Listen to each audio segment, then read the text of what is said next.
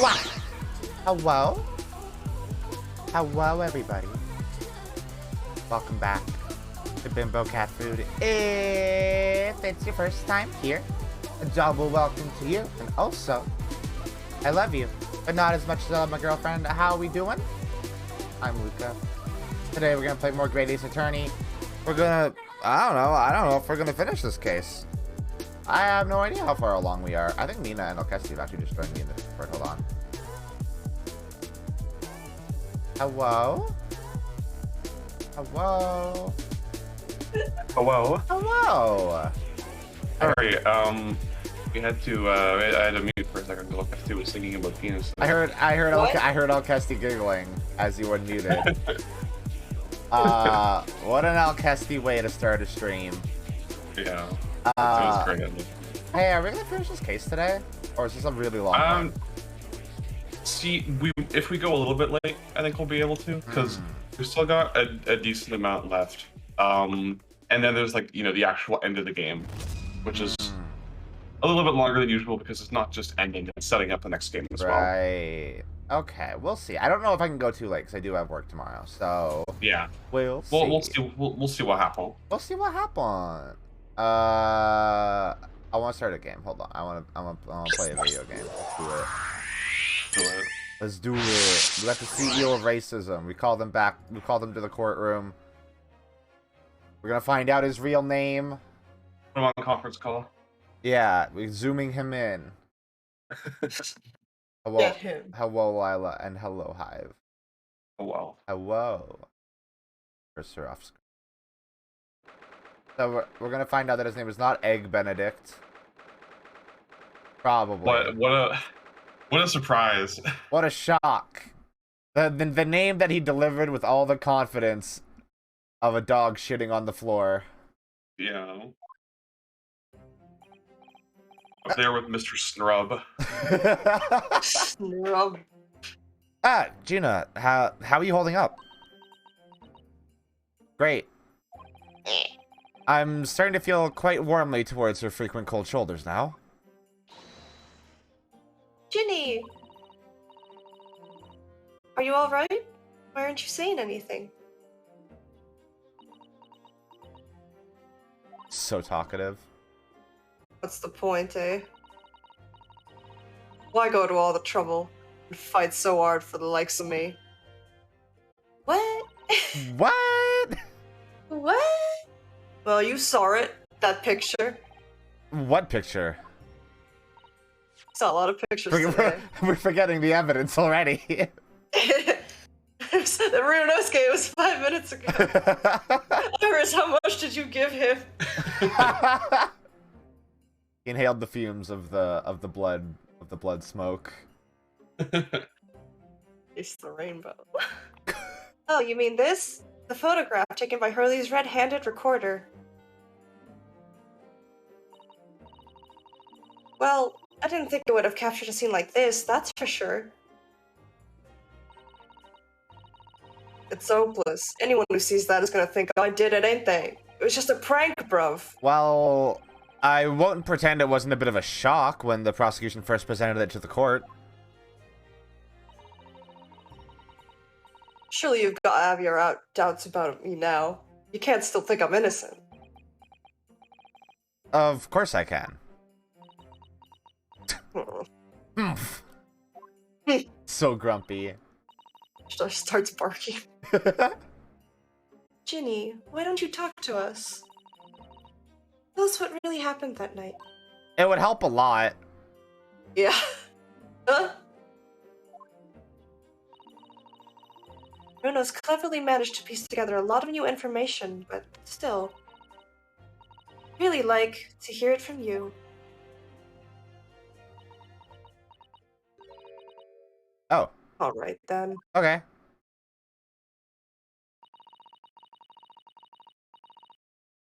It was after we'd had dinner together at your place, right, Iris? And we all had a chat up in your office, didn't we?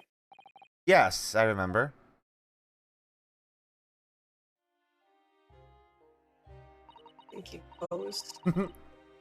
After that, I just couldn't get to sleep. So I slipped out and went down to the street to the 2-to-1, Windibank's place. I had to know. Down the street is genuine. It's like, that's fucking generous. It's I know. basically in the same building. If Iris' story was there or not, the Hound of the Baskervilles. I don't know what it's about or nothing. But if you ask me, there's something in it that Shelms don't like. Something what he don't want people reading. So that's why he lied to Iris about slicking it lug with Windibank for safekeeping. Sticking It's hard. Sticking it in lug. Okay. Probably means like in prison or in lockup. Probably. No, it's the lug. Yeah, you know, the big lug. Gnomes. He's not that big. No, he's not. He's a twink. Wink and like that. He won the twink. He won the twink poll, and then he won the dilf poll, and he's on the way to winning the milf poll. Ultimate con man. At least that's what I thought at the time. So you broke into Windibank's? Just I had to know if it was there or not. I mean, I had no idea all that was gonna kick off, did I? Struck the lock and stuck inside. It was dark as you like in there. So I gave the oil lamp on the counter a bit of a wick, and that's when... Ah! Ah! I nearly died, I did. And next thing I knew...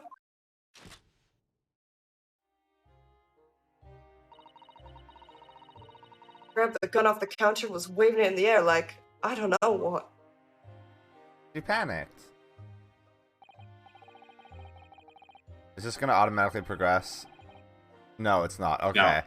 Ah, you're the girl who was here this afternoon. I don't think pickpockets went in for armed robbery. The mantle script. Have you got it here? Did Jones leave a load of papers with you? A story. I beg your pardon? Hound of the something or other. If it's here, I want to see it. I'm sorry, young lady, but I'd sooner die than relinquish an article belonging to one of my customers. You shouldn't have said that, buddy! I don't want it. What would I do with it anyway? I just want to see if it's here, that's all. Oh, you want to see it, do you? Shut up, that's phrasing. Look at his sassy pose. I want to know if Sholmes really pawned it here or not. Please, just let me see it and I'll go. Oh, very well then. But for pity's sake, stop waving my gun around, would you?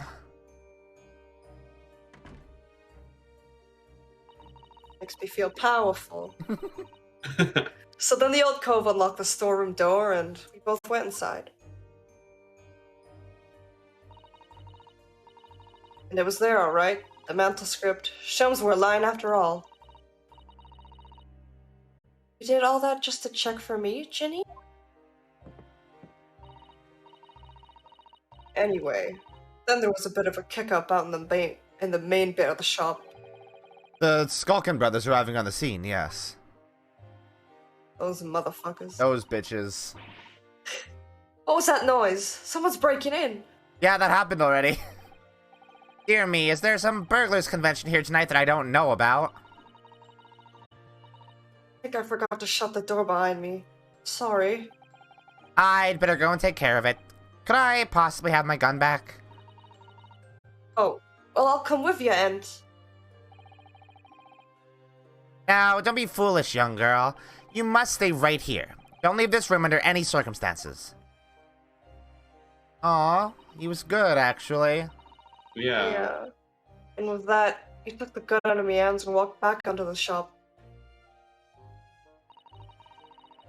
I went back in the storeroom like he said, straining my ears in the dark to hear what was going on. It sounded like they got into a bit of a scrap. I started to think I should help, see? So I was just about to go out the storeroom myself when Ugh. Two shot. 2 of them. 2 shots. I heard a couple of shots go off. 2, I think. Almost at the same time. And then there he was, right at me feet. Lying face down on the floor. I was right next to the storeroom door, so I slammed it shut and locked it quick as you like. Because you thought whoever had shot Mr. Windibank might come for you? Yeah. So I went to grab the old cove's gun. Figured I'd put up a fight at least. But when I got a better look at him, I knew.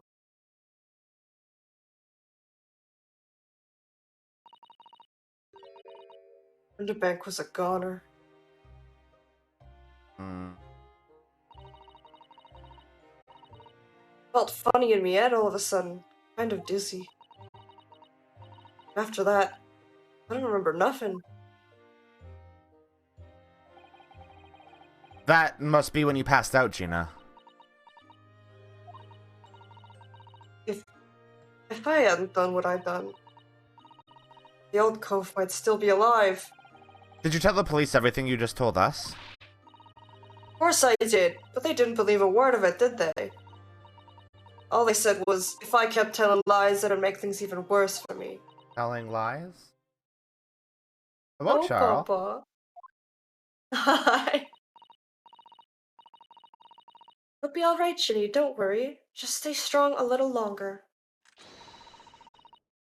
Bruno's about to put the real culprit through the mill. I thought that said MILF.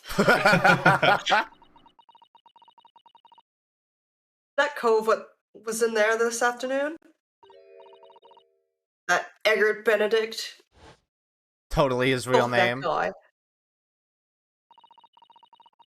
I still remember how he looked at me. I was nothing. He was there that night. Of course, you would. It would have been so much easier if she had just told us that. Like, fuck. We don't know his real name yet, but I'm convinced that he's involved somehow. Anyway, thank you for telling us what happened, Gina. I appreciate your honesty. You what? You can leave it all in Runo's capable hands now, Ginny.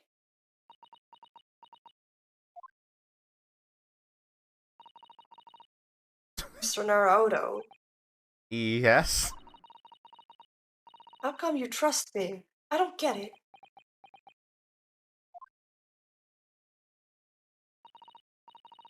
I mean, have you forgotten what happened to you before? Come on, it was only 2 months ago. Me and McGilded, we told you a whole pack of lies. And you got the bog trotter off with him, even though he was a killer. Bog trotter's a good word. When you trot the bogs. No, I could never forget that. Oh. I did what I thought was best at the time, but the pain of that error of judgment doesn't get any easier to bear. Still, don't forget that I also made you a promise. I told you that I'd be on your side to the bitter end, no matter what. What if I'm lying? You could be working to get another killer off for all you know. I don't think a killer would be so concerned about that, honestly. I was once in your position, Gina. I was the accused in a trial. You were? Twice, technically. Before I left Japan, I was accused of murder. And strange as it might sound, the circumstances of the crime were pretty damning. I was sure that no one would believe it wasn't me who'd done it. Oh, Bruno. But there was one person who stood up for me, who believed in me, and was prepared to defend me. My best friend. I almost said Kazuma. I almost said Kazuma Kiri. I really just adore how, like, they don't have a spirit medium this time to bring him back, but they make his presence so felt for the rest of the game. It's so good. Yeah, Charles, his boyfriend, exactly. Oh, sorry, do you want me to read those? No, I think those were like flashback ones. You can say them if you want. It's been a while since we've had. Okay. There we go. Ryunosuke, no one believes in you more than I do. Leave this to me. All you need to do is put your faith in me and I'll do the rest. I was so happy I cried. But even then, somewhere inside me, I couldn't help thinking, surely he doesn't really believe in me. Not completely. But I was wrong. Rotates him in my mind. As soon as my trial began, it was obvious that he had an absolute, unwavering belief in me.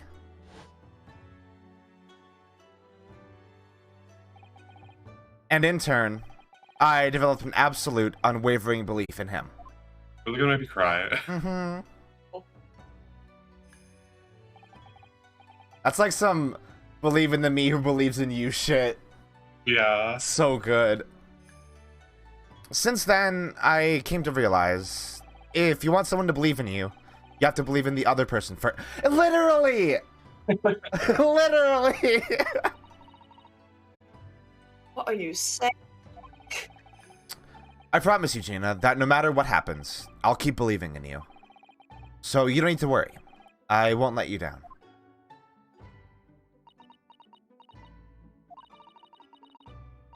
Even though I'm a diver and a no-good lawyer? You're not like McGilded. I know that. Eh? That's right. You're our friend, Ginny. Little girl jump scare. Oh, Iris! White girl jump scare. We know you better than you think. And we've come to the conclusion that you're someone we can trust. Yes. That's really all we need to know. Exactly. I think this moment means so much because just like throughout the entire original franchise, there was a very hardline stance of like the clients are innocent no matter what. They didn't do anything wrong. Whereas like Gina did do a lot of shit wrong. Like she is a criminal. I do like how, you know, the Matt Onguard thing does kind of like throw that whole ideology into question, but then it kind of never gets examined again, really. Yeah. Like, I guess there was like the dark age of the law bullshit, but that was more regarding like lawyers and shit, not necessarily their clients. Yeah. Yeah, like this examination of like the ideology of the original trilogy is really good. And I like it a lot. Just the idea that like even if someone is guilty, even if they've done bad things, doesn't mean they deserve a terrible fate. Yeah, and like Gina has done terrible things, but she hasn't done murder. Yeah. Like she doesn't, like, that's fucked. Yeah, no. Yeah, it's all about like disassembling the black and white notions of the English justice system. Like things can exist in shades of gray. Yeah, yeah, exactly. I mean, 50 of them, in fact. hey, that's also a big part of Yakuza Like a Dragon. Love it. Oh, this is your line, hun. Oh, I thought you were still chatting. Oh no, sorry. Mr. Naruto, I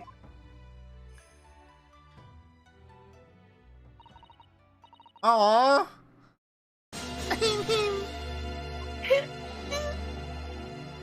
defended Gina Lestrade, her legal representative. Hi, Viria's gifted a tier 1 Court sub to the proceedings are Charles about to Robin. resume. They Please have enter the given courtroom 6 gift immediately. subs in the channel. You ruined the moment, Yeah, bro. fuck. We were having like a whole thing here, man. Oh, thank you, Hiberius. Thank you, Hi, for the gift sub. Yes, of course. Thank you. Now Charles is allowed to use a moat. I had been both a defendant and a defending lawyer in my time, so I knew only too well just how hard it was to put all your faith in another. And I also knew just how hard it was to bear the burden of another putting all their faith in you. This is it at last. The final chapter. The final battle. Wish me luck, Susato-san. And I hope you're watching over me too. Partner. Fuck! I'm gonna cry! I know. This is really good.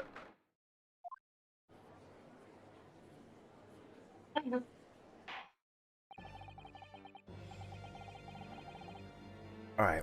I hereby call this court to order as we resume the trial of Miss Gina Lestrade. I'm actually not rusty on voice acting, because I did do voice acting yesterday, too. Nice. Lord Van Zeeks, have you successfully subpoenaed the witness? The subpoena was delivered to the communications station, where the man works immediately, my lord. However, the heavy rain has delayed the arrival of his carriage, it would seem. God damn it. Video game? The heavy rain. Yeah. You got distracted. Something about origami. Those damned Nippony. I see. Now let's turn our attention to Inspector Gregson's priestess of the case, heard by the court this morning. The glaring omission of the third bullet in your report is a serious blunder, Inspector. Yes, I can only apologize, my lord. And although the defense's chemical analysis of the blood of the scene makes for a compelling argument, I cannot permit such untried methods to be used as evidence in my courtroom. And man, if only somebody had said this to Athena even once. Yeah. It's a big mistake to cross Hurley and me. A very big mistake. Oh. My lord. The subpoenaed witness has just arrived in the building. Just bring him. Thank you, officer. Show him to the stand without delay. Mr. Eggert Benedict. I didn't expect to be crossing paths with him again so soon. And certainly not like this.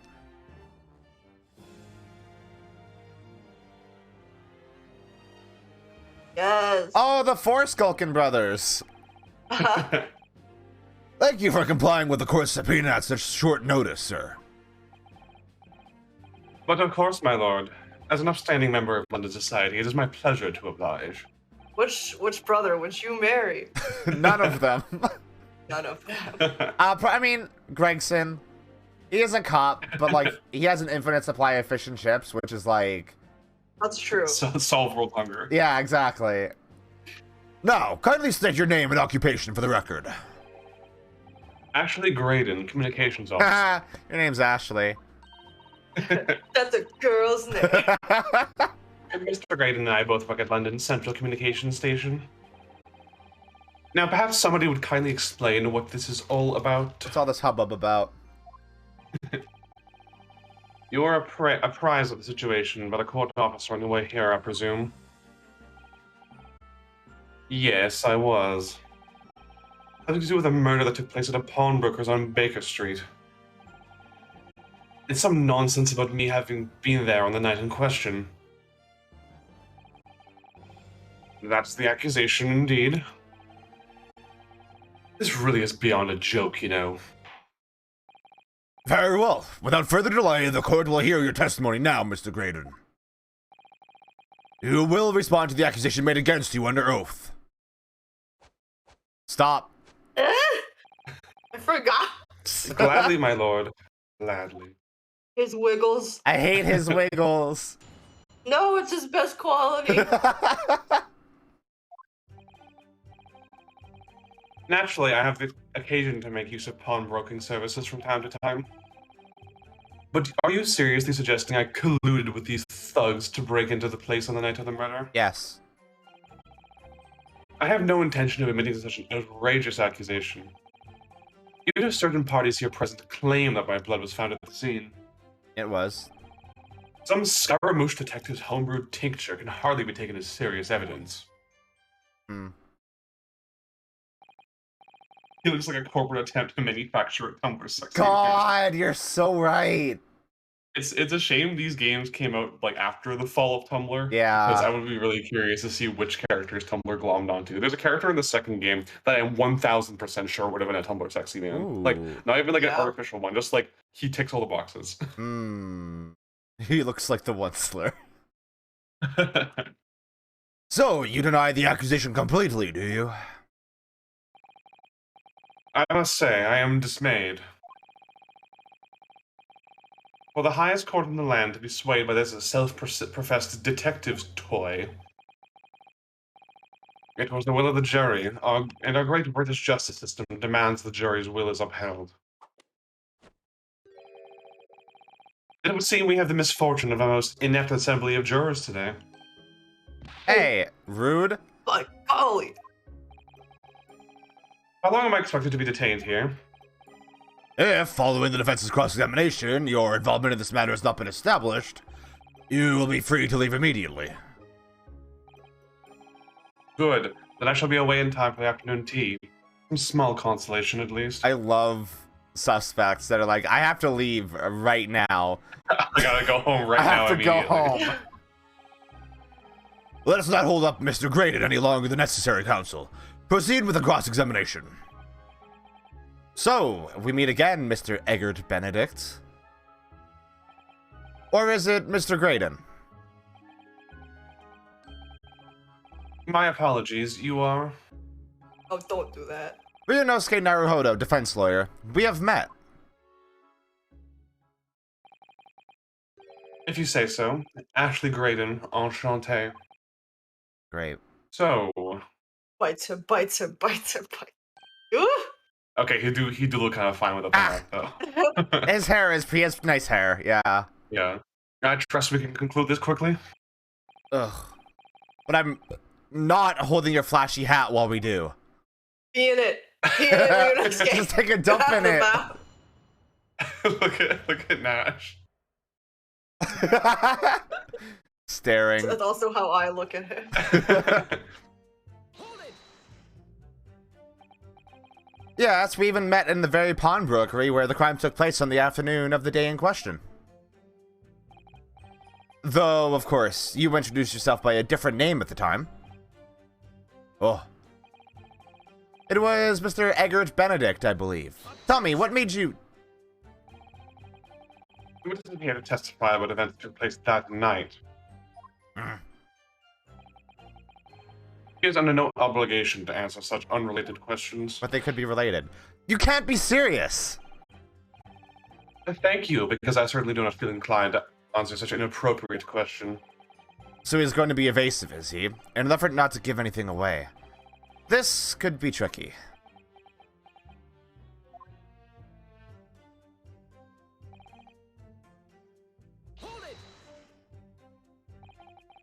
Have you seen these two men before? This pair? They look away. No, I don't associate with criminals. Said by a man who introduced himself as Eggert Benedict. They look back as soon as they're I'd like to know who I have to thank for this. Who made this outlandish accusation against me? The young lawyer there in the black. This is a farce. Stop!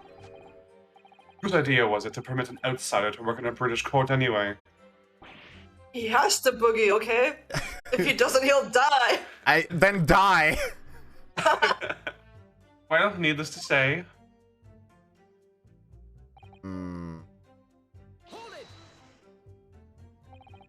Where were you at around 1 in the morning on the night in question, sir? that is past the hour at which I normally retire. Up deep in your mother. Shut up. Certainly. I was not in the company of these rapscallions. What a great word. You're able to prove that? Objection! Listen carefully, my learned Nipponese friend. You appear to be under a gross misapprehension on this point. I feel the bottle has just been there this whole time. Like, After he... like you see it a lot. Yeah. I mean, he doesn't... Like they just came back from break, right? He was drinking right from the... Yeah, Yeah. that's what it feels Oh, like. yeah. Damn. What do you mean? The witness maintains he was not at the scene of the crime. He has no obligation to prove his absence. If your accusation is the witness was present at the scene, the obligation lies with you to prove your assertion. You know, he's got a point there. Okay, but... Okay, yeah, I Work at the guess. scene is not a good point. Yeah. You will fulfill that obligation before putting any more unreasonable questions to the witness. Stop! A silent victory wiggle. Thanks. Do I actually have to prove he was there before pressing things? No, you just keep pressing for now. Okay. You'll find something. Blood was found at the scene of the crime. There's no question of that. I mean, yeah, people were shot there, VNSK. Mr. Sholmes' chemical analysis has positively identified the substance as such. I'm not the only human to have blood running through my veins, am I? That's not a rhetorical question, am I? No? How could you be sure the blood is mine? It could equally be the blood of one of these two miscreants. You take a blood sample from them.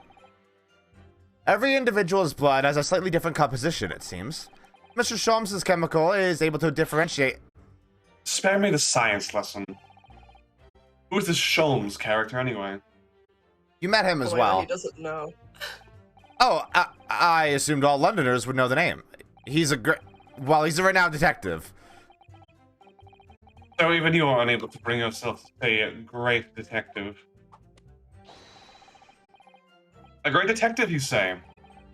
Now we're in the realm of fairy tales, are we? Hello? Hello, sir? Do you have something to say about that, Mr. Skulkin?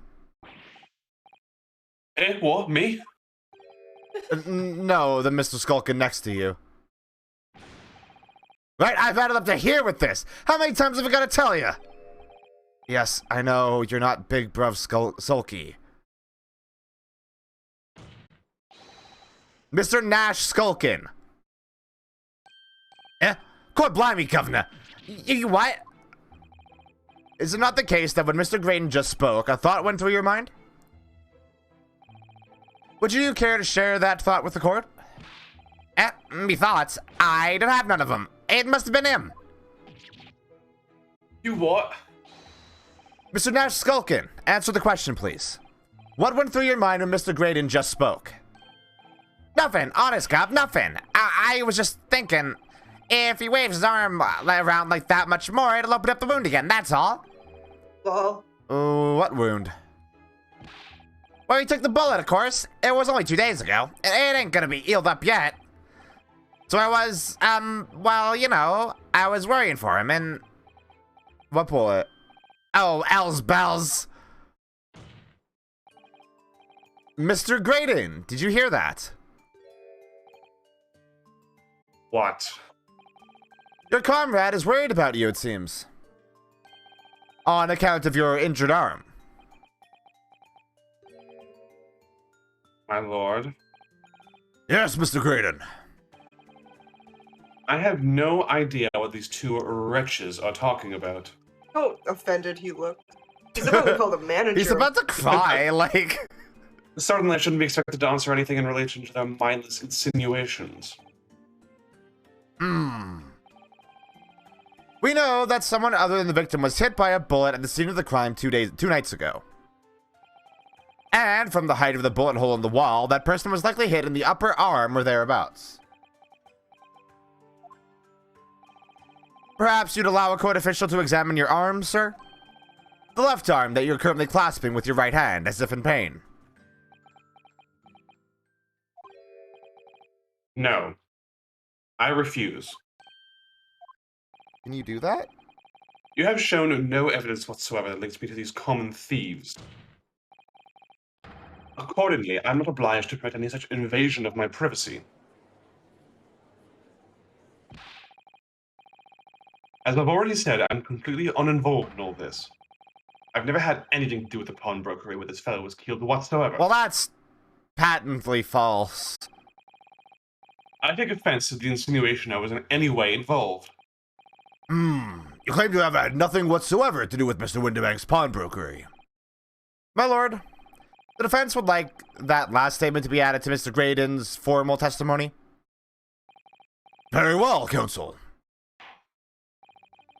Continue with your testimony, Mr. Graydon. I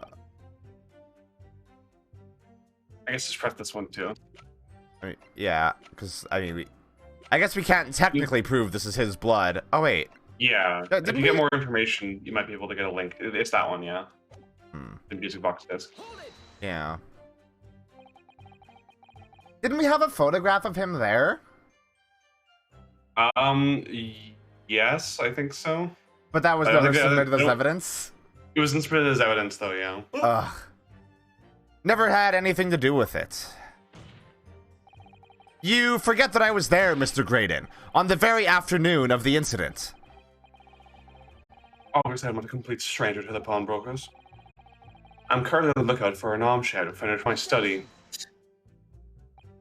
No, you were there to redeem an article. I have no idea what you're talking about. Mr. Skulkin, do you have something to say? Do you have something to add, Inspector? Yeah? Come again, Sunshine? You were there too, in fact, weren't you, Inspector? Yeah, that afternoon. Well, yes, I do remember meeting yourself at the pawnbrokers that afternoon.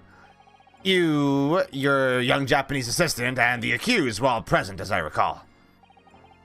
And at the time, this witness, Mr. Graydon, was trying to acquire a particular article. Well now. I'm afraid I don't remember too clearly. What? But you must. I'm not going to lie and pretend I remember something that I don't. What's going on here? Rexy showed us a picture before, didn't he? You know, from the cameras that Hurley installed in Windybanks. Yes, of course. Indeed, and the gentleman pictured bears a striking resemblance to the witness, I must say. Thanks, Judge. Thanks, Judge. Exactly, which proves that Mr. Graydon was in the shop on the afternoon in question. That was not up for dispute, really. At no point have I denied that fact. I hate you. I merely enter the shop to peruse the articles on sale and have a word with the broker. Nothing more. This makes no sense. I understand why Mr. Graydon might be trying to cover his tracks. But why would Gregson be trying to avoid giving testimony about what happened? Oh, because it's related to the music disc? That's all he's going to say in the matter, is it? What do you think, Bruno? I think he has no intention of telling us anything. He's well aware that the less he says, the less chance he has of giving himself away. The complete opposite of Hurley, then. He seems to think that the more he says, the better. Well, at least I managed to prise a little more information from these witnesses' lips. All thanks to the Skulkin brothers. Yes, they were the key to it after all. Jar Jar is the key. Because they're a funnier character than we've ever had. So he says he had nothing to do with Windybanks. Well, we know that's not true. Perhaps now would be a good time to have a proper look through the court record. Okay, yeah, now's probably the time to present the music disc. Good idea. You never know, a tiny scrap of information could become a valuable weapon. So... Actually, I'm thinking maybe it's not the... I think it's maybe not... Yeah, I think it might be this. But I don't think we have anything that positively connects that to... Yeah, we don't have... Graydon, do we have the bloodstain on that?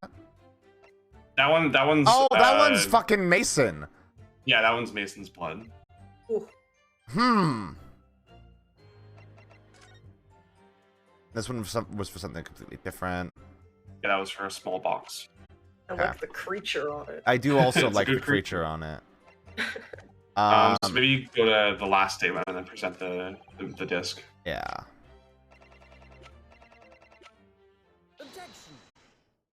There we go. Have you ever seen this disc before, Mr. Graydon? Why? Is it supposed to mean something? Oh, he mad. This disc was, until the day of his murder, in pawn in Mr. Windybank's shop. It was redeemed by the defendant, Miss Gina Lestrade, that afternoon. However, somebody mysteriously appeared to try to take it from her. And that somebody was you, of course. Wasn't it, Mr. Graydon? As I have reiterated numerous times now, you were mistaken. That was not me. I've never seen that disc before in my life. It may have escaped your notice, but there is a small smear of blood on the disc. Ah, yes, resulting from an abrasion of the thumb, perhaps. That's right. The surface of the disc is covered in hundreds of tiny metal bumps. In the skirmish to acquire the disc, the thumb of the person who tried to take it suffered minor lacerations. So, while the disc bears the remnants of that skirmish in the form of this smear of blood, the thumb of the person in question must bear the remnants also, in the form of a scratch. Good gracious, indeed it must. Mr. Graydon, you refused to allow a court officer to examine your arm before. Are you now going to refuse to allow us to examine your thumb? Because I have no doubt that it bears a small scratch consistent with the smear of blood on this disc. Get wrecked, idiot. Well, well. It would seem I underestimated you. What is the meaning of this? So you admit it now? You admit you have a scratch on your thumb from when you attempted to take the disc from the defendant?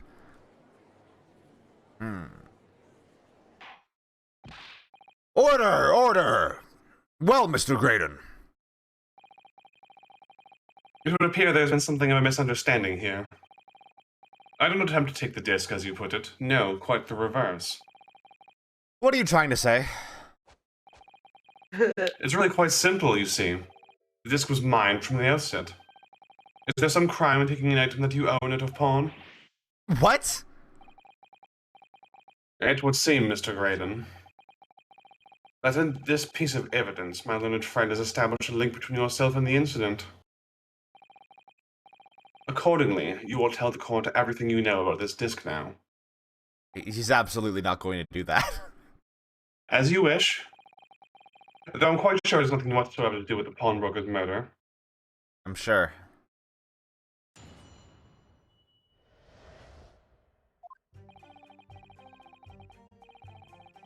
There's not been this saying that For McGill did, but the item belongs to me. The redemption ticket was stolen from me by the accused, that filthy gutterling, on the day in question. I proceeded at once to the shop in order to explain my situation and redeem my article. In the end, of course, the disc was taken by the police. In other words, I had absolutely no reason to break into the shop later that same night. Did I hear you correctly, sir? McGill, did you say? The famous London philanthropist. God. Barbecued alive. Who perished in this very courtroom 2 months ago after being acquitted of a distinctly messy murder. The messy bitch. Yes, my lord. The one and the same. Good lord! Mr. Graydon! Are you saying that Mr. McGill and yourself were acquainted? Yes, that's correct.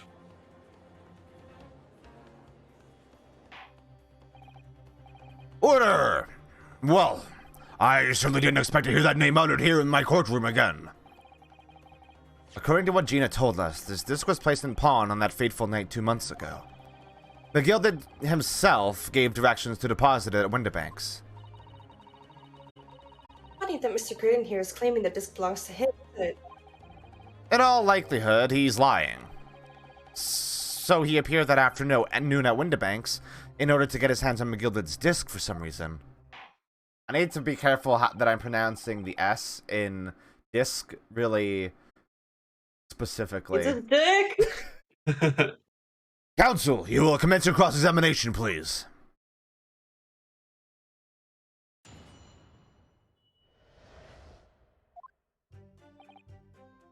I'm gonna press that immediately. Would you care to explain how this belongs to you?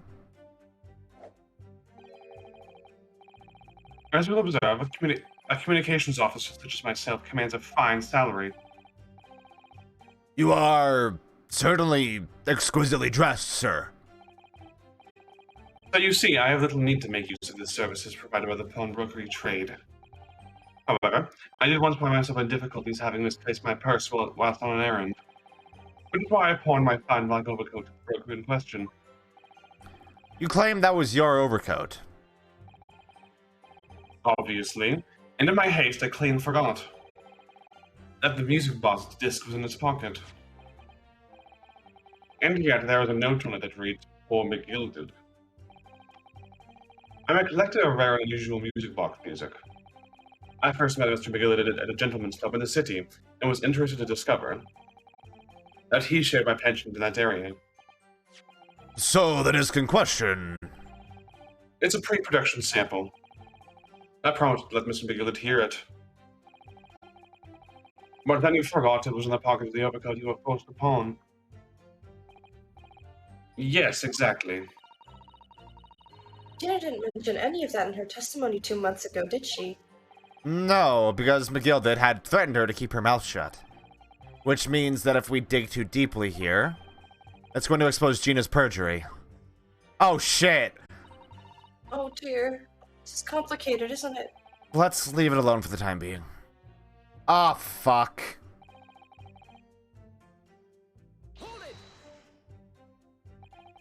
So, you're saying that Miss Lestrade lifted the ticket from your pocket or bag? That's right. Despite being mindful of danger when walking in the insalubrious areas her kind frequent. Miss Lestrade did no such thing. Well, of course you would take that stance, but the girl is a regular offender. You came to the pawnbrokery that day prepared with all the information you needed to identify the defendant. You were looking for her. That's what brought you to Windibanks. To get your hands on Mr. McGilded's disc. Yeah, I'm sure you want his dicks too. My learned friend is a veritable font of nonsense. Nonsense? I like how we don't actually have... Wait. We don't actually have any of the fucking evidence from there. Yeah, because he just ran away with it. Yeah. Wiggled away with it. I concur with the prosecution.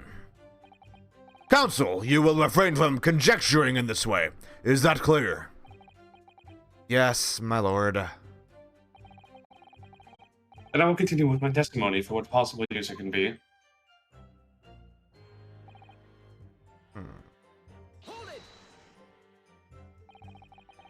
Had you ever been to Windibanks before? Only once, for the purposes of pawning something. Much like many, I enjoy browsing in such establishments. When you noticed the pickpocket had taken your ticket, you chased after her. Is that correct?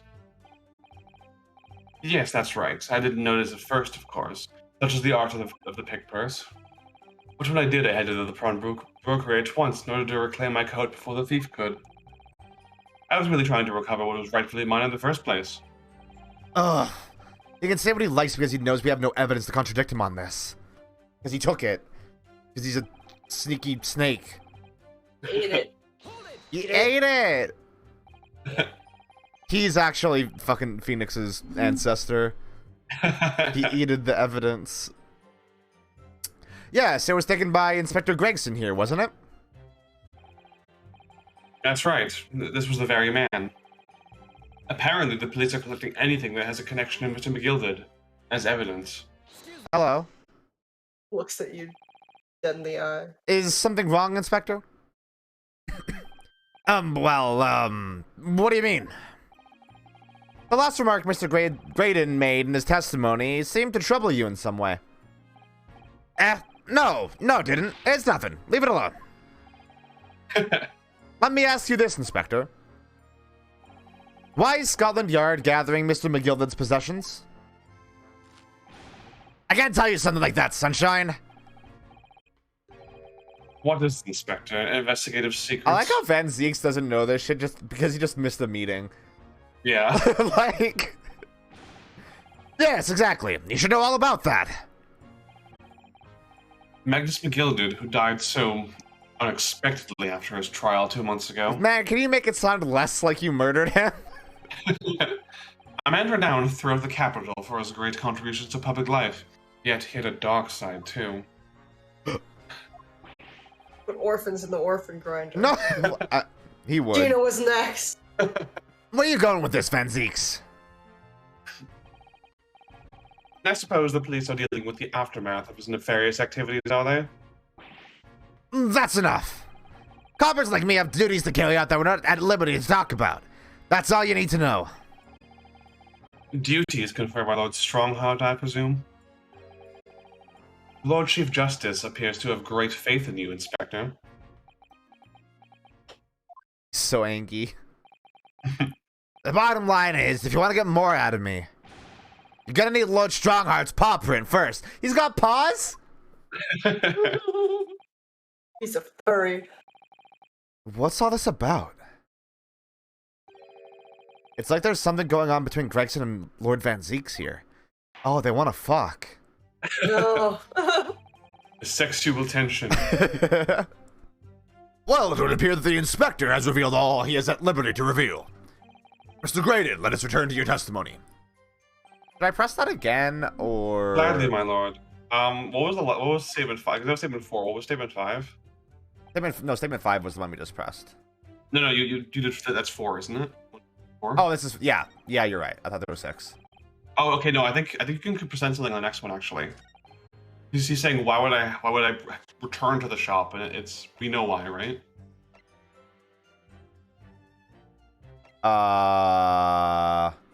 Because he got the coat, but there's something else he was after. I mean, there was 2 discs, right? Yeah, and the ticket with the box says that there was another item that was deposited that night, right? Oh yeah, cat. Yeah. Cat, kitty, cat, kitty, cat. I mean, okay, I'm gonna press this first, and then we'll see. Okay. But perhaps you'd seen something of value among the forfeited items. A monk. A monk. No, not at all. Oh. A valuable was brought in by the police to assess everything in the shop. Without exception, every article on the shelves was common or garden bric-a-brac. In that case, it's clear that you broke into the shop later that day in order to recover Mr. McGilded's disc. Have you not been listening, ma'am? What a modern way to say that. Even if I wanted to recover the disc, you may recall that it had been seized by the police that afternoon. I was no more that night. It was no more that. Yeah. God, let me try that. It was no more in the shop that night than I. As I keep saying, I simply had no reason to break in. So there was nothing of McGilded's left in the shop that night. Nothing this man might have been after. I wonder if that's really true. There we go. That's... Bruno, if you have some evidence, then let him have it. I'm dying to see that irritatingly assured expression of his crumble. Kick him in the dick, Bruno. I will. Yeah. McGilded slipped the disc into his coat pocket and had it deposited at Windibank's. Then, when he realized he was going to be arrested on suspicion of the omnibus murder, he threatened Gina and forced her to take the redemption ticket. There's no doubt about it. That witness is lying through his pearly white teeth. Hell yeah. The police were obviously after anything left behind by McGilded as well. That's why Inspector Gregson ended up taking the disc into custody that day. But Gregsy's been very strange about all this. There must be a reason for that, I'm sure. I just don't know what it is. For now, I need to focus on exposing the fact that Mr. Graydon is lying in his testimony. Okay. So what is the box?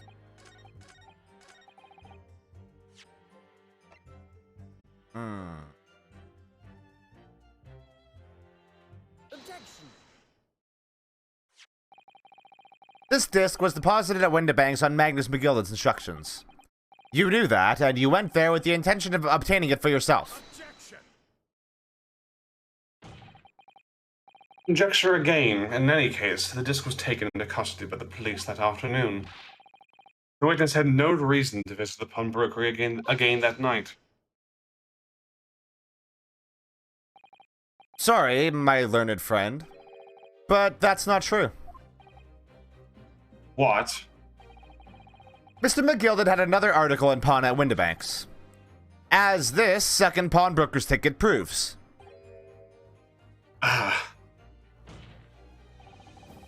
There were 2 articles belonging to Mr. McGilded in Windibank's pawnbrokery, and the reason you broke into the shop that night was to recover the second one. Together with your 2 accomplices, the Skulkin brothers.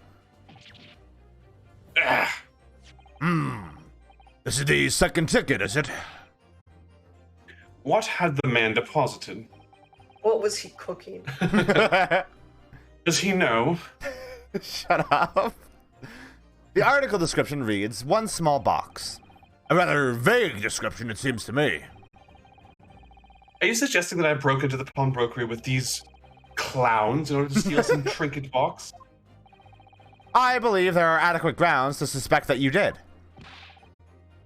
This is absurd. Why on earth would I do such a thing? Once the article had been forfeited, I could simply walk into the shop and purchase it. There would be absolutely no need for me to resort to theft. That's a good point. Indeed. The witness makes a solid argument. That means that for some reason, this Graydon fellow needed the small box that very night, does it? Oh, Don't yell at me. It's time to put an end to this nonsense, my lord. could you be a little less cryptic, Lord Van Zieks? I do hate to ruin my learned friend's argument, but the truth is quite incontrovertible. On the night in question, no small box was taken from Winterbeck's pawnbrokery. And rest assured, the prosecution can prove it. What? Good gracious! Inspector, show the photographic prints to the court, if you please. Yes, sir. What prints? These prints were taken from one of the detective's security cameras. Ah, Hurley's red-handed recorders again. As previously explained, using this plan of the shop layout. The victim's establishment was furnished with automatic cameras in 2 locations. One was set up to capture the counter while Mr. Winterbank received his customers. Good gracious, asses bodacious. Shut up. And the other was set up to capture the shelves on which articles were placed for sale once forfeited. According to the information on this ticket, the gilded small box had been forfeited already. 2 days before the incident at 9 p.m. on 13th April, to be precise. Which means it would have been on the shelves of forfeited items in the shop front. Now, what I have here is a print taken by one of the cameras but 2 hours before the incident. That's at 11 p.m. on 15th April. Of course. The victim certainly had a very full shop, it would appear. It's so much junk in his trunk. And then here we have another print. This one was taken about 2 hours after the incident. I see. So we have 2 pictures to compare. Spot the difference. I'm actually just gonna stare at them for... Oh, something did move. What's that? I see movement. In the bottom right cubby hole. A little... Oh. I don't know what that is. Is that a small box? Who knows? I think that's all that has moved. I must say that placing them side by side leaves me cold. Dear me, that's starting to make my head ache. Obviously, at Scotland Yard, we considered theft as one possible motive in this case. We explored the possibility that something had been taken in addition to the victim's life. So you men have already compared these 2 prints thoroughly, Inspector? Yes, sir. Well, you got all fucked up. I counted every single item in each of these 2 photographic prints. Oh, you just counted them. Okay. And the odds conclusion is that exactly the same number are present in both. In other words, nothing was taken from the pawnbrokery on the night in question. My learned friend's assertion is nothing more than a hopeful fantasy. I mean, sure, a box wasn't taken, but boxes usually contain things, Fancy. Did you know this? Are you aware of this? Does he know? Did you know? I don't believe it. If I could have just shown that he'd stolen McGilded's pawned box, I might have been able to break him down at last. You know what, Runo? I've been thinking. I wonder if these two photographs really are exactly the same. What? What? So, counsel, in the light of the evidence put forward by the prosecution, what is your position? It seems that, in fact, on the night in question, nothing was stolen from the victim's establishment. Do you accept the prosecution's assertion? I don't know. Could there be some hidden discrepancy in these two photographing prints somewhere? Point out a discrepancy. Yeah? Yeah.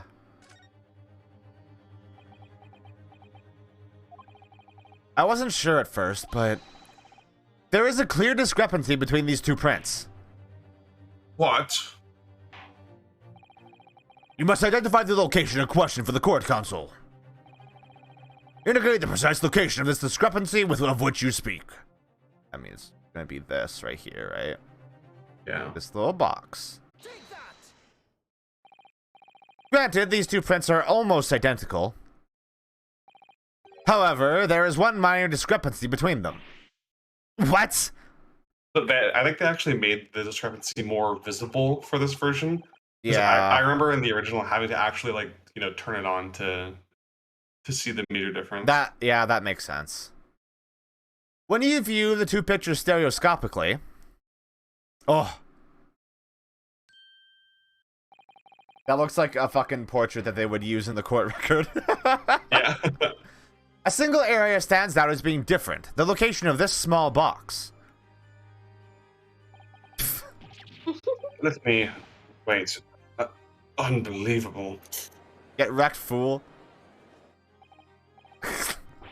By Jove, you're right! How extraordinary! What this tells us is very simple. Mr. McGilden's small box was indeed not stolen from Mr. Windibanks on the night in question. However, there can be no doubt that somebody picked up this particular box and then returned it to its place on the shelves. Are you suggesting that the small box originally deposited by Mr. McGilden is in fact? Yes, the very same small box I just identified in those photographic prints.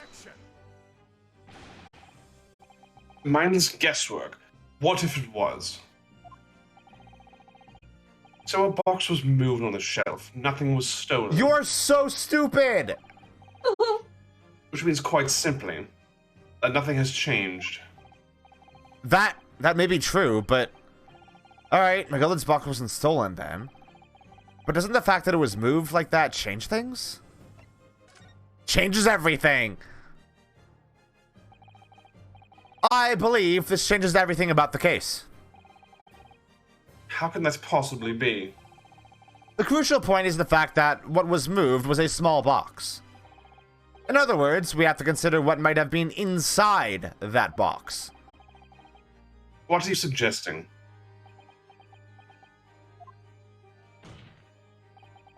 I'm suggesting that we need to examine that box as soon as possible. A vital piece of evidence is sitting on the shelves at Windibanks as we speak. That won't be necessary. A little box belonging to a man who died 2 months ago can't possibly be relevant to this trial.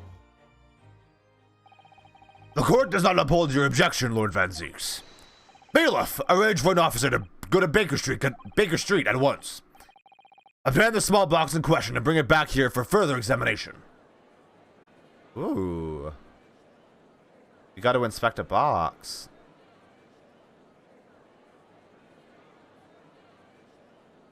He's so mad. Seethe, cope, mauled. Oh. Pissed. Angle. You're so salty. We should have a report within half an hour. I think perhaps we should recess for a short time until the evidence is brought forth. Be hoodwinked by such a farce. Disappointing. I beg your pardon, Lord Van Zeeks. No, I was just talking about my favorite animated film, Hoodwinked.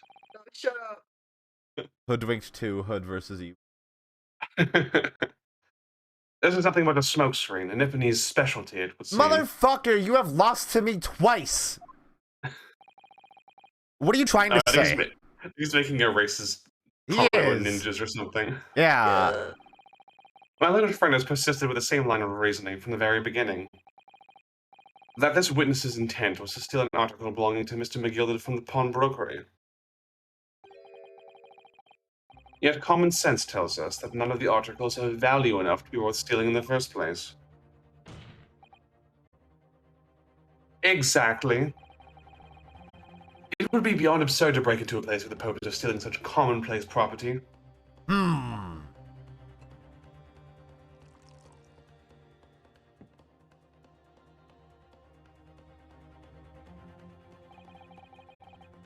If your lordship recalls, Mr. McGilded perished 2 months ago, immediately after the conclusion of his trial.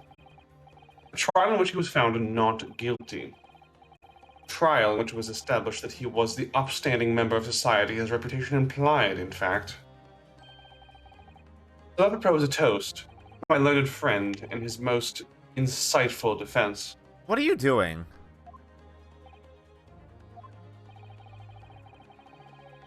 The articles this upstanding member of society pawned were entirely ordinary. Oh, fuck, I see what they're doing. A black overcoat that just happened to have a music box disc in one of its pockets, and a small box. I assure you, I wouldn't accept even if the man tried to make a gift of such things to me. But you were gonna make a gift of the music disc to him. What do you mean?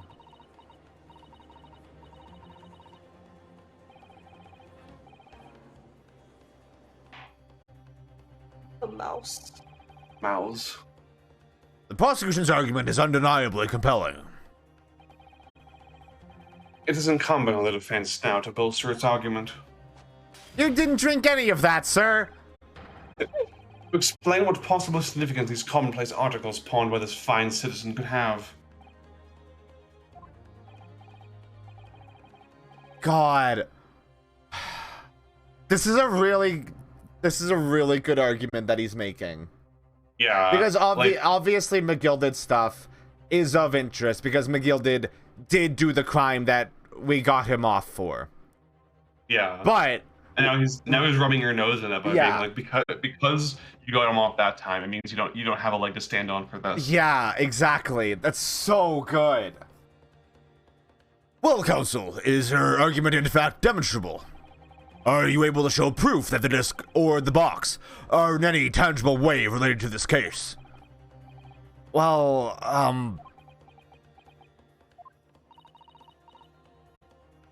Runo. We know that they're related, don't we? They're both vital pieces of evidence. yes, of course, you and I both know that. We know McGilded's true character, and we know the disc is significant even if we don't know why. But if we explain all that to the court at this point, we'll have to acknowledge that McGilded's acquittal 2 months ago was a mistake. That the defense's argument was flawed, based on false information. No. And that would mean admitting that Gina committed perjury. Jenny. Could it be that Van Zieks knows? Does he know? Is that why he's doing this now? Because he anticipated everything? But maybe be a great opportunity for us. Sorry? What do you mean, Iris? Well, what is it that you always say, Runo? Sooner or later, the truth comes out. Every time. Alright, the exact significance of the things that McGilded deposited with Mr. Windibank is something that only Gina can explain to the court. But if I put her on the stand to testify about that, it could critically damage our chances of winning this case. What's the right thing to do here? No. We have to have the truth come out. The truth come out. Does Ryunosuke is gay? My lord, the defense would like to make a proposal. Oh? What proposal, counsel? While the court awaits the arrival of Mr. McGilded's small box, I would like to call the defendant, Miss Gina Lestrade, to the witness stand. The defendant? To what end? It's to do with the various articles deposited at Windibanks by Mr. McGilded, my lord. Miss Lestrade has information relating to them. I believe it would be beneficial for the court to hear what she has to say. It will prove the significance of the articles in question once and for all. Very well. Things are becoming interesting. I presume you consider the implications of the testimony you're proposing. In particular, the impact it will have on the accused's standing, and indeed your own. Sir, the accused is already a pick purse. I don't think she can go much lower, sir. I have. Lord Van Zeeks, would you care to explain that last remark? The prosecution accepts the defense's proposal. I move to interrupt the cross-examination of the current witness and hear from the accused herself. All right, man, whatever.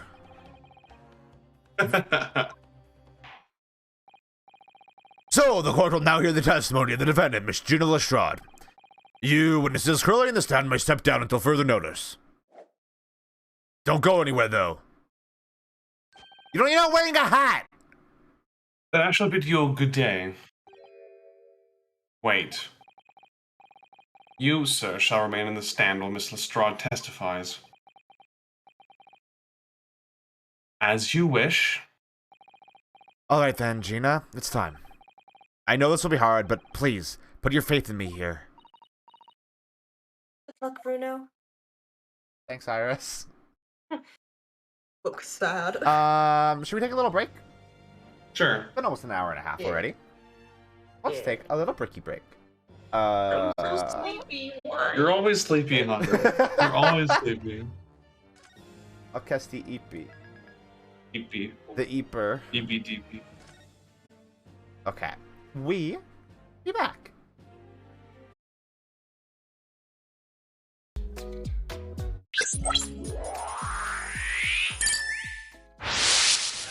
I'm back. Back. So, Hello. Alright. My girlfriend is awake. Things are good. Yeah. nice. Hi, Gina. Hi. You seem talkative. The articles that Mr. McGilded had deposited in Windibank's pawnbrokery are intimately related with the omnibus case, the trial of which was heard in this courtroom 2 months ago. Yes, and I remember this young lady being brought before me in that trial as well. Baby, hello. That's right, my lord. Her testimony helped to establish the innocence of the defendant, Mr. McGilded.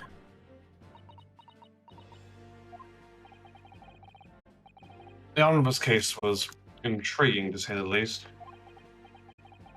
And now here we all are again. Same players in that trial facing each other once more. A twist of fate, perhaps, my Nipponese friend.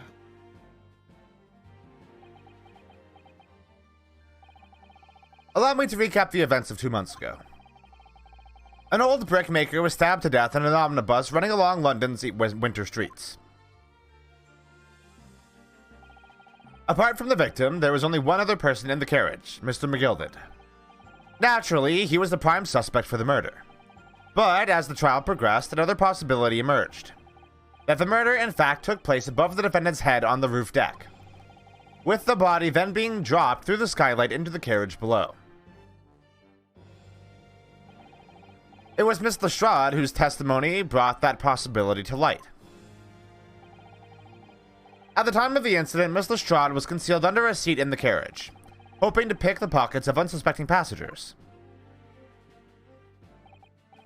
Then, immediately after the trial, having been acquitted of the murder, Mr. McGilded died in this very courtroom in the most extraordinary of circumstances. Mystery that remains unsolved even now, 2 months on. As indeed does the omnibus murder itself. Be that as it may, I recall neither the disc nor the small box being mentioned in the course of those proceedings. Miss Lestrade?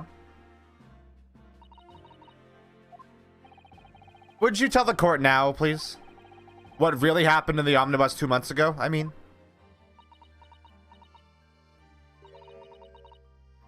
Know what you mean. I already said all of what I know. And what about everything you told us yesterday from inside your prison cell? Please, Miss Lestrade. This is extremely important. Remember, little girl. If it transpires that you willingly withheld information in the trial 2 months ago, the Home Office will seek to prosecute you for perjury. And naturally, you will lose all credibility as a witness. Although, let's face facts. You have little credibility to lose. Yeah.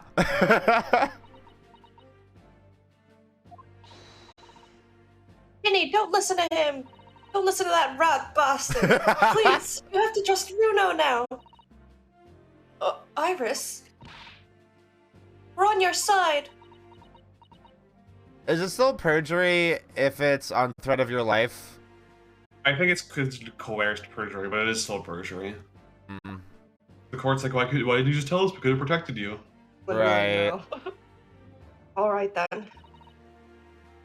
I'll talk. It's the right choice, Gina. Well, it would seem that my learned friend is hell-bent on bringing the entire courtroom down around his ears. So be it. Man, shut up. Shut the fuck up, dude. I must confess that I'm struggling to understand what on earth is happening here. However, it would appear that Mr. McGilden's pawned articles in that extraordinary case of the omnibus harbor secrets of which we have been hitherto unaware. So, Miss Lestrade, you will now give your testimony before the court about the events of 2 months ago. You will reveal the truth, a commodity sorely lacking in your original statements. This is it, then. Everything is going to come out. Like Van Ziek said, this could bring the whole courtroom down about my ears, but as a lawyer, I'm prepared to take that risk. What does that mean, down about my ears? You get yelled at? Yeah. Sure. That Brickmaker Cove was in the cabin of the omnibus the whole time. When the Irishman dragged me out from under the seat, I saw that disc on the floor. All of a sudden, I heard a scream from over me head, and that pair on the roof deck went off to call the slops. The slops. Oh! Slop cops. That's when McGilden slipped the driver some tin to do a run to the pawn shop roundabout. Threatened me not to snitch, not to say nothing to no one about what I'd seen or heard. Good grief, this is outrageous! What you've just told the court bears almost no resemblance to your testimony 2 months ago. As you say, my lord. Then there's every chance I may have adjudicated in error in McGilden's trial. It sounds very much to me as if the man deliberately deceived this court, in an effort to cover up the most wicked of schemes. Without doubt, your lordship is correct. A great injustice was done in this courtroom 2 months ago. The actions of the accused in that trial, of this witness, and of my learned friend are entirely inexcusable. Uh-oh. Fuck Gregson is just off to the side. Yeah, he's just standing there. Oh no. You're wrong, the lot of ya. Mr. Naraono, the lawyer there, he didn't know nothing about it. Humbug. I don't think so. Are we really expected to believe that? He really stitched everyone up, didn't he? What an operation to get the man off scot-free. Unforgivable. Stop. The lies have to stop. Stop. Yes, the defense made a terrible error of judgment. I intend to take full responsibility and suffer whatever consequences are deemed appropriate. However, it's imperative that the court allows the witness to elaborate on her testimony, because the true significance of McGilden's pawned articles must be brought to light. Very well, my learned student friend. Given the depths of calamity you've just plunged yourself into, this may well be worth hearing. Words fail me. The situation is utterly deplorable. Mr. Naruhodo, Yes, my lord. I will decide upon your fate following the conclusion of this trial. Of course, my lord. Blimey, Mr. Naruto. Now, counsel, proceed with the cross-examination.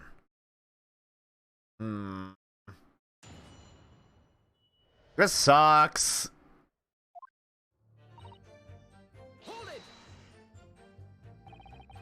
And you were hiding in the cabin at the time as well, weren't you, Miss Lestrade? If I remember rightly, in the storage compartment underneath one of the seats. Graydon's like,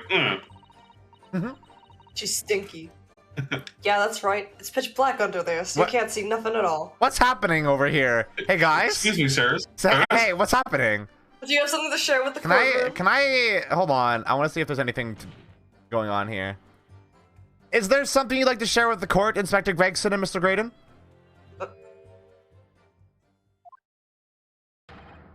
Inspector, Mr. Graydon. What? Blimey, you trying to give me a heart attack? You've been whispering to each other for quite some time now. Tell us, what is the discussion about? Discussion? With this fella? Pull the other one, sunshine. You think I've got anything to talk about with a shitty gent like this? I have nothing to say to this uncouth detective after he deprived me of the disc that was rightfully mine. But they've clearly been talking the entire time I've been cross-examining Gina, which admittedly has been 3 seconds. It's as if they've been negotiating. Did anyone else see this? You will kindly refrain from talking amongst yourselves while the witness is giving testimony. Yes, sorry, my lord. What were those two talking about? Miss Lestrade, continue with your testimony, please. Did I press that again? Probably.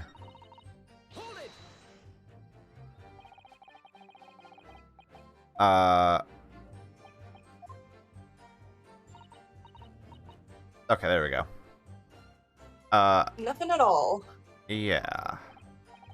Now, in your testimony 2 months ago, I feel certain that you claimed Mr. McGilded was the sole passenger, did you not? False testimony, my lord. He just wanted to smoke. Graydon's like, bum a ciggy. That's what he told me I had to say. But it's important that you tell us the truth now. Were Mr. McGilded and the victim acquaintances? I don't know. But I did hear him talking a lot. What were they talking about? Well, I couldn't hear too well, but if I had to say, I think it was about money or something. They kept talking about buying and not buying. Perhaps business dealings of some kind. Well, anyway, it got louder and louder. It started to sound like a proper fight. I was pretty scared by then. I hardly dared to breathe. And then all of a sudden, I heard a noise like someone keeling over on the floor. It was blooming loud and all. And I believe you let out an involuntary scream. Yeah. That's what gave me away.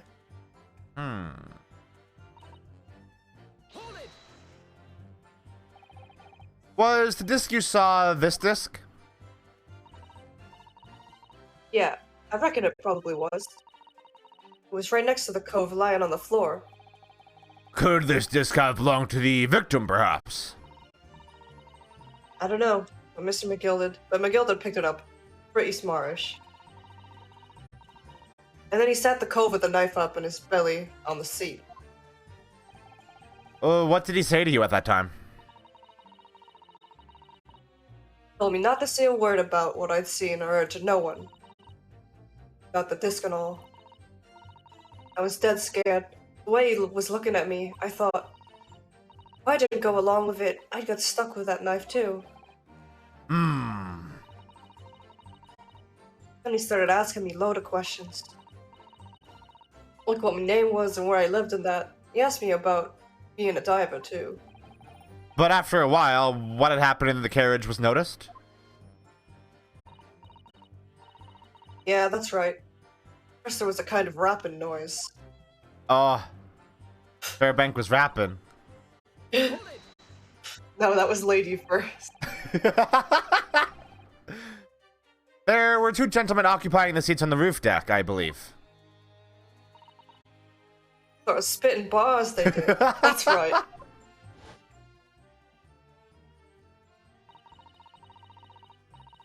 Must have looked down through the skylight and noticed the cove with the knife in his guts. When they screamed, the driver pulled up the horses and McGilda got me out of sight. Out of sight? Where?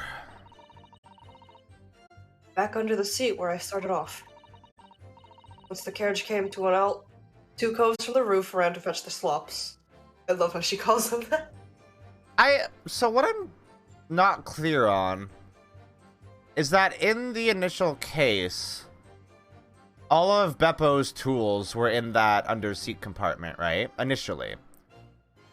And then the smoke grenade thing happened, and we came back, and there was blood in the carriage, and all the tools were missing from that compartment. And considering Beppo was colluding with Miguel, that it wouldn't surprise me if he put the tools in there so that someone wouldn't suspect anything. And then once they realized, oh shit, we need to actually prove that someone was in there, Gina went and removed them. Oh, okay. Huh. Or not Gina, one of the bailiffs that Miguel had bribed. Yeah. Okay. If they immediately left to fetch the police, it would appear they were entirely unrelated to the incident.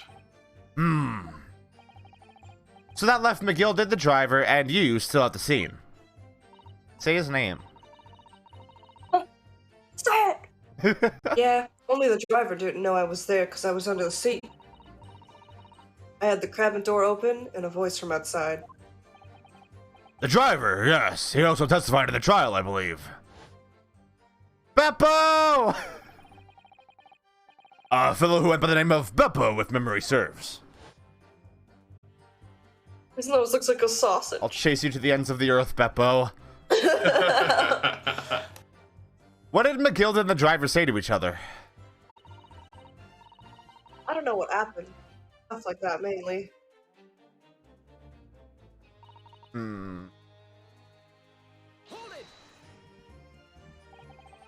That pawn shop obviously being Windibanks on Baker Street.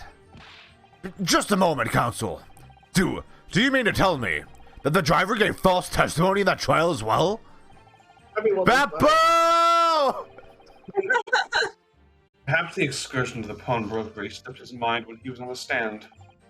Indeed, Lord Van Zeeks. McGilda took off his coat and gave it to the driver. Folded it up all careful-like before handing it over. When I saw him do that, I remember thinking, that coat and what's in it has got to be worth a few bob. Yeah, Sheena was sure the disc must be worth more than Mr. Windibank was suggesting, wasn't she? Beppo numero uno. I remember her... Hashtag Beppo sweep. Oh, Beppo sweep! I remember her quibbling with him over the price that afternoon at the pawnbrokery. I was pretty happy when McGilda flashed some brass in his face and went running off at a lick. The ball trotter called to me and told me to come out from the drag's cabin. Okay. Threatened you how exactly? Told me I'd only be able to scarp her if I did exactly what you said. Which included giving false testimony in court 2 months ago. Yeah, that's it. There was one other thing he said. Which was... Told me I'd have to hang on to the ticket from the pawn shop. Make sure not to lose it. The ticket? Well, I never. So that if he didn't show up to get the ticket off me before 2 months passed, I have to go to the pawn shop and pay the money to keep it in lug, to stop it from being forfeited. 4 feet. He left me with some brass. 4 feet. Okay.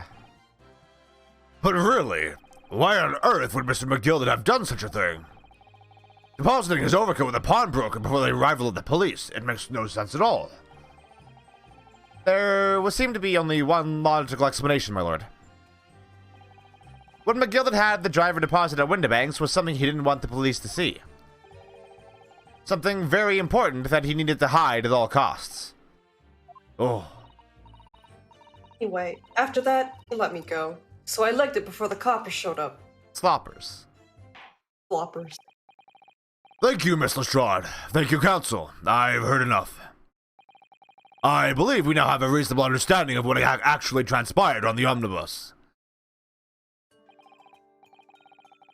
It would appear on that night 2 months ago, a negotiation was taking place on the omnibus.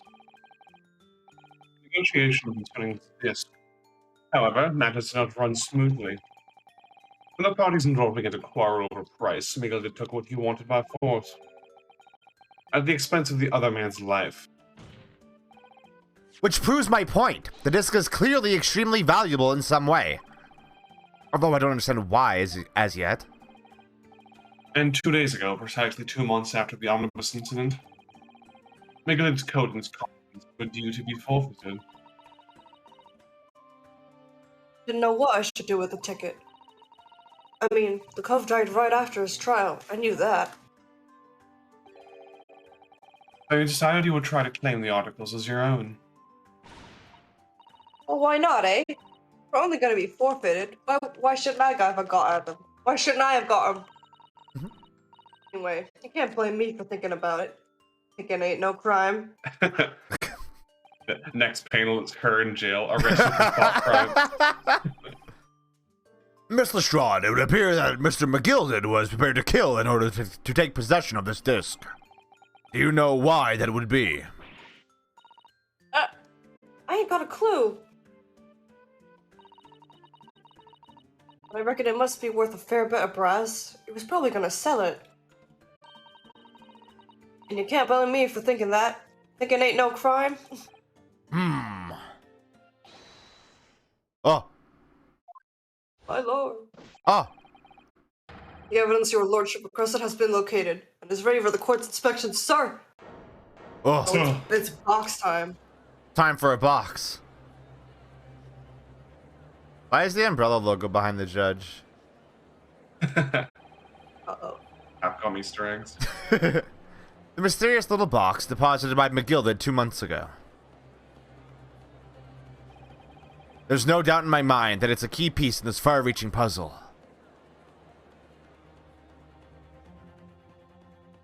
Oh. I did not expect it to be continued there. Yeah, so we're on to the final phase of the trial. Oh. This one's the longest part, though, so I'm not 100% sure we'll finish tonight. Okay, well. Let's start then. We do it. You do it. Box. Old tombstone-shaped box. Yeah.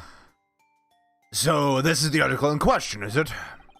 The small box deposited with the pawnbroker by Mr. McGilded 2 months ago. And on the night of Mr. Windibank's murder, the only item on the shelves that was touched by whoever broke into the shop. Quick, let's open it and see what's inside. You opened the box, and I came. Good gracious! This is no ordinary box, it seems. Wow. Although, in truth, I had an inkling that might be the case. It would appear the box houses a miniature music box movement.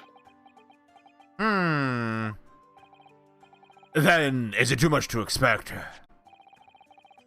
I think it would be reasonable to assume that it is a device for the playback of this disc, my lord.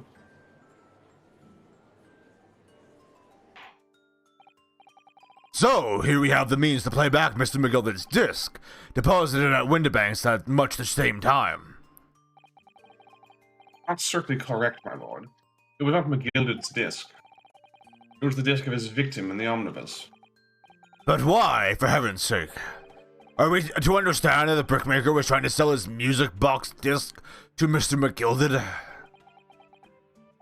I have a question. Me. I believe the answer will become clear if we listen to the music on the disc, my lord. Yes, very well. Let the court now listen to this curious disc at last. Wait, my lord! Good grief! What is the meaning of this, Inspector? The music box and the disc are, well, they're unrelated to the case. No need to spoil the somber atmosphere in the courtroom with some silly bit of music. This disc may very well have motivated the culprit in this case to commit murder. Clearly, there's every chance that it's fundamentally important to understanding what happened. The prosecution has no objection. But no, the piece of evidence the police Clearly, Scotland Yard has some vested interest here. But it's policy of this prosecutor to leave no avenues unexplored. And you, Inspector, have no jurisdiction here to prevent that from happening. Get fucked, idiot! What a weird little man. What a weird little man who it's probably not related to anything else at all. He just doesn't want to hear music. Fine. No further delays, please. Play the disc. He knows it's cursed and that. Take the tape off at least. Like, come on. Oh, I guess it plays from the other side.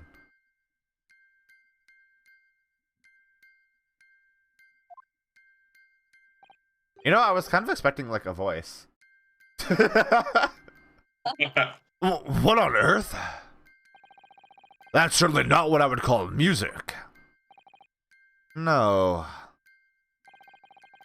It's just the same note playing over and over again in an irregular sequence.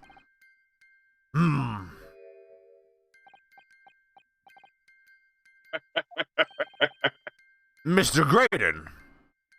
A really funny joke in Morse code. This really is priceless. After all that, the music box is broken. Broken? It can't be, can it?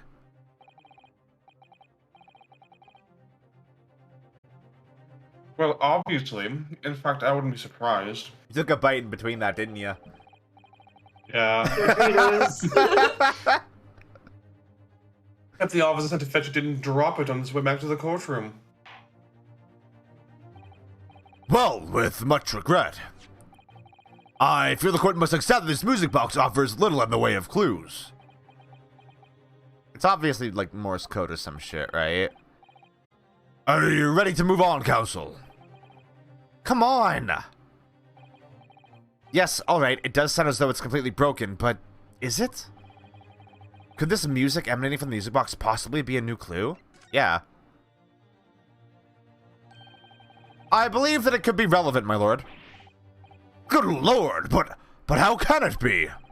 It's an abomination, counsel. Mere noise. I fail to see how it could have any meaning whatsoever. It does sound strange, I agree. But there's one thing bothering me. While Graydon stands there chortling victoriously, the inspector beside him has a rather telling expression on his face. It's as if Gregson recognizes the sound, as if he's familiar with it somehow. And that's making him appear extremely on edge. Hey, we have a juror that we could probably ask about this. That's the stance of the detective, my Nipponese friend. Answer me this. Oh!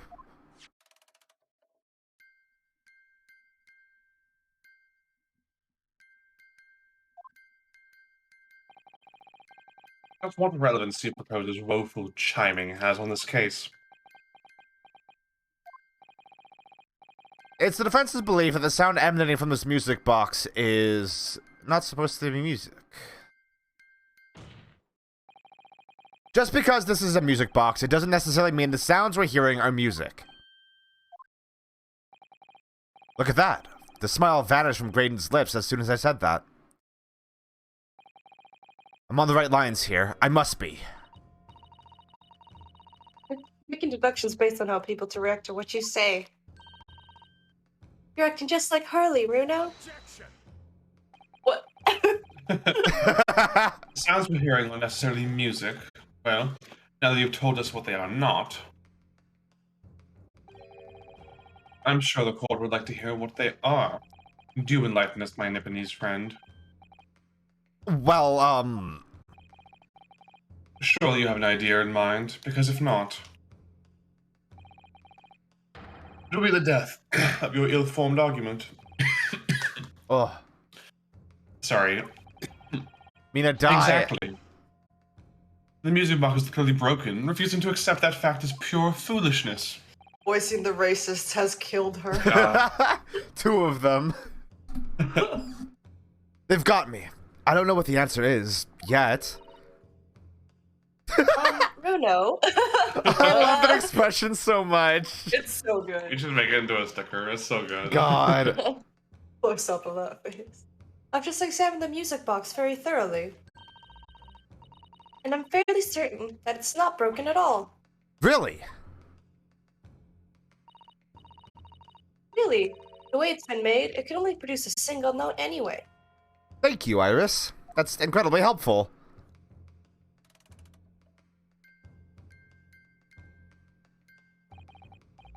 Alright, well, if the music box isn't broken, it must mean that the sounds it's producing have some significance that isn't musical.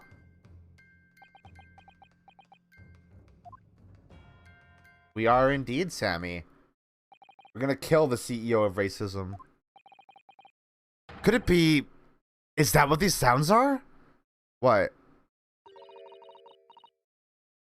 It struck me, Bruno. I feel like recently, in the past few hours even, I've heard another sound very much like the other one this music box makes. Yeah. Have we? We have. Have we? No, you talked about it before. Oh, right. Yeah, the fucking juror. Yeah, right. Yeah. Yes, it's a familiar sound. Actually, Iris, I was just thinking exactly the same thing. I'm going to have to press the defense for an answer. If your assertion is that the sound produced by this music box is not in fact music at all, then what the devil is it, counsel? All the evidence we've seen so far, all the testimony we've heard, it's all pointing to one single answer now. Prosecution demands that my learned Nipponese friend present proof now. Tangible proof, this latest wild speculation. Alright then. This could be the best chance I'm going to get to fight back in this trial. And if I'm right, it's going to join all the dots together. Oh, that's what it is. You connect all the dots on the music box and it makes a picture, right?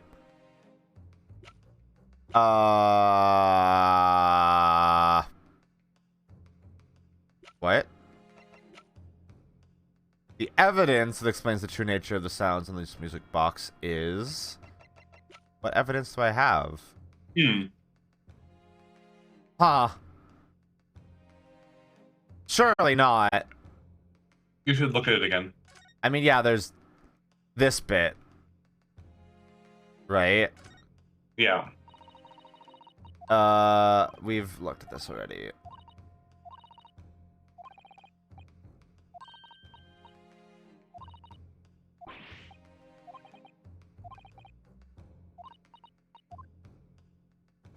I would explain the inspector's interest in this as well. Today's paper, counsel. The headline is Pawnbroker Perishes in Pickburst Plunder. Hardly supportive of your cause. No, my lord. I was hoping you'd look a little further down the page. Further down. Ministry Mole. Classified secrets may have been leaked overseas from Ministry of Justice. Yes, this is a very serious matter, being investigated at the highest level, I understand. I have heard that international transmissions along supposedly secure lines are somehow being intercepted in leaks to various other countries. And presumably those transmissions are in the form of wired telegrams? Of course. Juror number 5, your input, please. Combo number 5. Stop. Oh, me, sir? Whatever is the matter? You told the court before that you worked at the same communication station as Mr. Graydon, did you not? Yes, that's correct. And the particular station where you work. Deals with government communications and newspaper reports? Oh, yes. We're not your run-of-the-mill communication station at all. Our work is extremely important. Then tell me, is this not a very familiar sound? Hmm?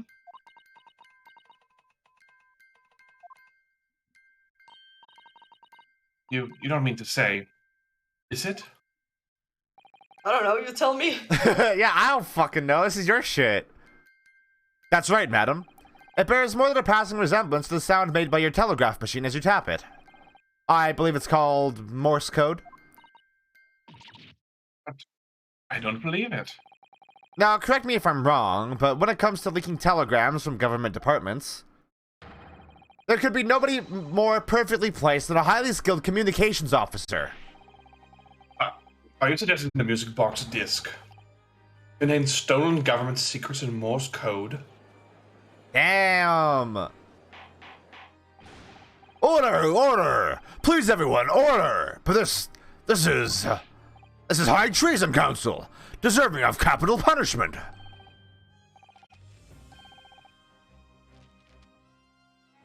No vocabulary.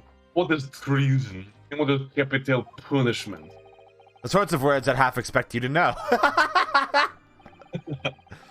For our sovereign government's confidential information, hostile nations would surely pay almost any price.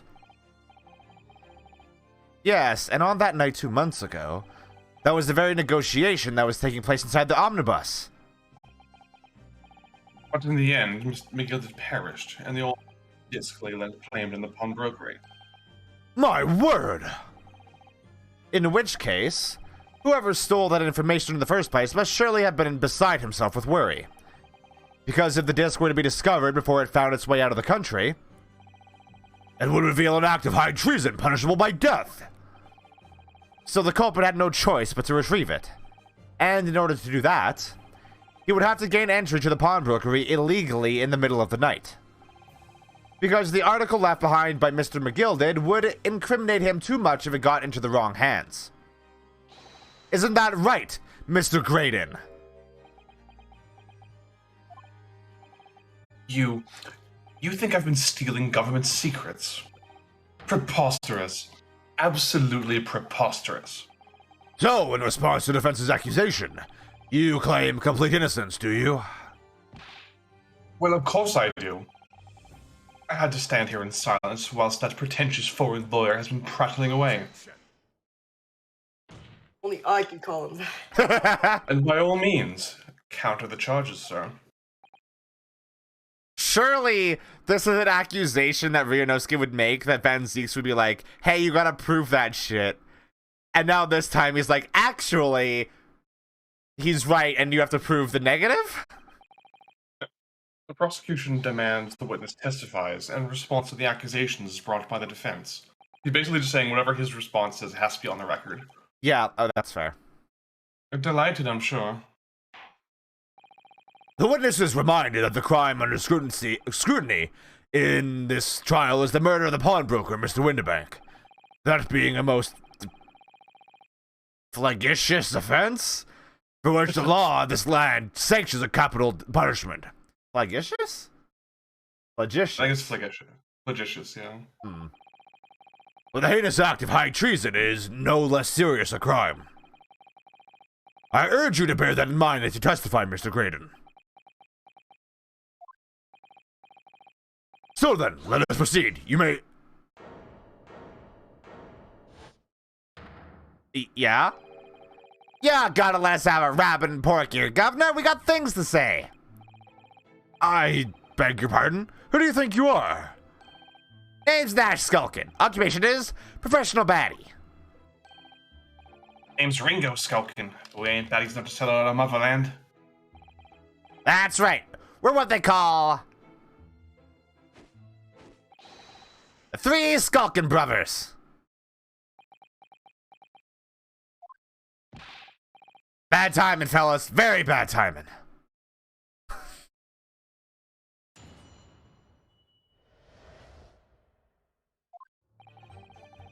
Your communications officer can possibly steal confidential government information. Besides, the sounds produced by that music box aren't even Morse code. It was some low-class brickmaker negotiating with me anyways, was it not? I have no relation to the man. Look, all we did is break into the gaff the other night like what he told us to do. If we'd known there was dodgy government secrets involved, we wouldn't have touched it. Yeah, they're just selling him upriver, huh? Listen, it's like that one comic where the Joker meets Red Skull. It's like, you're a Nazi, and he pulls with a gun. It's like, oh, listen, I'm a supervillain, but I'm a patriotic supervillain. God, that's so good.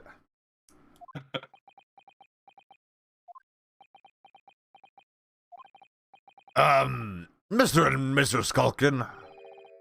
One Mr. will do, Governor. What's up? Do I take it that you now admit to the crime? That on the night in question you did indeed gain entry to the premises illegally? And moreover, you did so as a party of 3 in collaboration with Mr. Graydon here.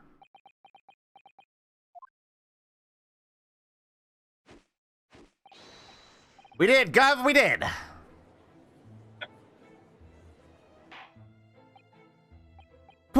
Quieten down, please. What say you to that, Mr. Graydon? I have no idea what these two ruffians are referring to. You little rotter, getting us mixed up in all this monkey business. You never said nothing about no government secrets. It was supposed to be a straight-up job. And what about the geezer whose shop it was, eh? Poor bloke who didn't have to die, did he? Nice to know who your friends are. Whatever these men say, I deny the accusations. Indeed. It is in your self-interest to do so, I suppose. Well, I certainly wasn't expecting this little music box to become so significant in the proceedings. However, as it has, I will admit it into the court record as evidence. Ooh.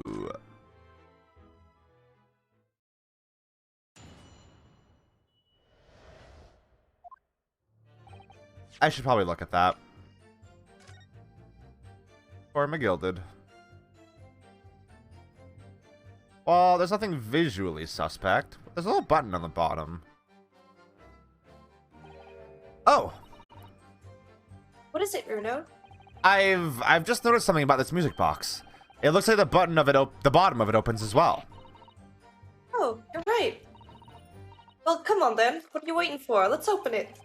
All right then, here goes.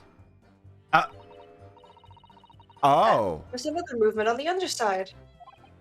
So, does that mean you can set another disc to play back on this side? Yes, I think so. It looks like the two movements are linked together. They're linked. So if you had 2 discs, they would both play back at the same time. Sorry. Great, it stopped. That's interesting. Ooh. 2 of them. Two of them. Okay. So, is this newspaper headline accurate? Government communications are being intercepted? Possibly no. What do you mean by that? Any important government communications are handled by high-level officers, by specialists. General members of staff and the station where I work would never be entrusted with this sensitive information. Oh no, stop. Must say something, stop. Let me guess. Jury number 5. Wait, regular communication stations officers aren't as lowly as you're being led to believe. A team of us are responsible for setting up and testing the telegraphs used by the ministry. And Mr. Graydon is the team leader. That's fascinating.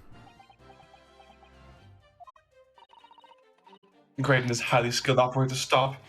Currently in presence of idol, stop. Well, You wouldn't ask him to stop. so you had access to the equipment used for these confidential communications, Mr. Graydon. Well, what of it? The transmissions are always made behind closed doors, so they can't be heard. And in any case, all messages are sent in ciphered. Normal employees couldn't possibly understand them. Oh no, stop. Must say something, stop. This bitch again. Mr. Graydon regularly attends meetings with ministry technicians and the ministry communications team. He assists them in ensuring that there are no errors in important international communications. Isn't it great that she's here? It's so convenient. And he's received top prize at the Cipher Cracking Convention 5 years in a row now. That's fascinating. Graydon is highly skilled operator, stop. Currently in presence of idol, stop. Well, your idol would appreciate it if you'd keep your mouth shut. She should really pick her idols more carefully. I tell you, this lawyer's accusations are completely unfounded. Right. I love that. He's like, I'm just some schmuck, how would I know? And she's like, no. No. No. No. They're not? The juror gets roasted for having sex to a Morse code music box. Oh, shit. Torturing me now by singing that song to her. No. It's true. Making the sounds to it. Yeah, and when she finally stopped singing it, she hugged me and she tapped it out on my fucking back. Oh, Alcesti, you're good. This is what I put up for love. To anyone with a brain, that would be blatantly apparent on listening to that music box for even a few seconds. Of course, of course. Surely it can't be that my learned friend isn't familiar with Morse code. Ouch. He looks genuinely shocked at my ignorance. Oh, hello? I would be more than happy to demonstrate the basics for you, sir. A lesson here in court? Morse code is a continuous series of two distinct tones.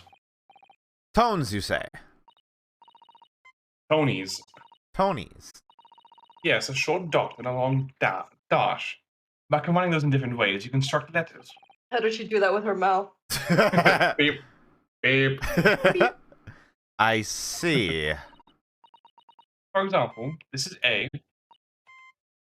And this is B. Oh, actually, I literally just have the tool right there. Yeah.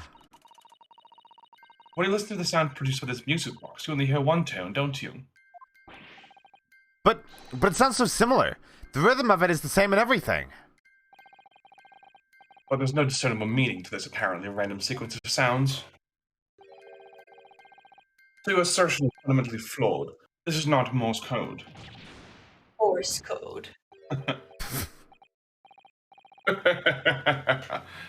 Really? You shouldn't be surprised. What did I tell you? That music box is nothing but a worthless piece of scrap. Hey, don't we have a second music box, like music disc thing? I think you just have the one, because the other one was confiscated, right? No, but we made a copy of it, right? Oh yeah, true. Hmm. But that would just be the same sound. That would twice, be the though, right? same, yeah, I guess. I hope the evil laugh I'm doing is coming through and overcoming. It's good, those yeah, codes. it is. Okay. Because when I tried to do my evil laugh for Damon Gant in the first game, it just got entirely squashed Absolutely, by this it code was cancellation. so sad. I was very depressed about that. Perhaps you might consider studying a subject matter before casting aspersions in the future. Ugh, stop. Nothing to say, but stop. Well, there's just the letter E over and over again. Checkmate. Yeah, it's not only is it in Morse code, it's also in Dolphin. Oh, we'll never decode. So frustrating, isn't it? Iris? I mean, if the government secrets were somehow being leaked using the music box, so many other things would slot into place so nicely. Could there still be something I haven't considered? Would it really be impossible to use this music box somehow to play back Morse code? We can't give it a try, can we? I mean, you can open the bottom compartment and show everyone, I guess. Everyone, look. There's still every possibility that this music box was instrumental in the leaking of government secrets. That's the belief of the defense, at least.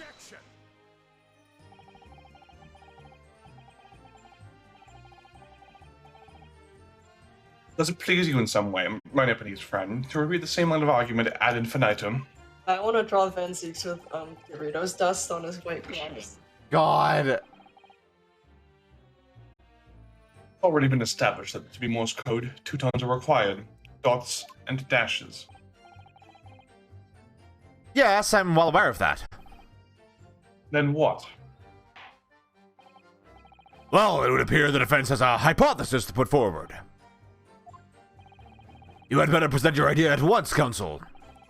How do you propose that this music box, which appears to produce only a single tone, could have been used to cipher secret messages into Morse code?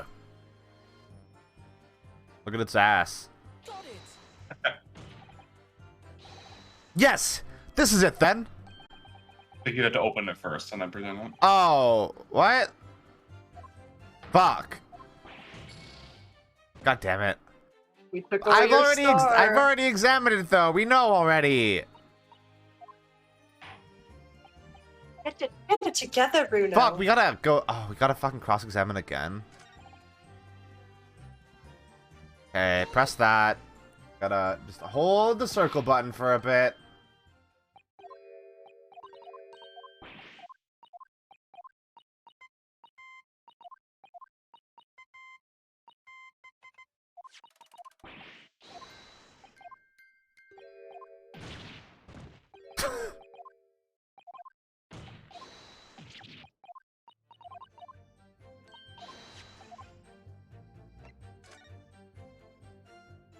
Okay. Objection.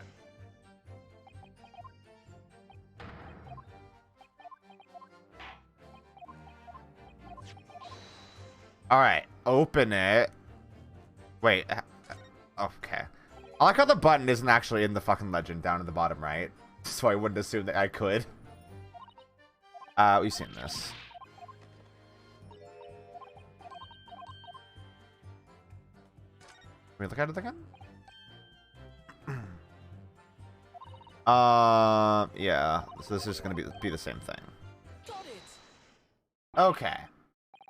Good gracious! What am I looking at here? I wish it just gave me the option to do it, like, to try it, and not have to go through all that again. Yeah. That was a lot. Another movement on the other side of the music box. Oh, I have a pet for your stress. Thank you for the pets, baby. Bats. Pet. What?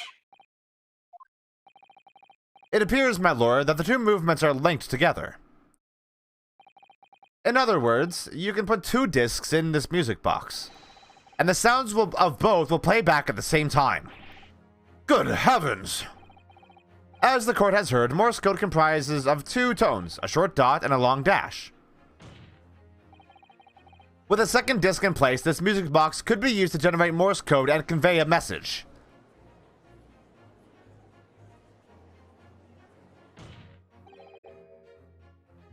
Beyond a joke. I'm sorry? This poor excuse for a lawyer has absolutely no evidence to support his claims. Though, of course, if my learned friend were able to present the court with a second disc, that would be another matter. Well, I can't at the moment. may I remind the court that, as the witness has pointed out, he was not the one in the omnibus with McGill 2 months ago striking a deal over the disc or discs. Indeed, that was Mr. Mason, the brickmaker. Exactly. I had nothing whatsoever to do with it. Though it has holes, I must admit the argument presented by the defense has much promise. I believe the cross-examination should continue.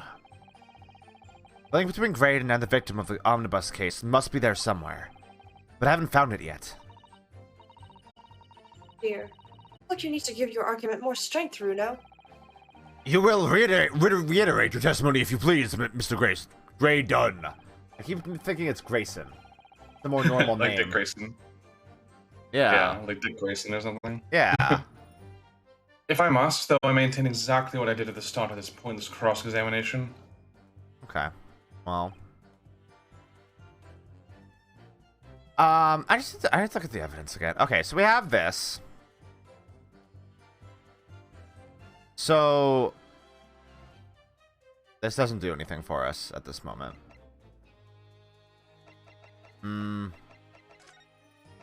But it's so fucking weird that has.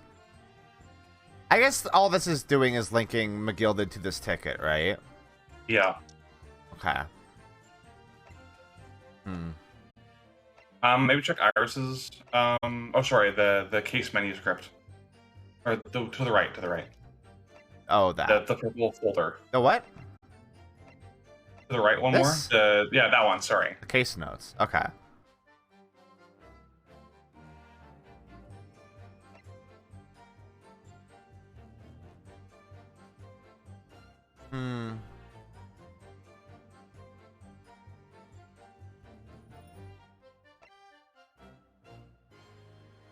Okay. I'll just press it then.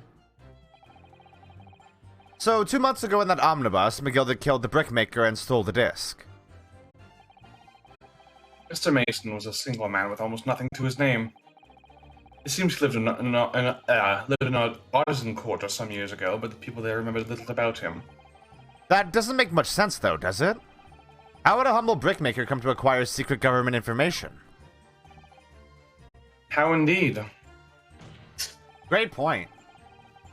There must have been somebody else involved behind the scenes in all of this. Somebody who acquired the disc and gave it to Mr. Mason, in order to take it to the meeting with McGilded and negotiate a deal. Dear me. You may have it in for me, sir, but I assure you, I have far more class than that. An old brickmaker from an artisan quarter and this well-to-do communications officer. If only I could find some evidence to link the two of them together. If you have nothing more to add on that note, let us return to the witness testimony. Yeah, I don't think we have anything to link them two together, right? Yeah. As of yet. I mean, these two chuckle fucks could give up the ghost a little bit there. Like Mr. Graydon told you to do, you mean? That's it, yeah. Who else, eh? Silly me thought he was just popping over for a natter after all them years, but the rotter had a dodgy job for us. Hey, Ash? Who? Oh, you. Let me stop you there, Mr. Skulkin. After all them years, you say? Do you mean to tell me that Mr. Graydon is an acquaintance of yours? We're the sociable kind of baddies, you know? Sure, let's say Graydon's an old China. What? Is something wrong, Mr. Skulkin? Eh? No, the other Mr. Skulkin. What? Who, me? Jiggle those cheeks. When your brother was testifying just now, he said something that seemed to cause you to react. Oh, I was remembering the old days, that's all. We used to have right or laugh together way back when. Together with Mr. Graydon, you mean? Yeah, with Ash. I mean, look at him now in his fancy whistle and flute. Wouldn't you Adam and Eve it? When he was younger, he was from the poor part of town just like us. Is that so? But he was always a leery one. He had the brains, he had the savvy. Always coming up with smart ideas like what would never have gone through our heads. Or blimey, ain't that the truth? Remember Milverton and Skulkin's milk run? That was a corker, eh? Corker. Save it until after the trial. Your reminiscing's no place in this courtroom. And neither does your fruit. Give me Oi! that. The geezer asked us a question, didn't he? And we was answering. Yeah, we ain't done nothing wrong. Nevertheless, the court is not prepared to accompany you down on your trip down memory lane. Counsel, can we turn our attention back to the testimony, please? I don't know. Could that sentimental story be relevant somehow? No reason not to add it. My lord. Yes, counsel. The brother's last sentimental statement could hold vital information relating to this case. Well, I think they legit eat apples and mushrooms, or apples and pears in the same way that the Mario Bros. Eat mushrooms and nuts. Why aren't they getting bigger though? No, because they're healing items, and the pears recover their HP, and the apples recover their bros points. Oh, that makes sense. Ringo jumps on Nash and spins to let them fly. Very well, counsel. I will permit the brothers to supplement their testimony with that detail. Briefly, I hasten to add. Oh, You okay? that's one of those voices that gets me. I feel you. Oh. Say no more. Skulkin's never skulkin'.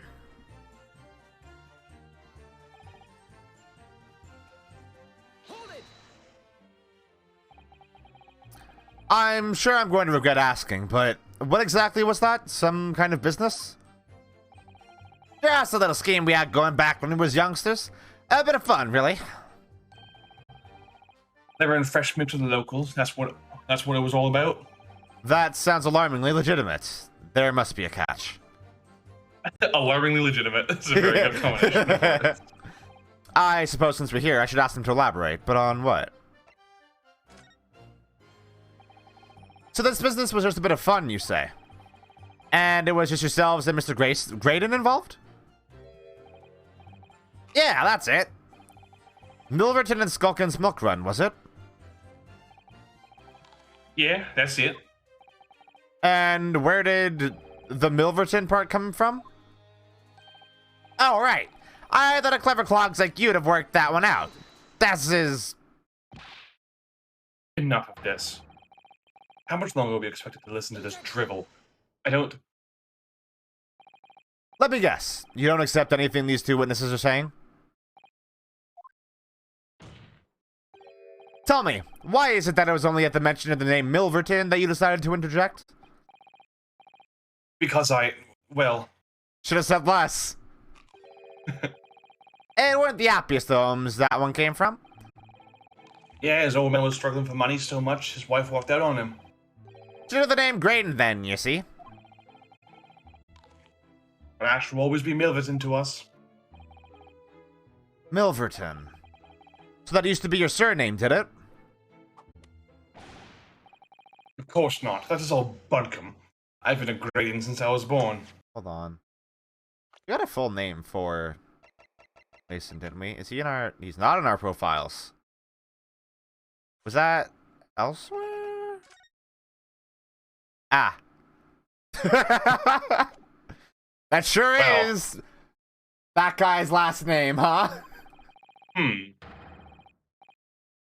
really think we can rely on the testimony of these two thieves, You're a communications officer attached to the civil service. As such, your personal details will have to have been thoroughly checked at the time of your appointment. It would be a very simple matter indeed to subpoena these records, Mr. Graydon. Get wrecked, idiot. Well, it would appear that Mr. and Mrs. Skulkin's testimony has been reliable, for once. You were born Ashley Milverton, then. What a name. Is that correct? Very well. Yes. So Ashley Graydon was once Ashley Milverton. That information could change things, and could turn out to be extremely important. Well, it does, in fact, create a link between him and... Okay. Now you know what to present and where. Yeah. All of a sudden, we seem to be up to our necks in a serious matter of national security. Although all this talk about interception of secret government messages is still just conjecture at this stage. It'd explain a number of things, though, wouldn't it? Negotiation Ginny overheard in the omnibus 2 months ago, and the break-in at Windibanks. But the trouble is, it wasn't Mr. Graydon on the omnibus with Mr. McGill did. No, that was Mr. Mason, the brickmaker who was so horribly murdered. Only there was some link between the two men somehow. If only. I know, but Mr. Graydon's testimony seems to be as watertight as ever. I wonder if the key to us making headway with the cross-examination here could be those two brothers. They're more helpful than they are detrimental, right? Yeah. Detrimental to Graydon. So I need to press this again. I think you keep going one more forward. Oh! I think, yeah, this is the one you present on. Oh, do we present? Oh. Wait, yeah, we've gone through this already, haven't we?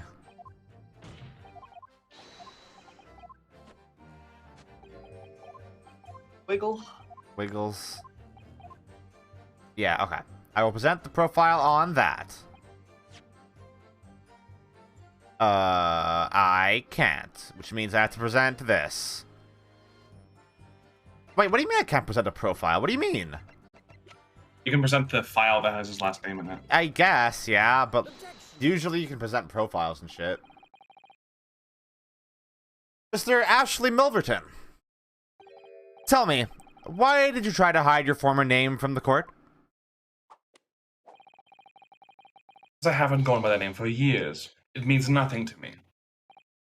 No, I don't think that's the real explanation at all. The truth is, you had a reason to hide that name. Explain yourself, please, Counsel. I have here the notes from the omnibus case, my lord. And, as we all know, the victim, the man who we now understand to have been negotiating with McGilded. Yes, Mr. Mason, the brickmaker. That's right. Only Mason wasn't his surname at all. It was his given name. His full name was Mason Milverton. Milverton? Do you mean to say, saints alive? Oh, he's dead. Mr. Ashley Milverton. Is it not the case that the brickmaker, Mr. Mason Milverton, was your father? I don't believe I mentioned earlier. Your family history will have been thoroughly checked when you join the civil service. And it really would take no time at all for the court to subpoena those records. The truth is, you have been illegally acquiring highly confidential government information and selling it on to McGilded in collaboration with your father. Get wrecked, idiot! Spian. Does a pirouette. Spian. The new facts and evidence unveiled by the cross-examination of this witness all come together to reveal the truth. The truth, you say? That you collaborated with your father, Mr. Mason Milverton, in illegal dealings with Magnus McGilded. By dint of this music box, you mean, Counsel? Yes, stealing information being sent in secret government communications and selling it on to McGilded. Mr. Graydon concocted this elaborate scheme of using 2 music box discs to encode the information, as presumably a safety measure against the information falling into the wrong hands. And a very effective one. I shouldn't have given the scheme any credence whatsoever. But the deal with McGilded went sour, and the brickmaker met his end. Yes, but before he was arrested, McGilded managed to temporarily dispose of the stolen disc at the pawnbroker. Then, having learned of the situation, you appeared at Windibanks 2 days ago, in an attempt to recover the 2 articles McGilded had placed in pawn there. But that attempt failed. One of the discs was seized by the police, and the other you never found. So that same night, you enlisted the help of the Skulkin brothers and broke into the pawnbrokery. This time, determined to recover the second disc. Are you suggesting that the second disc was inside the music box? Eh? We never knew nothing about that. On the night that Mr. Windibank was killed,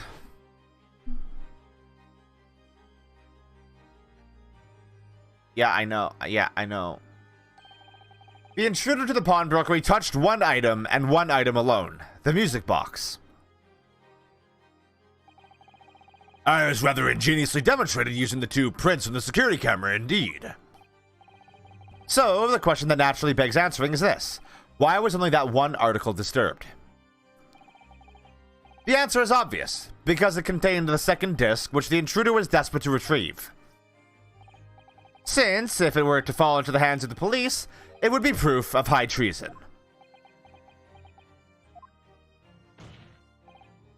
Well, Mr. Graydon, do you deny that all of this actually began on that fateful night 2 months ago?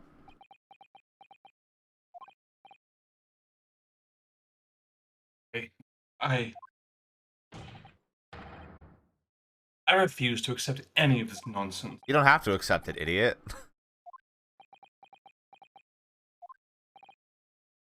Sir? There appears to be blood seeping from the sleeve of your jacket. Oh yeah, there is. What? He opened the wound again, didn't he? 2 nights ago, we know that 3 shots were fired at the scene of the crime in Windibank's pawnbrokery. 1 took the life of the pawnbroker himself. 1 struck the pouch around Mr. Sholmes' waist. And the final bullet struck the calendar on the wall of the shop, having first pierced the arm of one of the intruders. Mr. Graydon, that wound on your arm that you seem to be trying to hide. It's a bullet wound, isn't it? It's got you now, me old China. All the quits and croak, I reckon. Fisk. Tisk. Don't acknowledge my presence there under any circumstances whatsoever. Those are my terms, remember? And I paid you handsomely to comply. Really, I was a fool to think I could trust some common backslum thieves. No, Sammy, the bullet is not still there. The bullet was in the calendar, and then we actually found the third bullet in Sholmes' pouch. And I guess the first bullet was still lodged in Windibank? Like, was there no exit wound, I think? Yeah. It pierced his heart. Yeah.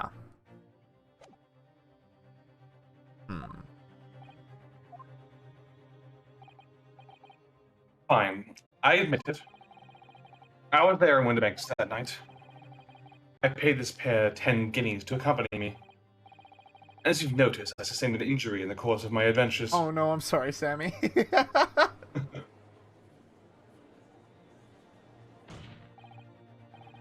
Well, that is all. I admit nothing more. Stealing government secrets, negotiating with Mr. McGill did. Stop dancing, you're gonna open your wound one more. He does that and just starts screaming. As, Ah! Ow! as God is my witness, I'm sure I recall nothing of the sort. He's not going to go down without a fight. Not until I can show hard evidence, I suppose. No. Like, this is something that Ace Attorney does a lot, where, like, the obvious culprit will deny the thing, and we have to show evidence so he stops denying it. But, like, you can deny things as much as you like, and if there's already evidence that you did in fact do these things, then, like, you're kind of fucked either way. Yeah, I guess that this is where, like, the beyond a shadow of a reasonable doubt comes from. Yeah, I guess. Nevertheless, the defense has now established a crucial fact. Which is? Well, we know that one bullet was fired from each of the two firearms we have in evidence. The bullet from the Skulkin Brothers' gun hit the pouch around Mr. Sholmes' waist. And the bullet from the Mr. Windibank's gun clearly must have been the one that caught Mr. Graydon on the arm. Indeed it must. We can rule out the possibility that the man shot himself. Well... And that leads us to only one conclusion. Mr. Windibank was shot by a third gun, which can only have been fired by the third intruder. Goodness! That's right, Mr. Graydon. The only person who could possibly have shot Mr. Windibank that night is you.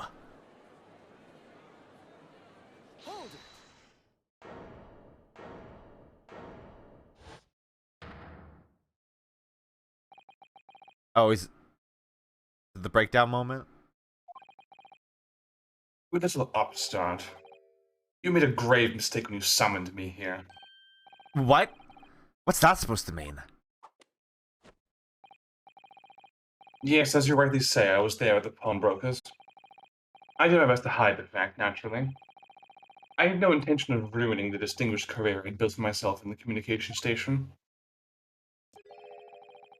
But did the thought cross your mind? Never considered the possibility. What do you mean? What thought? What possibility? The possibility that if I was there at the scene, I may have witnessed the crucial moment. You see, this makes me a key witness in this case, and I have my hands firmly around the neck of your client. What? Are you suggesting? I saw it all. I saw the very moment the pickpocket girl pointed the gun at the poor defenseless pawnbroker and shot him. Surely he would not lie out of self-interest, right? What?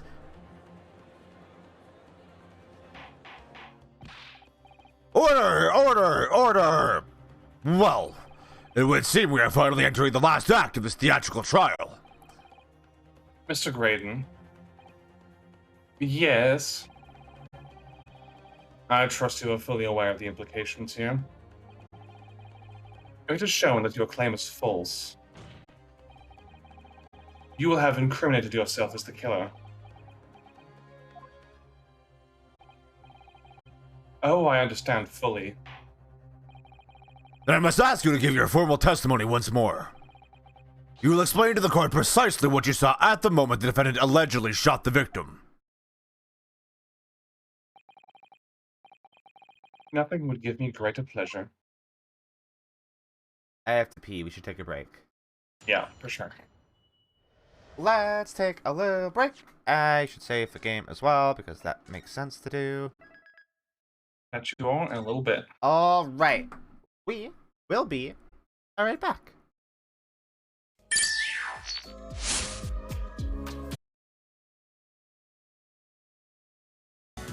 I am back.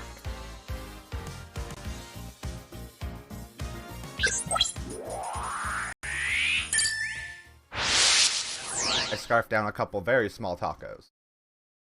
Oh, nice. It is from Paradise Killer Sammy. Yeah. Yeah, we should play that game after we're done this. We should. Great idea. That'd be a really fun one to do, 'cause we could- Obviously, you get to voice the protagonist because the protagonist is just a UOC. Yeah, with the British accent. Yeah. British. Oh no. Wait, is that game fully voiced? I don't even remember. No, it has like every character has like 3 or 4 voice lines they can say. But that's it. Right. Yeah.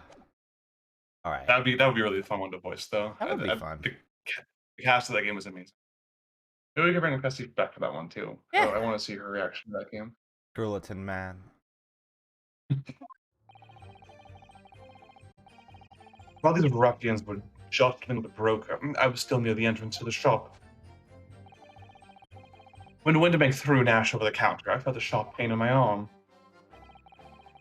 I pursued the man, but he shut himself in the storeroom. I could see him through the peephole in the door, though. The accused in a black coat shot the man in the back as he was trying to flee to safety. Well, that's... I saw the blood splatter over that wretched girl. Oh, fuck, she was wearing the coat. Yeah. Shit. Then she tossed the gun into the peephole, so I picked it up and made my escape. What? You know what? Like he that's a good cover story. Like there aren't any immediately evident holes in that. No, but she had the gun in the room. No, they had Hatch's gun, or Pop's gun rather. He's saying she used a third gun, which he then took with him as he left. Okay. Good gracious, this is quite extraordinary testimony. You claim, sir, under oath, to have clearly seen the defendant pulling the trigger.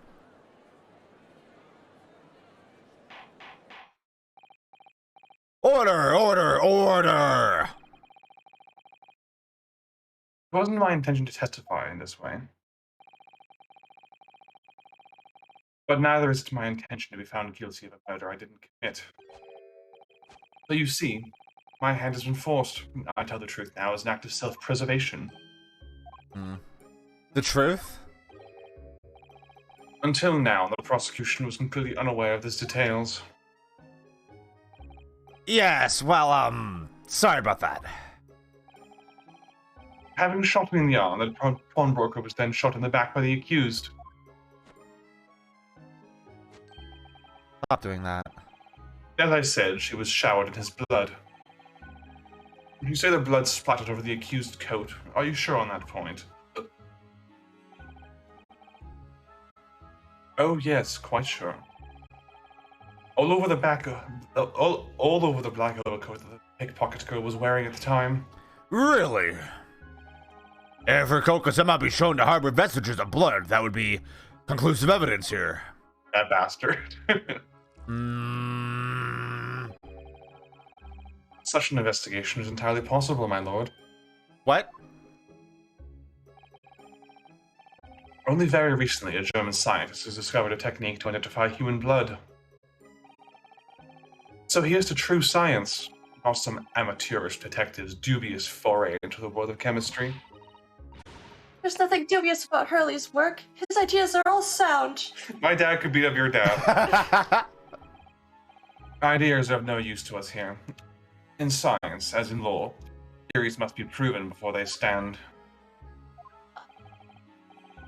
In Germany, the technique has already been employed in the courtroom as the basis of evidence.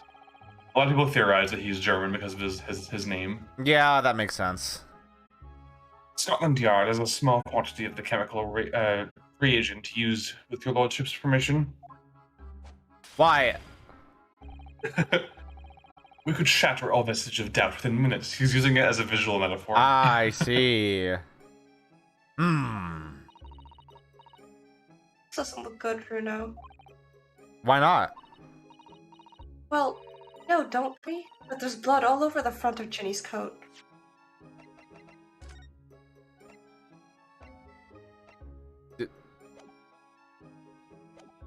I mean...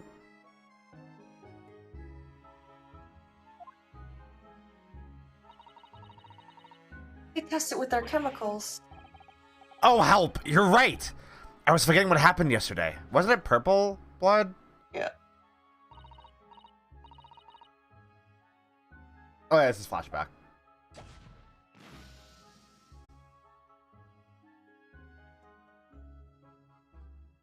Like it's Mason's blood. How does he know that?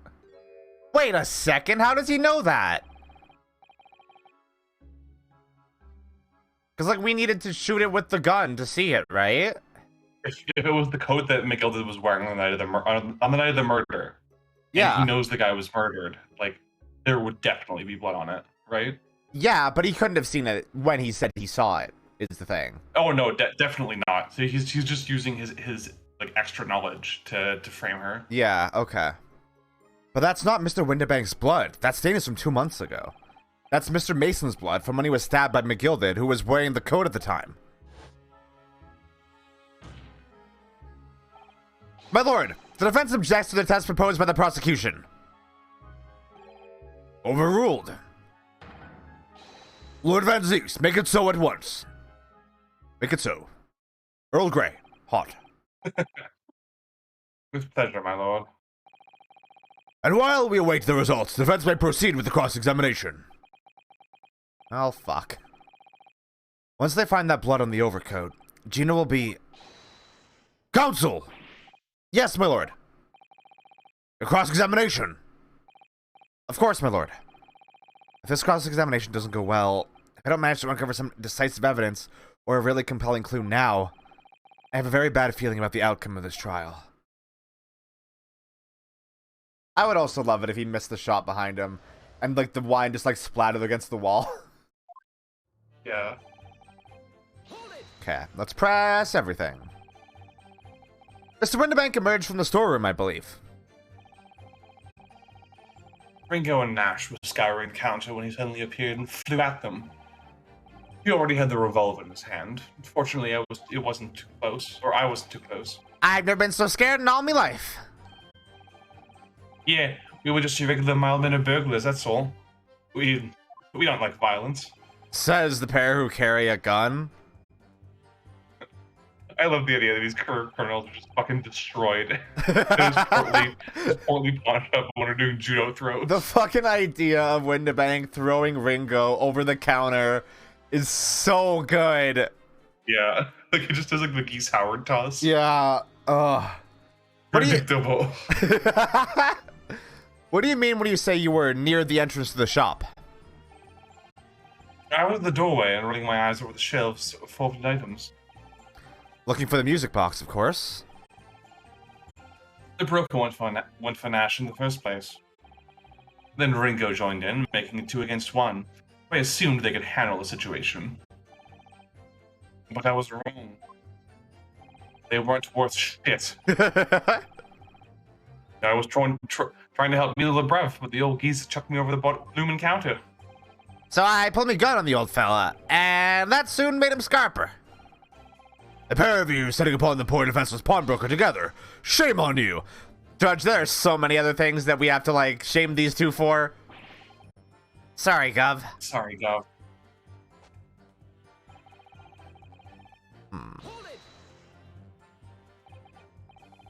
You mean that's the moment you were shot? Yes, though I didn't immediately realize what had happened, of course. Things crashed to the floor from the counter as the three men were brawling. I was at exactly that moment that It was exactly at that moment that it happened, so I didn't hear the gunshot. And the bullet went on to strike the calendar in the wall behind you. So it would appear. When I looked at my arm, I saw it was bleeding badly, so I wrapped my handkerchief around it. Seeing as I couldn't explain what had happened to a doctor, I had no choice but to wait for it to heal. I didn't imagine it would still be bleeding 2 days later. It's a bullet wound. Did Mr. Winterbank intend to shoot you, do you think? Well, now, I don't imagine he even noticed I was there, to be honest. Perhaps the gun went off accidentally. Anyway, it didn't quite strike home. If only. When I pulled my gun on him, he tried to shove me out the way. And then he scarpered through that door out back. At which point, what did you do?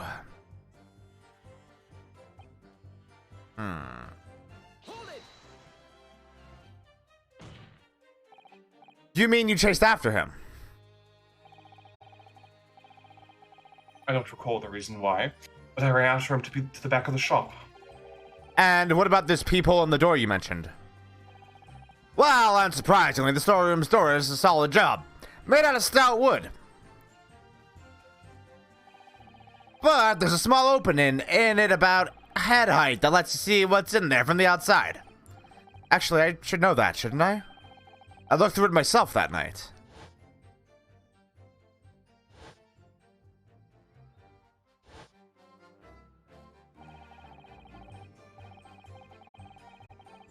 And what about your burgling brothers?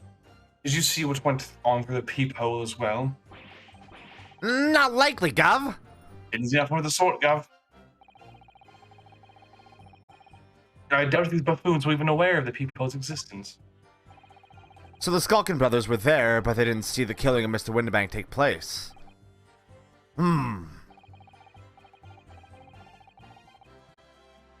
Inside the storeroom, I could see the broker and that young girl standing there. The defendant. Yes, though neither of them noticed that I was looking. The girl raised her gun and pointed it straight at the man. And then, what did you see next?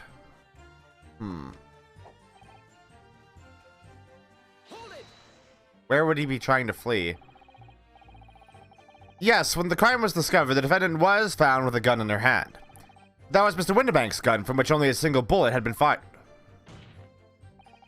And as we've already established, Mr. Graydon, that bullet was fired at you. But no. It wasn't the broker's gun that the pickpocket girl had when I saw her. Yes, the bullet from Winterbank's gun grazed my arm. And yes, the Skulkin's gun grounded the detective. But this was another gun entirely. A third gun. I'll give him the dude's really good at thinking on his feet. I'll give him that much. A little bit, yeah. Like he improvised an entire defense like within minutes of his previous defense. Yeah. Even if it is all bullshit, clearly. Yeah. The broker's gun was not the murder weapon, so clearly there had to be a third firearm involved. In other words, the accused must have had her own gun with her at the time. But no other gun was found at the scene.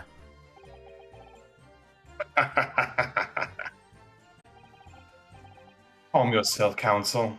Sorry? You must consider the events in order. At first I saw the broker and the girl glaring at each other, but then all of a sudden, the broker turned to run.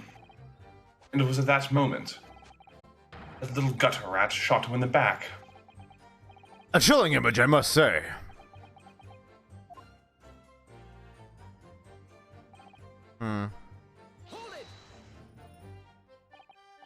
All over her? Yes, through the peephole, more clearly. Of course, the stains are invisible now, what with the coat being such a dark color. But I assure you, the garment is sullied with the victim's blood. Well, it is sullied with blood, that's for sure. That's not Mr. Winterbank's blood, is it? No, that's right. It's Mr. Mason Milverton's blood from when McGill had stabbed him 2 months ago. So annoying. If they'd only accept Hurley's chemical analysis, we could prove that. But they won't, so unfortunately we can't use it as evidence to support our case. Bother. Oh, bother. think. Need a poo. Did I hear you correctly? She threw the gun out of the room? That's right. After the broke fell to the floor, she started walking over. Over where exactly? In the direction of the storeroom door, where I was watching. Of course, I quickly retreated, and then the girl dropped the gun through the peephole onto the floor on my side of the door. But why on earth would she do such a thing? I couldn't tell you. Perhaps she was hoping to distance herself from the meta weapon. Without thinking, I went and picked it up. I suppose I was worried about just leaving it there in case any more tragedies took place. Suspicious. So it was you, in fact, who took the third gun from the scene of the crime? Do you have it? Yes, it was yours truly. I left to clear up my lackeys and left. Clear up?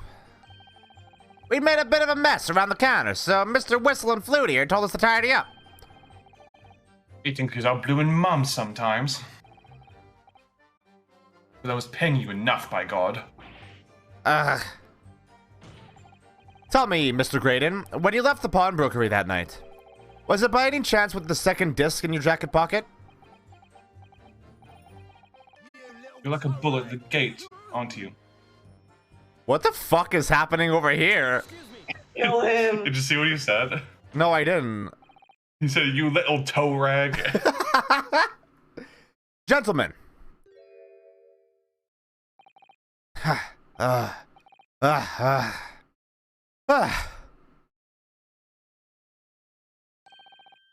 Something wrong, Sunshine? That should be my line. You do realize you were just violently shaking Mr. Skulkin? Blimey, this D's a bit of an hooligan, ain't he? What was going on just now? You saw him, he grabbed me whistle. Why the blazes, he said. Didn't you mention the third gun when we got you down to the station? And why didn't you? 'Cause we didn't know nothing about it. Or that flaming people on the door. Sorry about that. I can be prone to losing my rags sometimes. Not hurt, are you? Gore, blimey, see the way he's looking at me? I'm telling you, this dude gives me the willies. Huh. Vixen has been pretty weird. Yeah. That was strange. The inspector doesn't normally get quite as worked up as that. He wouldn't normally grab someone. No, that wasn't like Gregsy at all. Very all sweetness and light, no matter what I say to It's him. fucking Fulbright. Yes, well, I think you might be a special case, Iris. Well, anyway, that was definitely out of character. Jesus chips. Huh. Hello, bailiff. My lord, requesting your lordship's permission to interrupt the cross-examination. Explain yourself, officer. Are the results of the test that was ordered earlier, my lord. Ah, the blood on the accused's overcoat. Thank you, officer. Very well. The cross-examination is hereby temporarily suspended. I presume you have no objection, counsel? No, my lord. We weren't getting anywhere anyway.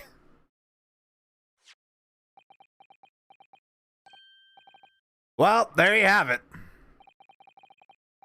The report, please, Inspector. Yes, sir. Traces of human blood were found on the overcoat of the defendant, Miss Gina Lestrade.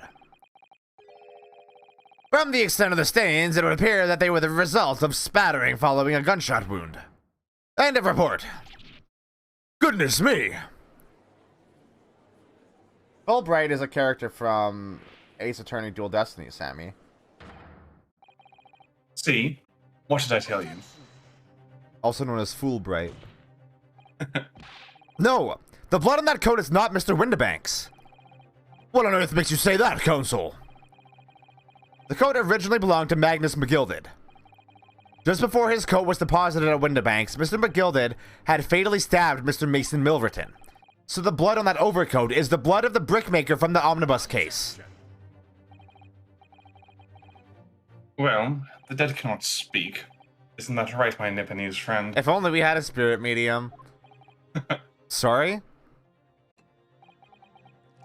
2 months ago, in this very courtroom, you should not argue fervently for Migueld's innocence. And yet now the man is dead. Now that the man is dead, you brand him as a murderer. You didn't even... You poured it in the same shot!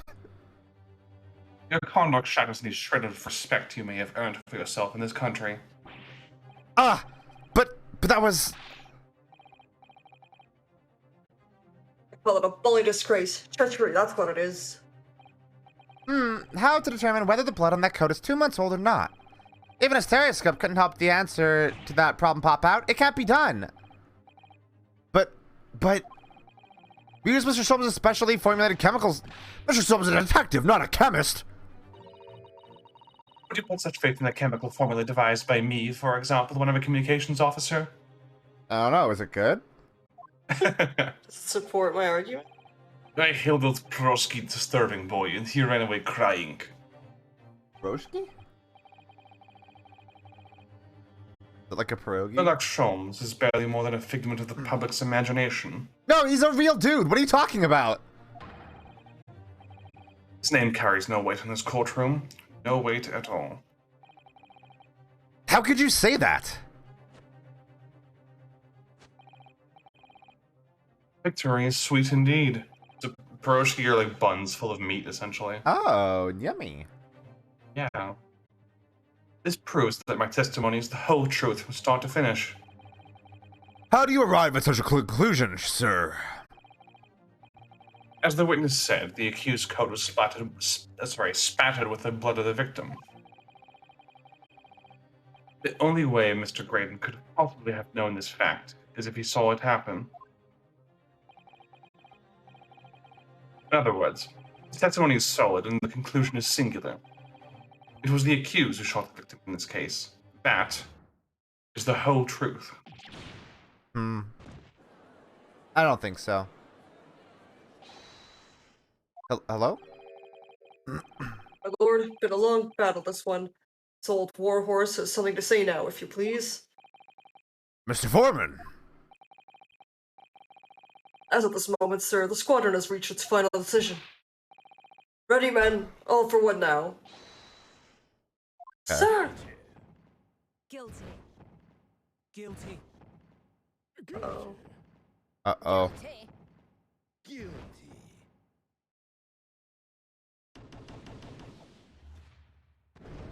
Well... Fuck. Well, it would appear the ladies and gentlemen of the jury have reached a unanimous verdict. When did he pour that? Screen. The defense has consistently failed to unpick this witness's testimony. Here's to any attempt you may make at unpicking the jurors' decisions being equally successful. Ugh. Take damage. I don't believe it. After I've come so far. How is it all unraveling on me so fast? Heal yourself up off the desk, Ryunosuke. Light a spatula under. Oh, how very distressing. Who's this? Be held in such low esteem. Ah!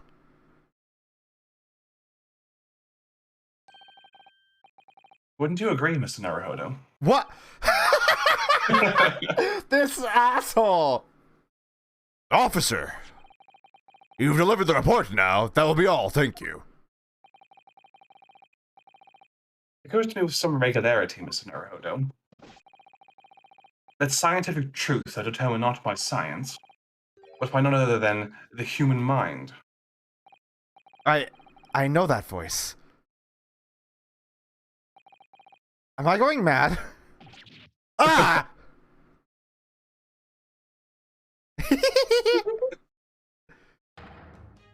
Mr. Sholmes! What is the meaning of this? Master of disguise. Look at him pop his leggy. Order! Order! Order! What business do you have here, detective? Last I heard, you were recuperating in hospital. As well as I would be, had I not been set upon an errand. What errand? Hurley, it's really you. You're awake at last. Yes, good day, Iris. I appear to be rather late to rise. My apologies. Now, my lord, you will humor me. In what manner, sir? I have something of great importance I wish to give to the young lawyer over here. I need no more than 5 minutes. Would you be so kind as to spare us the time? What say you to this, Lord Van Zieks? This trial has taken many hours of the court's time, having spent so long already. Exactly! Haven't spent so long already. We don't want to go wasting any more precious time. As I was saying, having spent so long already, it would seem churlish to deny the defense of me of 5 minutes. Hey, Gregson, you seem weird. A little bit jumpy, isn't A he? little bit jumpy. Very well then. Counsel, you have 5 minutes. Thank you, Herlock. I love you.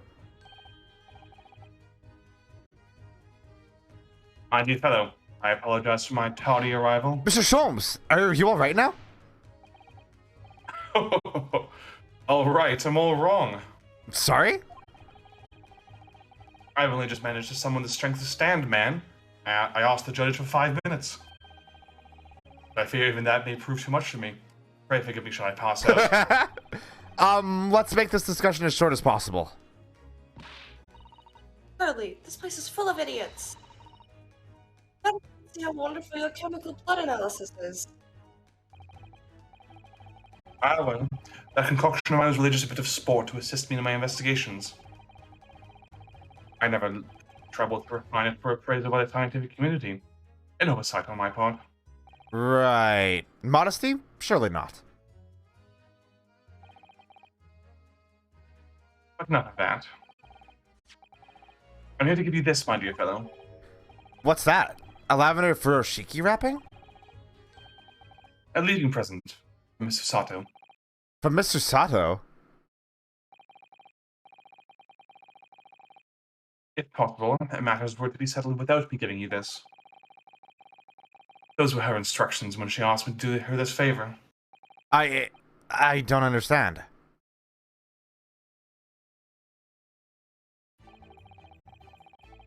Mr. Sato foresaw today's events, I believe. She knew that the culprit would attempt to escape justice by means both devious and underhand. And that you, Miss Naruhodo, fighting fairly as you are wont to do, would find yourself in considerable peril. At that very moment of crisis, you were to be given this small parcel. Those are the dear lady's instructions. A leaving present from Susato-san. Whatever could it be? A gun! What is this? Oh, Wait, that's the thing you make a hole with. Yeah, the cat flapper mat. where? Yeah. It's the machine I made. Ah!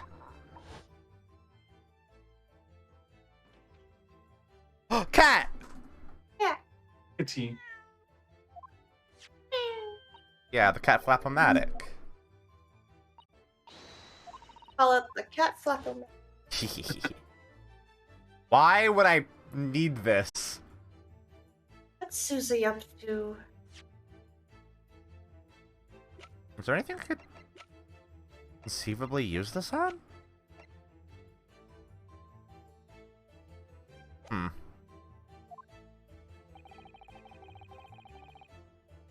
Mrs. Sato muttered the following words before she left.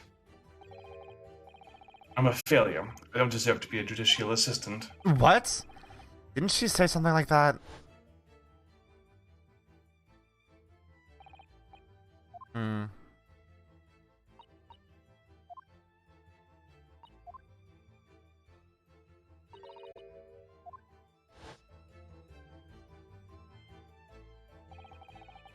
Whatever did she mean by that, Mr. Sholmes? That night, when we left Windbanks in pursuit of the thieves, Mr. Sato made use of this contraption for a certain purpose. Shut the fuck up!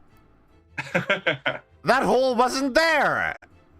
The coming together in your head mind brain? Yes! Because, okay, so I did notice. So when we originally, like, saw a close-up of the people, I noticed that the little handle on it has, like, a little, like, shape on it that looks like a little flower. Like, you know, like a shape that you would associate maybe with Iris. Yeah. That's so fucking good. Yep. Foreshadowing. No, not at all cryptic then. Susato-san used this cat flap-a-math that night, but why?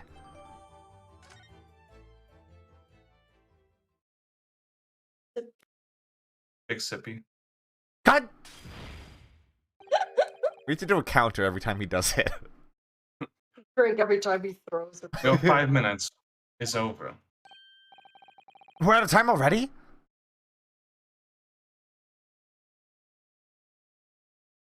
Then Shums passes out. I'm grateful to you all for affording that brief recess, Mr. Reaper. I need no thanks, Detective. After all, die is cast. Die, you say? Is it really? The jurors are unanimous in their leanings. No doubt my learned friend will consider a summation examination. But any attempt to alter the verdict now would be utterly futile. I wonder... Mr. Naruhodo, Yes? the rest is down to you, dear fellow. What is your plan? The rest is down to me? I need to be careful here. If I make a wrong move, the trial will end. Badly. My lord, the defense requests further cross-examination, I think. Yeah. Because I can prove that people wasn't there. Hmm. Further cross-examination.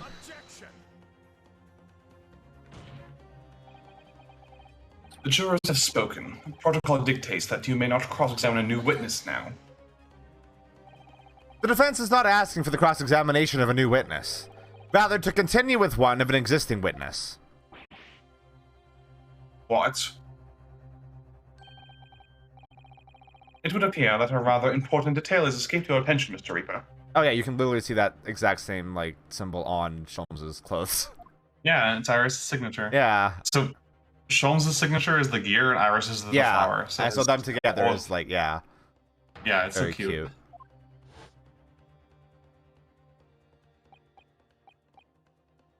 Ah, temporarily suspended. It ain't over. It ain't over yet! Nobody can say anything then. Bruno asks to resume his cross-examination of Mr. Graydon. Court is obliged to allow it. Get wrecked. This is absurd. Get fucked, idiot. I would remind those present that this is my courtroom. I concur the defense is entirely within its rights to request the continuation of the cross-examination. However, I will not permit an unremitting protraction of these proceedings. Therefore, I have decided to afford the defense one final opportunity in concluding the cross-examination. Counsel, you must choose but one statement from the witness's testimony, and but one piece of evidence to present in support of your argument against it. A single chance to present evidence? If, following that, the situation remains unchanged, I shall move to adjudication. Is that clear, counsels? You will not press the witness any further. What? Yes, my lord. Single statement and a single piece of evidence. Most generous. Well then, Mr. Naruhodo, high time I fell in a dead faint. I leave this in your capable hands. That's the best way. Mr. Sholmes! He's fucking dead. Can't even see him. He fell so far back. He fucking died. Oh my god. You stand so... Insouciantly. insouciantly? Yeah. Soup. To stand so insouciantly before the court in a state of such high fever. Either the man has extraordinary strength of mind or extraordinary lack of feeling. I imagine he's feeling very little now. The detective is sleeping soundly in one of the antechambers. Strike a man when he's down, why don't you? Well then, counsel, are you fully prepared?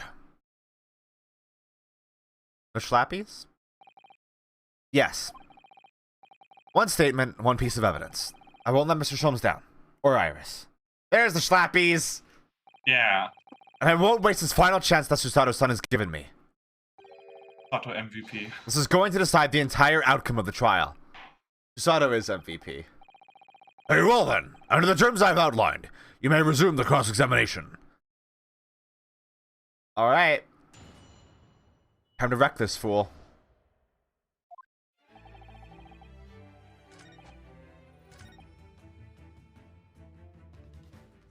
That with this. You know what? Motherfucker. For safety? He said I would have one more chance, so... I love that this music is playing here, though. It's so good. Objection. What on earth is that eccentric contraption, counsel? Oh, it's my cat flapping mat, my lord. It makes a way for cats to get in and out of a room. It can cut through any door you can think of, and make a new little door in the middle of it. Any thief would kill to have that. Absolutely. That's right, my lord. It's a device for creating so-called cat flaps. Flaps for cats. Small doors for cats to come and go as they please without their owners having to... I'm sure we can all work that out for ourselves. Ah! But that cat lover's contrivance has no possible relevance to this case. Oh, really? Of course it doesn't. To start with, there was no cat flap in the pawnbroker's door. Not being a keeper of cats myself, I'm afraid I fail to see what this has to do with the matter at hand. Perhaps it would help if I described its function another way, then. This contraption is able to create a peephole in any door you can imagine in practically no time at all. I beg your pardon? A peephole, you say? 2 nights ago, we arrived at the scene only minutes after the murder of Mr. Windibank had taken place. That's right. According to the paperwork at the yard, it was you, your Japanese assistant, and Sholmes. Yes, the 3 of us were together, and it's recently come to my attention that my assistant made use of this device at the time. Your assistant did what? There was a peephole in the storeroom door. I can attest to that. Because I looked through the peephole myself in order to see inside the locked storeroom. This is ludicrous. What are you trying to say? Of course there was a peephole in the door, as much my testimony. How else could I have witnessed the crime, for pity's sake? Yes. How could you? What? Counsel, kindly say what you mean. Alright, it's time. Time to strike the final blow. What I mean is this, my lord. My assistant made the peephole in the storeroom door, and until such a time as she did, the door had no hole in it to look through. What? No! Objection. This is a farce. Are you seriously suggesting the peephole in the door was... Yes, it was created only after the incident had taken place, by my judicial assistant using this device. Your assistant tampered with the crime scene whilst being fully aware of the gravity of her actions. That is a most serious act of vandalism. For which I humbly apologize, my lord. It was in the few minutes that I left the scene in order to pursue the Skulkin brothers and alert the police. Nevertheless, in the light of this new information, it becomes apparent that Mr. Grayton's testimony is riddled with holes. Riddled with? Explain yourself, counsel. The majority of Mr. Grayton's testimony that appears to incriminate the defendant is based upon what he witnessed through the people in the storeroom door. Yes, that filthy girl shooting the man in the back. However, if at the time of the incident, that people did not yet exist in the door, there's no possible way that you could have seen what you claim to have seen. In short, your entire testimony is a pack of lies.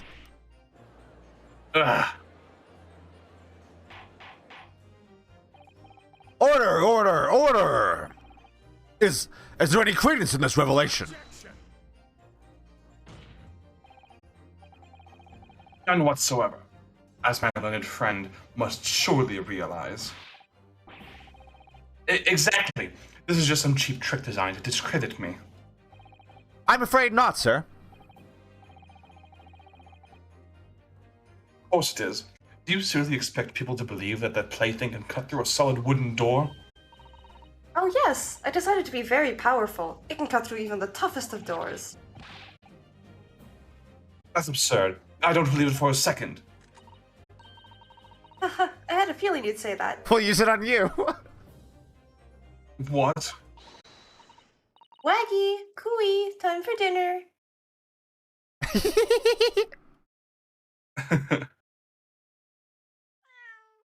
Hello, Kitty. Well? Young lady, this is the Old Bailey. One does not make cat flaps in the oak paneling at the Old Bailey. I'm not done yet, don't worry. This doesn't mean that the peephole in the storeroom door at Winterbanks was made by your machine. There's no way you can prove it was. No, but it's easy. What? The cat flaps my cat flapomat creates are all of fixed size. The dimensions of the peephole at Winterbanks are an exact match. Get wrecked, idiot. Old Silky's lost for words. Excellent work, Iris. Thank you. Now it's my learned friend's turn to be lost for words, I feel. Huh? I believe your judicial assistant has already left the country for your Eastern Island home. Well, yes, that's true. Then you may have some difficulty in establishing all of your facts. For the sake of argument, let us assume the peephole has the dimensions that are perfectly fit for this contraption. In that case, when was the peephole cut? Prosecution demands proof of your answer. Ah! What is the purpose of your line of inquiry, Lord Van Zeeks? It's very simple, my lord. Right? Oh. Oh. Oh.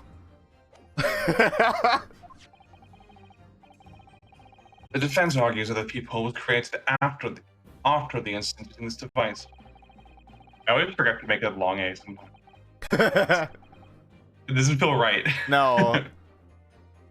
But now that the perpetrator has returned to her native land, she cannot testify to the fact. There is no proof. Ugh. And for as long as the defense remains unable to prove when the peephole was made, my learned friend's claim amounts to nothing more than a baseless accusation. About that. Are you sure about that? Indeed, that is so, Lord Van Zeeks. Well, counsel. Give up now, Bruno. This is the time to create your own opening and force your way through. Okay. I don't know if I can do this, but I do know one thing. Susato-san is the greatest judicial assistant in the world. Very well. The counsel for the defense will present evidence to support the claim made. Proof that the people in the door of Winterbank's storeroom was created after the event and not before. So this one, I think. Or this one? This one shows it not being there, right? Yeah. Yeah, the photograph of Gina is the one you should present. Yeah. What are you? Oh shit. Oh, shit. Oh, fuck. A French from the detective's infernal cameras again. My judicial assistant, Miss Susato Mikotoba, is an extremely intelligent and capable woman, which is why I never had any cause to doubt that she would have considered the scenario and made sure I had the necessary proof. The necessary proof is this photographic print, Counsel. This print shows a scene in the shop moments after the defendant entered the premises. Agreed. And it also shows the accused mercilessly wielded a gun in the direction of the defense's broker. But more to the point, it pictures the storeroom door in the background. Let me see that print again.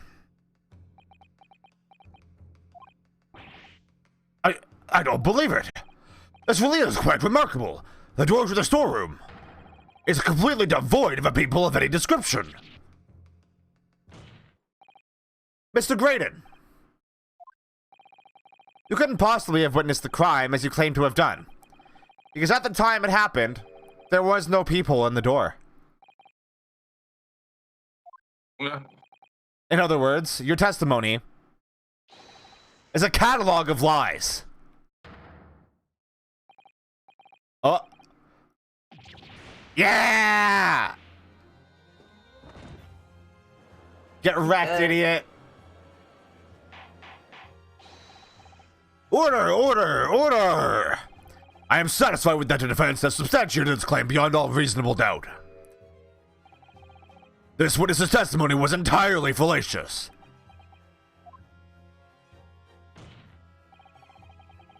That's not the only thing we know beyond all reasonable doubt. My lineage friend's assistant's guilt can no longer be denied. The woman tampered with the crime scene. Have fun getting at her. But more importantly, Good lord, there's more, Lord Van Zeeks. Always more with you. the defense may have established a reprehensible instance of perjury. But that is no proof that this man is the victim's killer. How do they see the blood? Yes, that's right. What? I was there at the scene. It's true. And I was shot in the arm. It's true. That's all. Yes, in fact, if you look at the circumstances, I am the victim here. Oh, please. I don't believe this. But they're right. As it stands now, I don't have any definitive proof that he is the culprit. So, he can't worm his way out of it now. Iris? Know what they say. There's no point locking the cat's door after the cat has bolted. Is that right, Runo? As Hurley always says, one lie begets another. No, wait. That might have been a line I wrote for him in one of my stories. Well, no matter who said it first, you're right. Mr. Graydon, not only did you give false testimony to the court, but the lies you told make no sense. Make no sense. What do you mean by such a remark? What you said in your testimony reveals that you know something you shouldn't have known. In other words, there's a fundamental inconsistency in your statements. What? Objection!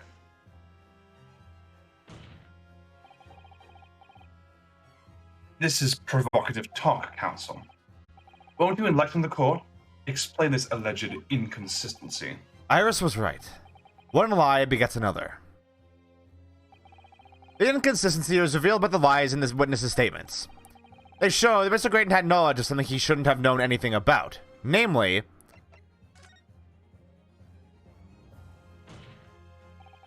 the bloodstains that were present on Miss Lestrade's coat.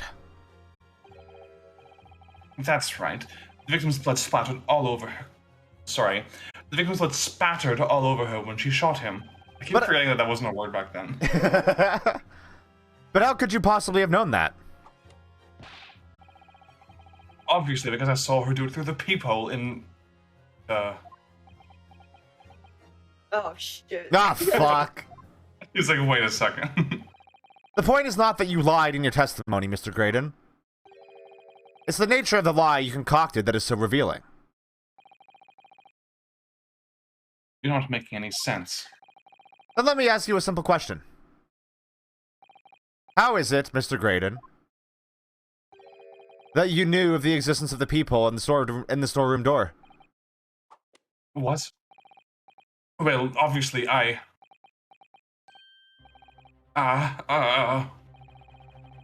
the cat got your tongue, witness. The peephole in the door was made after the incident occurred. And once I returned to the shop having failed to catch the two burglars, Scotland Yard's investigators arrived immediately. Wait. Since that time, the police have been in Windibanks constantly carrying out their investigation. Isn't that right, Inspector Gregson? Well, yes, of course. The place is chock full of pawned articles, and my lads have to thoroughly examine them all. So I gave the order to have officers working around the clock and shifts so we get through it all. And consequently, there's no way that you, Mr. Graydon, could have gained access to the shop. Therefore, you should have known nothing about the people in the storeroom door. So the fact that its existence forms the basis of your testimony is completely inexplicable. Objection. Yet, the fact remains that Mr. Graydon did maintain that he witnessed the crime take place through the peephole in the door. How on earth is that possible? Hello? Oh. Could I have a word, please, Lord Van Zeeks? Speak, Inspector. It's just that I really ought to be getting back to the station now to put in my report. There's really nothing more I can add to this testimony, so if it's all the same to you... Mission denied. Man, I love when people try to leave. It sure does implicate them. Like, at least be creative about it. Yeah, like... oh. It's not all the same to me, Inspector, not at all. You'll remain exactly where you are until this trial concludes. Of course, sir. Mr. Graydon. You shouldn't have known about the existence of that peephole. Which can only mean that you must have been informed about it by somebody else. Ugh. Objection. Stop there, my learned friend. You realize, I trust, that the words you just uttered are... you realize, I trust, that the words you just uttered have extremely serious implications? Yes. But the defense believes that the details about the case that Mr. Graydon claims to have seen must have been revealed to him by a certain person before his testimony. And, in fact, considering a particular clue we have, there's really only one person that could be. Who is the person in question, counsel? Who gave this witness details of the crime scene to facilitate his false testimony? Huh. Good twist, huh? Interesting. The truth is, it can only have been you, Inspector Gregson. Me? Objection. I love a detective twist. It's so good. It's great. I love it because like the entire first time I was playing this case, I was like, Graydon doesn't really feel like he's like final boss material. Like No. You kind of get him dead to rights pretty early, and then you realize, oh, there's not one villain, there's two villains in this case. Yeah. Oh, it's so good. It's really good. You had better have some proof to substantiate such a rash claim, my learned friend. Consider the fact that we have only been aware of Mr. Ashley Graydon's identity for the last few hours. We learned of it only during the course of the trial today. Indeed, preparations for his testimony were made with great urgency during our hour-long recess, while the police executed the subpoena and brought the man here from the communication station. And until that time, Mr. Graydon would have had no idea. No inkling that he would suddenly be required to appear in court. Are you suggesting that until such time as he was summoned? Yes, my lord. Until then, it's reasonable to assume he knew nothing of the peephole. It was only once Mr. Graydon was in the stand that he realized his position. That he would have to defend himself against the accusation that he was the third intruder. You're suggesting to the court that it was while this trial was in progress that he received this information? So that he could commit perjury in order to save his skin? Exactly. And the only person with knowledge of the investigation that he had any contact with is you, Inspector Gregson. This is a bloomin' outrage. Why would I be giving away details of our investigation to this fella, eh? I was summoned to his lordship's chambers during the recess in any case. Had you forgotten that? Quite true. I had a number of questions regarding the events that transpired at the pawnbrokery. Which means... the first time these two laid eyes on each other was after proceedings resumed following the recess. I called them out on that, though. Since then, they've been in full view in a stand where such illicit discussions couldn't possibly have occurred. Ah! Oh, I've just remembered something, Bruno. What is it, Iris? There was one time before, wasn't there? I think it was when Ginny was testifying. Oh, yes, now you mention it. When the bailiff was dispatched to retrieve McGilden's music box from the scene of the crime. That's it! It was during that testimony. I remember finding it strange at the time. Mr. Graydon and the inspector seemed to be having some kind of secret discussion. It would have been possible for you to give Mr. Graydon the information he needed then.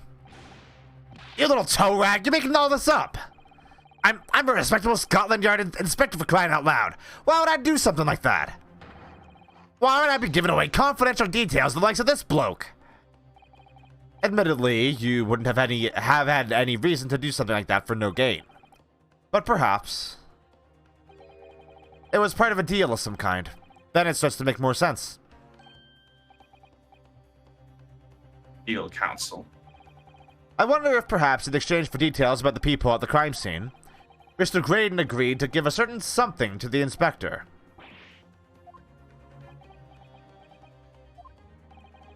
I am sure I need not remind the inspector that, if found to be true, striking a deal of any kind with a witness would be considered a gross case of malfeasance. Well, Objection.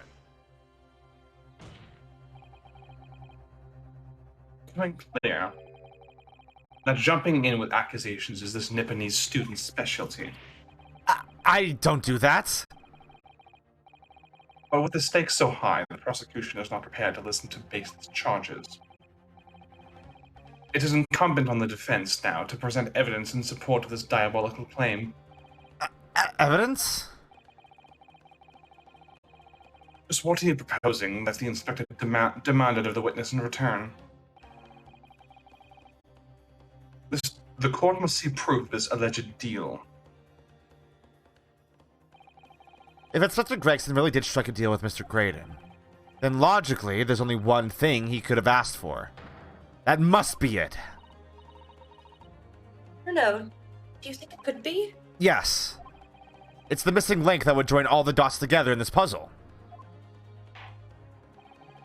I must press you for an answer now, counsel.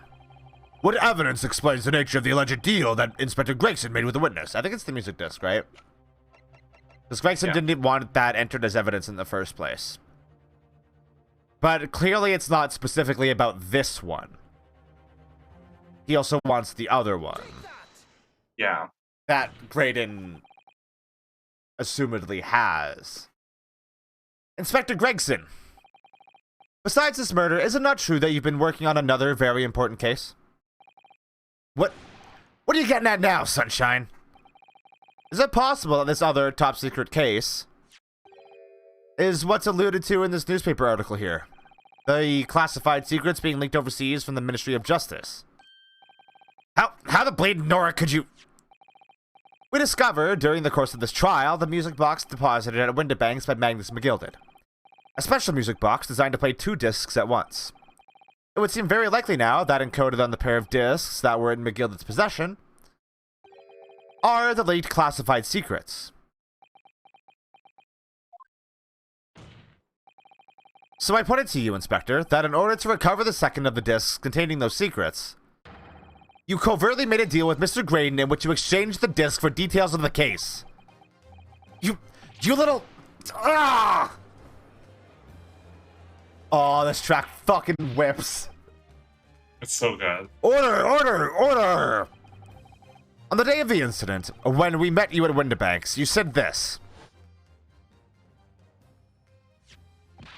You know what, for the flow of this, I'm going to actually voice this. Okay. I'll be taking that whatever it is McGillen's down to the yard, thank you very much. So hand it over.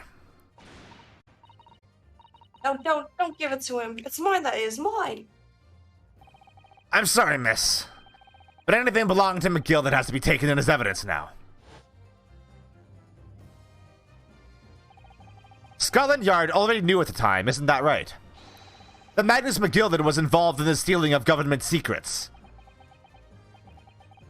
My orders were, recover the medium used to convey the secrets leaked from the ministry. And do it on the QT, strictly hush-hush.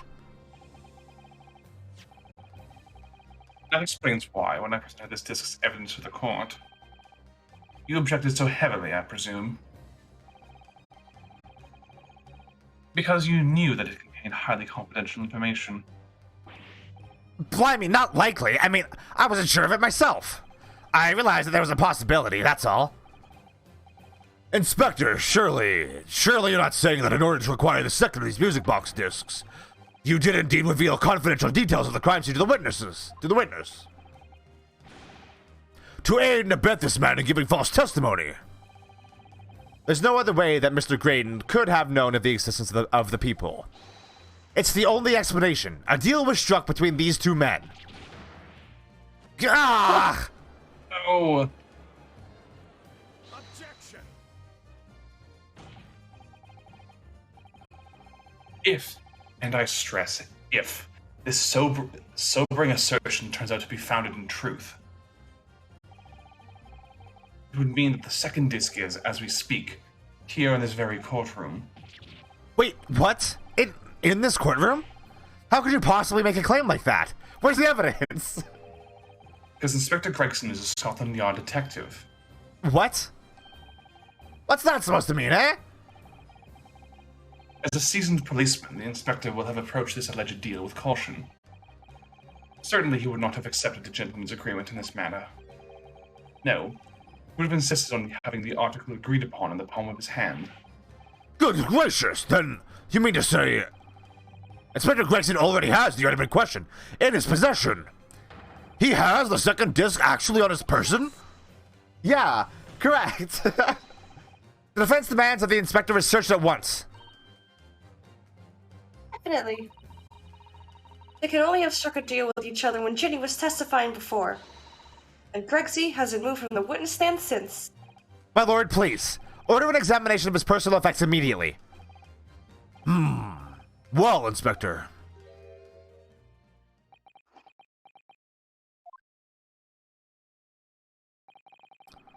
This young lad wants to tone down his imagination. He's insulted me and my profession quite enough. However, if it'll put this matter to bed and dispel any doubts about my involvement, then I'll happily submit to a body search. What? He's going to... I know what happened. He's going to agree to it. I presume you're aware of the precipice in which you now teeter, my learned student friend. You've made a most serious allegation against Scotland Yard here. If, following the search of the inspector's personal effects, no disc is found... No, we don't... Actually, we shouldn't search the inspector. You will be deemed unfit for court service, and this trial will end. And my country's government will formally demand of yours that you are severely reprimanded. That sounds serious. Indeed. To have a visiting student make such defamatory remarks about our country's most senior police force is not something Her Majesty's government will be able to overlook. You're just threatening Runo because you're scared. The accusation is beyond serious. You must be prepared for grave consequences. It's true. I can't imagine Gregson would have accepted a gentleman's agreement for something so critical. The disc must have physically changed hands, which means the inspector should have it. But somehow, something doesn't feel quite right here. Very well, Counsel. You know the implications, so let me ask you one final time. Yes, my lord. Do you still persist in formally requesting a search of the inspector's personal effects? Yes, the defense formally demands the search be conducted. Well... Don't say what you weren't warned. Your typical Nipponese stubbornness may well land you in hot water this time. Perhaps the lesson will do you some good. Fair enough. I've got nothing to hide. Very well, then. Bailiff, conduct a search of the inspector's personal effects. A wet slap. The defense demands a search, but not of Inspector Gregson. What? Now what's all this? I'm the one you're accusing, aren't I? I thought you wanted to search me. No, Inspector. Not you. Somebody else. What's the meaning of all this, eh? Lost it at last, have you, Sunshine? The court shouldn't have put up with this nonsense. You're being completely irrational. Oh, hello?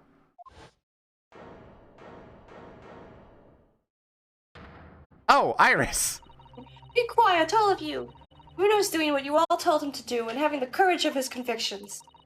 So you should respect that and listen to what he has to say in good faith. Because that's the British way. Sure it is.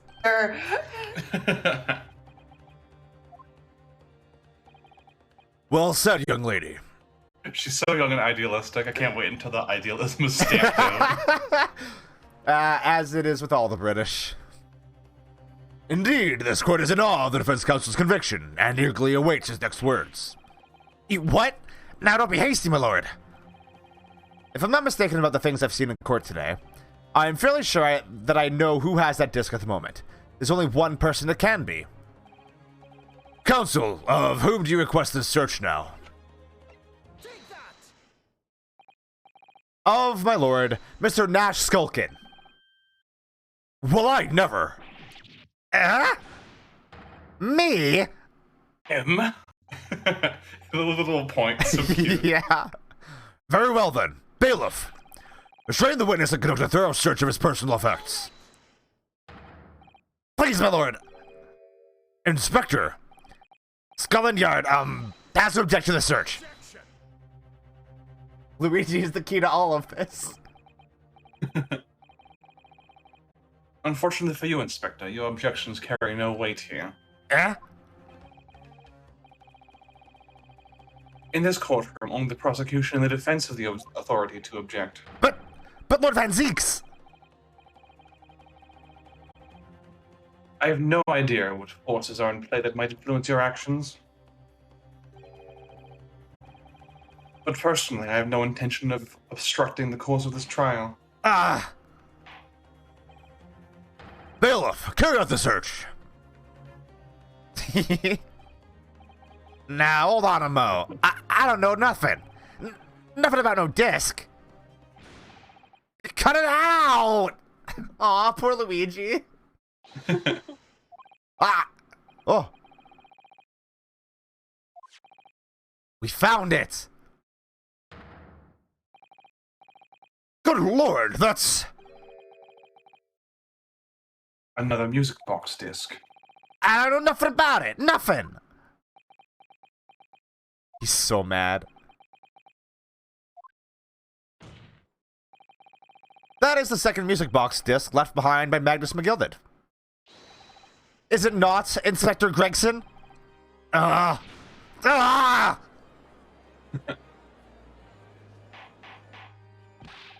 Order, order, order! Mr. Skulkin, what have you to say for yourself? Gordon Flamin' Bennett. I swear I didn't know nothing about that disc. Honest to God. Counsel, would you please explain what exactly is going on here? The alleged deal that was struck was between this witness and this detective, no? Without question, my lord. Then for pity's sake, why on earth was this man in possession of the disc that the inspector traded for information? Inspector Gregson is a shrewd, calculating man who rarely loses his composure. But at one particular point in this trial, he exhibited some unusual behavior for a brief moment. I don't recall. What unusual behavior? It was, yes, during my cross-examination of Mr. Graydon.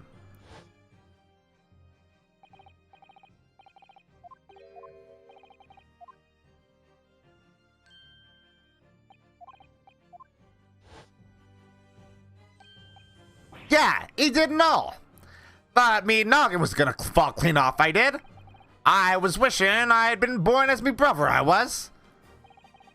And what exactly happened to make the detective attack you like that? I ain't got a clue. He just suddenly turned and grabbed me, whistled like that, and started shaking me.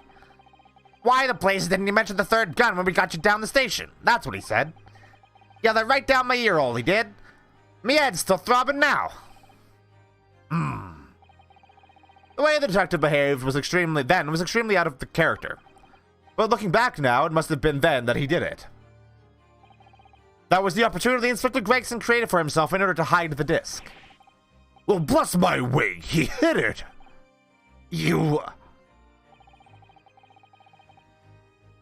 But I'm afraid to fail to comprehend the motive here. If the detective had acquired the disc he was after, why on earth would he then proceed to hide it in another man's pocket? This is a court of law. He could have submitted the item as evidence.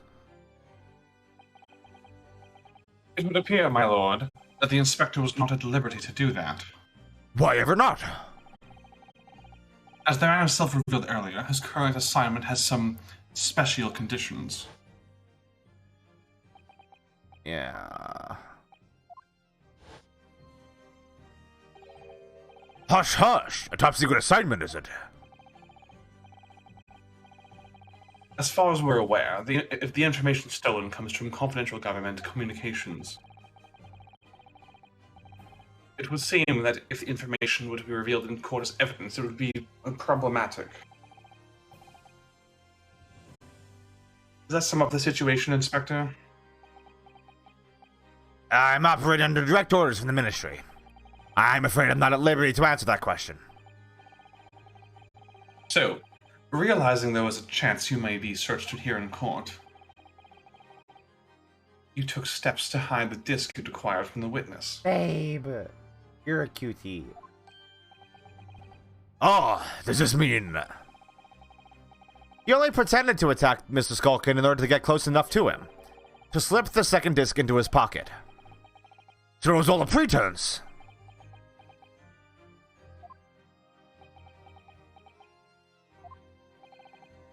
Well now, Inspector Gregson, and you, Mr.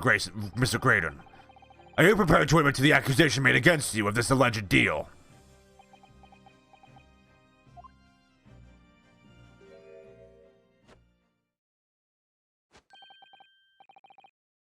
Admit to it, yours truly, believe. Mr. Graydon!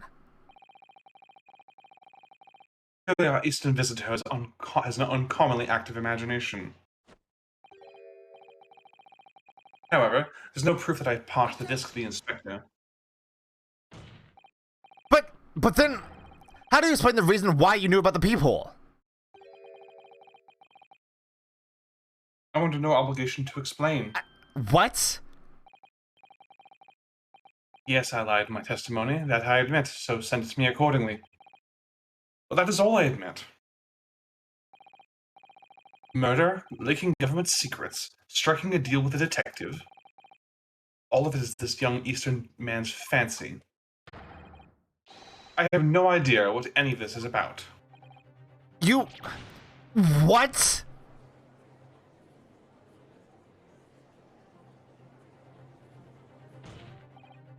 Well, what about you then, Inspector Gregson? Do you admit to making a deal with Mr. Graydon in order to acquire the disc? Ladies and gents of the jury, as a Scotland Yard investigator, I will declare this and nothing more. I am acting in the best interest of the country. Whatever I've done has been in the name of justice. So, as members of the public and of this fine country, I'd like to think that justice will be your guiding light when you're making your decisions. Okay, but obviously Gina's innocent, right? This is quite a quandary indeed. Rarely have I encountered such extraordinary tumultuousness in the concluding of a trial. Nevertheless, in the absence of any further evidence to be presented, I believe it is time that we put the matter up to the jury for their final leanings. As fellow servant of the Queen of Country, I must say I sympathize with the old inspector. Why? Yes, he's a dependable man, I'm quite sure. In service, one becomes a good judge of character. He's a cop. Even when crossing your eyes doesn't help when it comes to looking at this case, it's all blurred to me. Well, as a fellow professional, I'd like to put my faith in the detective, really. Graydon, a highly skilled operator. Stop. Currently in presence of idol. Stop. Detective is very much thrust in eyes. More than this I cannot say. I don't believe it. These 6 jurors are... They're going to believe Gregson. If they declare the decision now... Is Ginny going to be found guilty? If I don't manage to produce some definitive evidence right now, then we're going to lose. Either there's some proof that Graydon killed Mr. Windibank or stole those government secrets, or some evidence to force Gregson into admitting that he struck a deal with the witness. Well then, counsel, I think it's time I impose on the jurors to declare their final decisions, no? That is, unless you have some compelling evidence you have thus far not presented to the court. If I let the judge call on the jurors to announce their leanings, Gina will be found guilty. No choice then, Runo. You have to throw some more evidence at them. This is it now. It all comes down to this. Who do I present evidence against? Gregson or Graydon? Okay, fuck.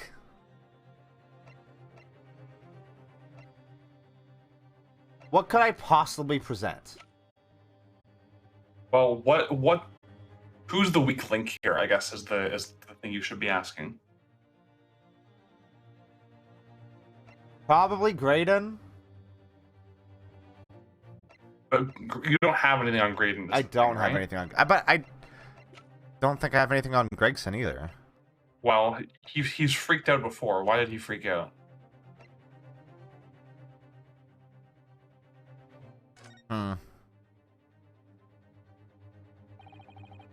Inspector Gregson, there's one final piece of evidence I would like you to see. Yeah? What's that then? If you refuse to acknowledge that you did in fact strike a deal with the witness here today, then you leave us no choice but to examine this piece of evidence thoroughly. Well, go on. This is my last chance. It looks like I'm going to have to force his hand here. One final piece of evidence to get this detective to admit to the deal he clearly struck with Graydon.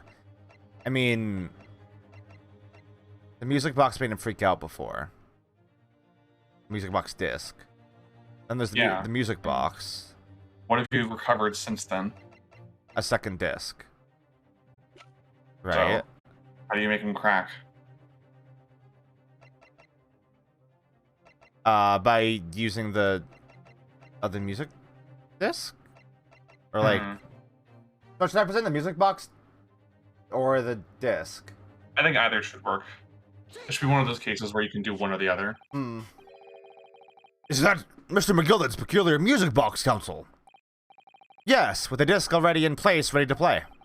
I think perhaps now would be a good time to listen to the sound produced by the music box again. Only this time,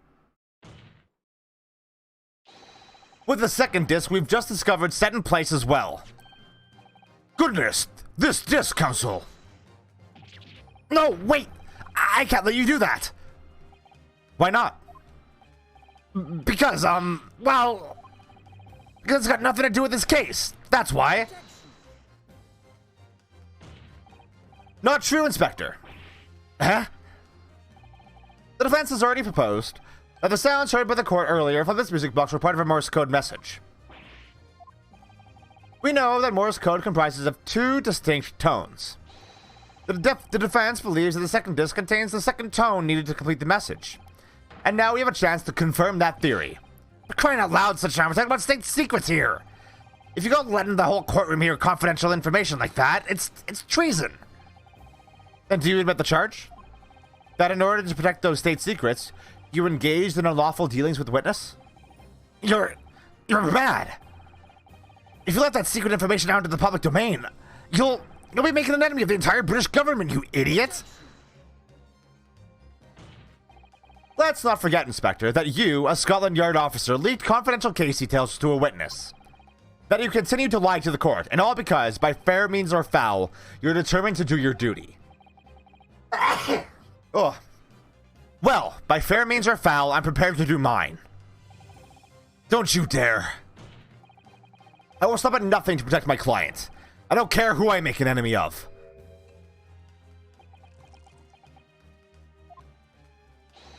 My lord, if you please. The court must hear the sounds made by that music box. Come on, Van Zeeks, for Pete's sake, stop him!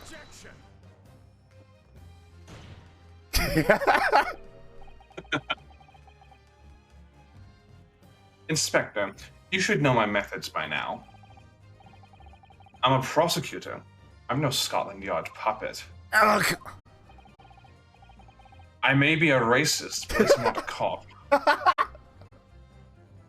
In this courtroom, my duty is to the law, so let me propose a toast. To uncovering the truth, by fair means or foul. No! Very well. The defense's stance here and that of the prosecution has been made very clear, I feel. Therefore, in accordance with the defense's request, the court will now listen as this music box is set in operation once more.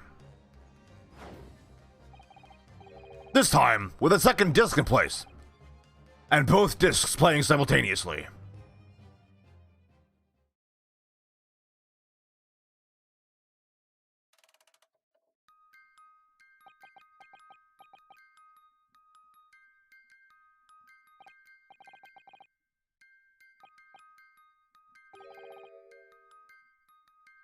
Is it? Alright, I admit it. Whatever you want. But for the love of God, shut that blooming box up! Stupid. Oh, that's such a good moment. Let me ask you again then, Inspector Gregson. Did you, or did you not, strike a deal with the witness next to you in the stand, Mr. Ashley Graydon? Specifically, did you furnish the witness with confidential case details in exchange for this music box disc? Did you reveal the existence of the people in the pawnbroker's storeroom door, Inspector? I did. Oh, what are you doing, man? It's all exactly like the young Eastern lawyer said. When the trial resumed after the recess and we were stood here in the stand together, that's when he approached me with the deal. Shut up, you imbecile. Huh? Oh. You're the detective who turned up at the pawnbroker the other day, aren't you? I may have something you're looking for. Very moment. So how about a trade? I suggest you accept. Or information that will make certain individuals uncomfortable will soon become very public indeed. I couldn't let that information become public knowledge. Not under any circumstances. So I accepted this man's proposal and told him details about the case that should have put him in the clear. The people on the storeroom door and the bloodstains on the overcoat. By giving false testimony, this witness intended to have the defendant wrongly accused of murder. Inspector, you knew that. And you still revealed those details to facilitate the witness's perjury. I did. But then it turned out the people had only been made that night after the incident took place. Scotland Yard wasn't aware of that, if I'm perfectly honest. Well, Mr. Graydon, what do you have to say for yourself? There's nothing and no one left for you to hide behind. You struck a deal with the inspector in order to escape conviction of a very serious crime. Namely this. You were the third intruder who broke into the pawnbrokery on the night in question. And you perpetrated the murder of the proprietor, Mr. Pop Windabank. You... Oh. Traitor! Gregson's about to fucking die. Did you cough up a chip? Yeah. Bailiff, restrain that man! At once! He coughed up an entire chip. That's it then. It's all over.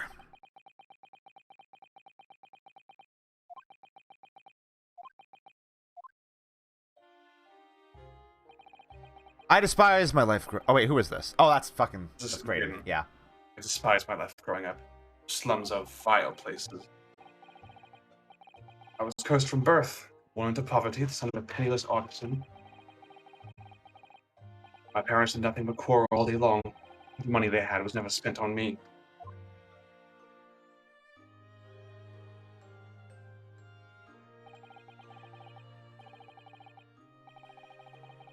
So I set about studying, better myself, to one day escape from that hellhole. And you eventually became a communications officer. I admire your determination. But then you decided to try to sell government secrets? Why?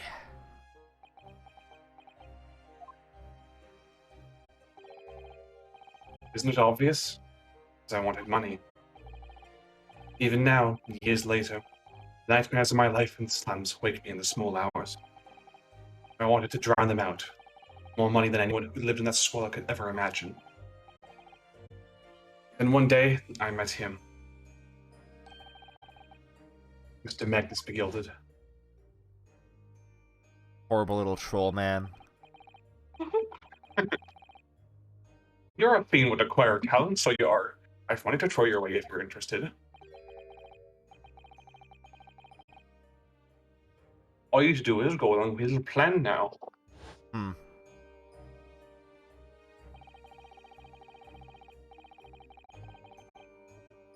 I was to steal the ministry's telegraphic message logs, and McGilded would buy them for a handsome sum.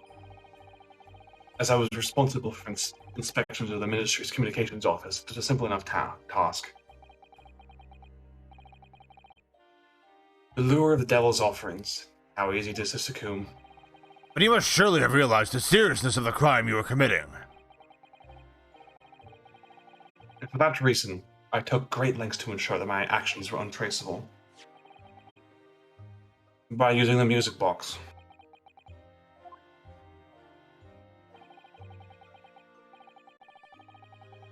My father was a brickmaker. My mother divorced him when I was still a child. Yes, Mr. Mason Milverton. That's right. He was very skilled with his hands. He'd once been a music box maker's apprentice. I imagined his skills would be sufficient to create the machine that could generate Morse code. So I sought out my father again to employ his services.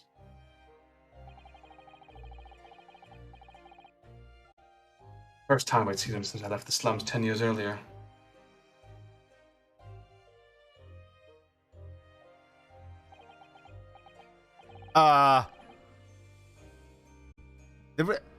Did we have anybody? No one, he's dead. No one. He's no dead. One Yeah, you know what? before. Yeah, whatever. That's fair. He was a different man to the one in my memory. A thin, frail old man. Poverty had never broken him, never corrupted him like it had me. I was sure he wouldn't help me if I told him the real reason.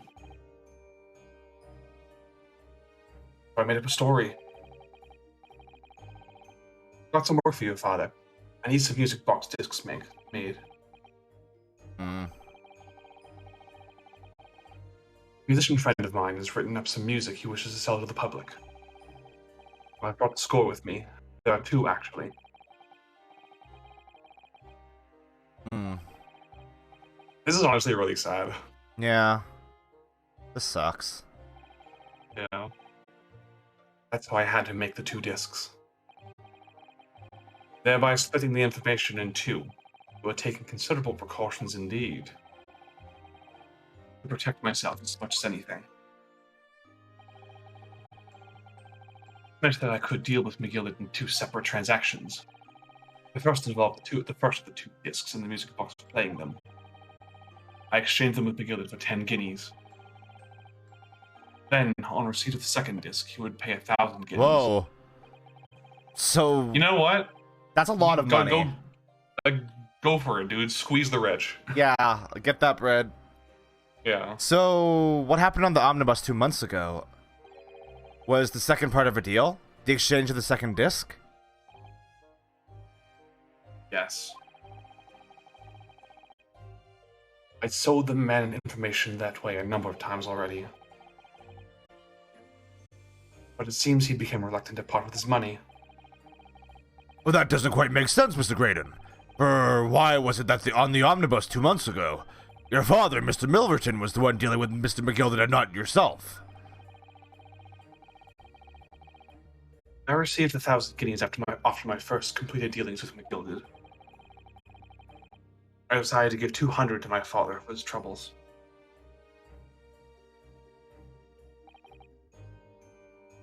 My father realized something was amiss. In time, he worked out that I must be involved in something dubious. And when he did, he said to me,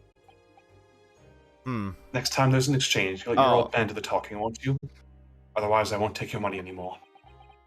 It's actually a good way of delivering those lines, since he's just saying it. Yeah.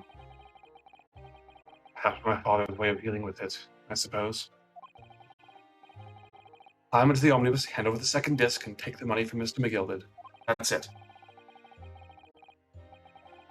He had no idea what was actually on the discs I'd asked him to make. Never know.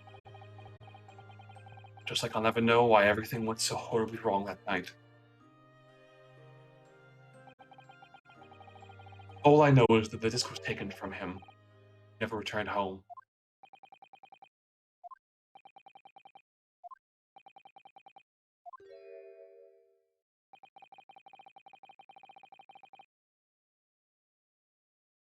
Only then when I found out what sort of a monster Mr. McGilded really was. So after 10 years of not once uttering it, I swore my father's name.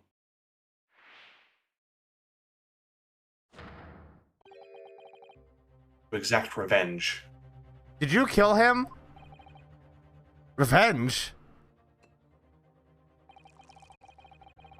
As anyone with even the remotest knowledge of the man will no doubt be able to imagine.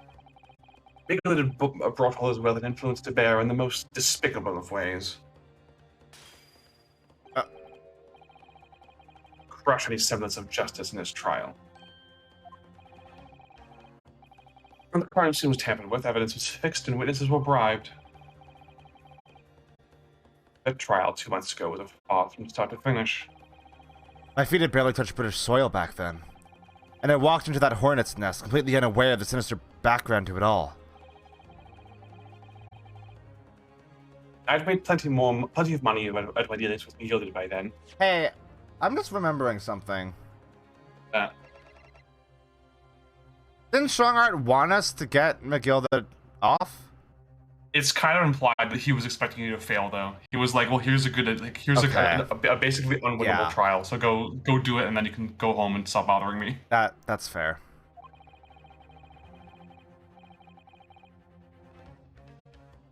So I spared nothing in my arrangements 2 months ago. I knew exactly who to hire. If you're willing to pay the price, there are people in the city willing to do anything you ask. McGilded himself has shown me that. Are you saying that? I think you have the picture now. After we twisted everything to his favor in the courtroom to ensure that he walked free, I took matters in my own hands and delivered the justice that monster deserved. Yeah, Cookie, he said the only way that he'll take you on as a lawyer is if you get McGilded and not guilty verdict. I think Cookie's implying that in a different way. Oh, Wakasti missed it. Didn't make the sex joke. Oh, It's all... Give me a look.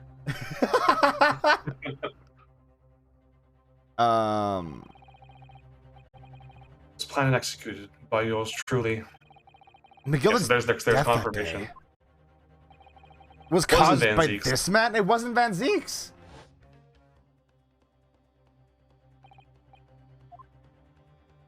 Right.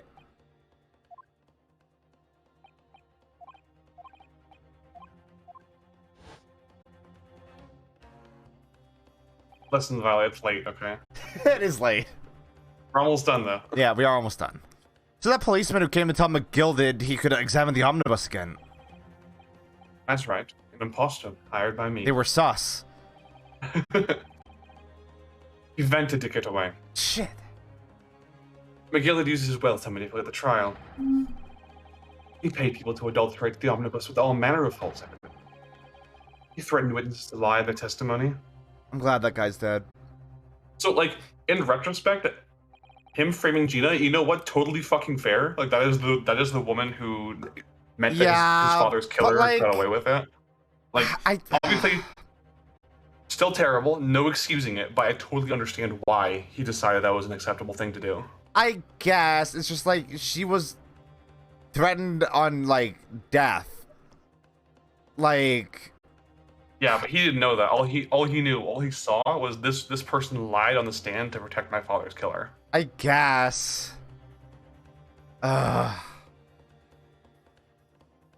don't think you said this one. Oh. So I gave the man a taste of his own medicine. Once the omnibus was doused in paraffin, one of my sham policemen ushered McGillard inside and sent him on a one-way journey to hell. I thought you broke your cane. You got another one. Okay. An eye for an eye. That's how I avenged my father's death. A spine-chilling account indeed. That wasn't the end of it for me. It was a loose end, you see. A loose end? Yes, I should think it's obvious. The second disc, which my father had taken to exchange with McGilded. Ah, yes.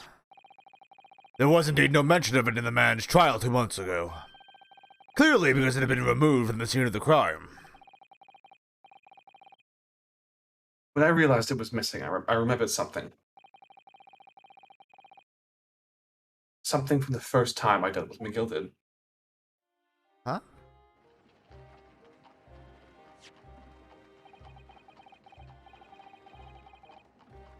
Should I say this, or? Yeah, this is new dialogue, I think. This is the first of the 2 discs, and the music box you need to play them. Well, look at that now. What an ingenious little invention.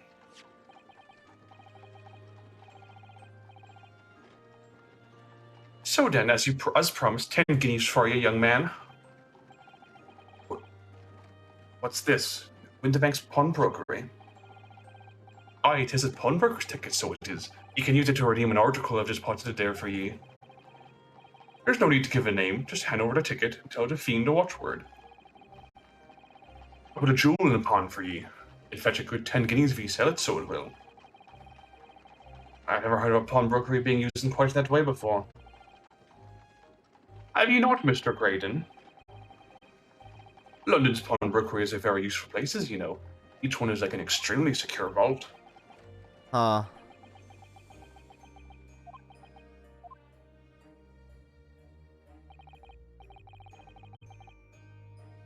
So I knew that if he'd taken steps to hide the disc, it would be in that pawnbrokery somewhere.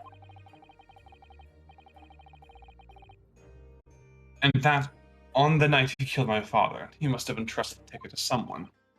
Yes, to Gina. I remember now that when we first met you at Winterbank's that afternoon 2 days ago, you had a description of Miss Lestrade written down. How did you know who you were looking for? In the trial, that pickpocket's testimony was clearly peculiar. Anyone could see that. I realized immediately that she was another one of McGilt's pawns. That he must have threatened her somehow. I was fairly convinced that it would be her who had the ticket. So I started to make some inquiries. I had strong suspicion that the girl would come out of the woodwork on the redemption deadline. And he was absolutely right. And yes, sure enough, she did.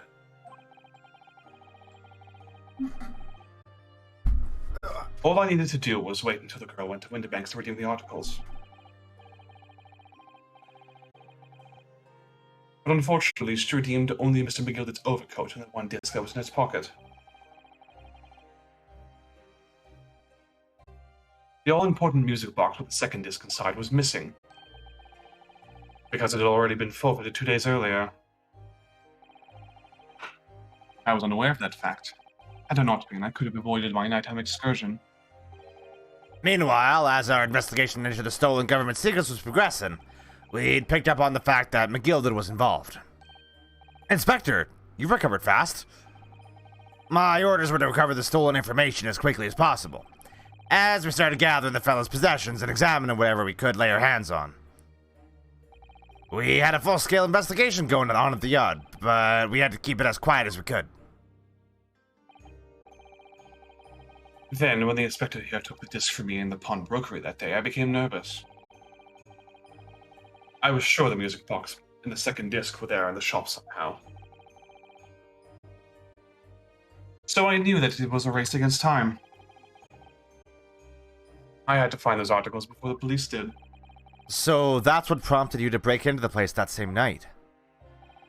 With the help of your old friends, the Skulkin brothers. What happened that night in the pawnbrokery? I can only describe it as a nightmare. While Nash and Ringo were searching the counter, I'd located the music box I'd sold to McGilded on the shelves of forwarded articles. And the second disc was inside. Yes, I slipped it into my pocket with a very deep sigh of relief. But then, something entirely unexpected happened. Oh, yeah. He died. A gunshot rang out in the shop, and I felt a sharp pain in my left arm. The broker fired his gun, and the bullet pierced your limb. Yes, exactly. But unfortunately, I decided to bring my own gun with me that night, just in case. Hmm.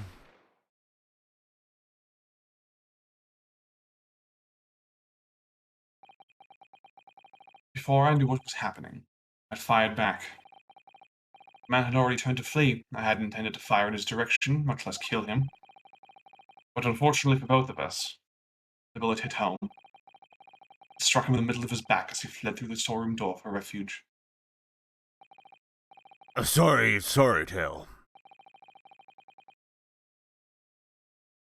It all took place in the blink of an eye. I don't imagine Nash and Ringo even realized what had happened at first. I was terrified, so I fled. And that's the whole story. That's everything that happened at Winterbanks on that wretched night. Hmm. Almost like his name is symbolic, huh? What, Graydon? Things aren't always so black and white, good and evil. Ugh.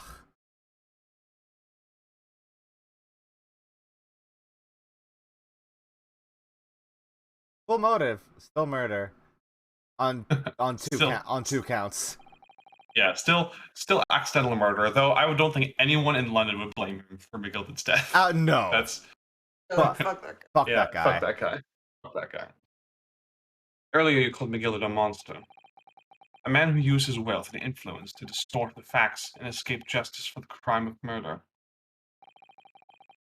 What tragic irony. What you have done is exactly the same. Damn, get wrecked. You've become the very monster you saw, despised so deeply in McGilded.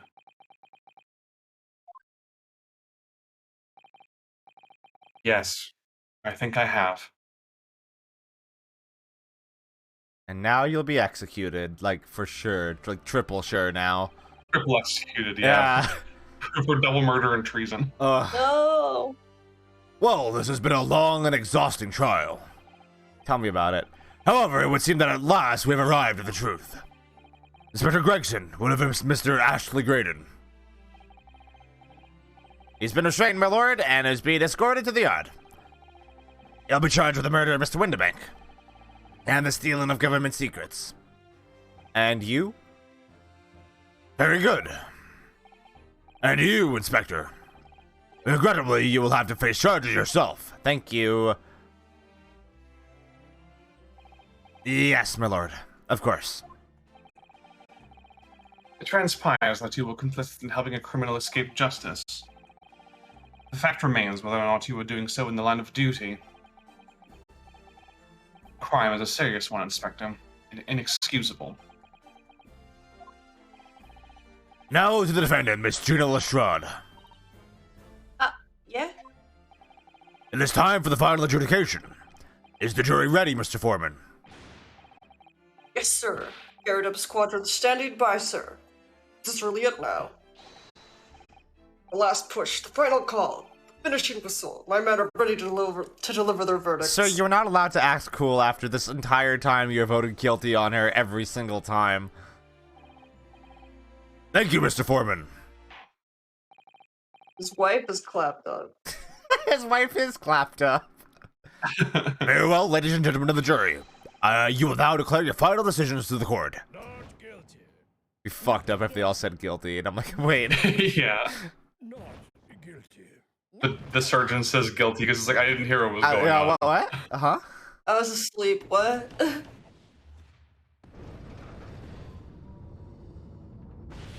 Yeah, that's how that works. Ha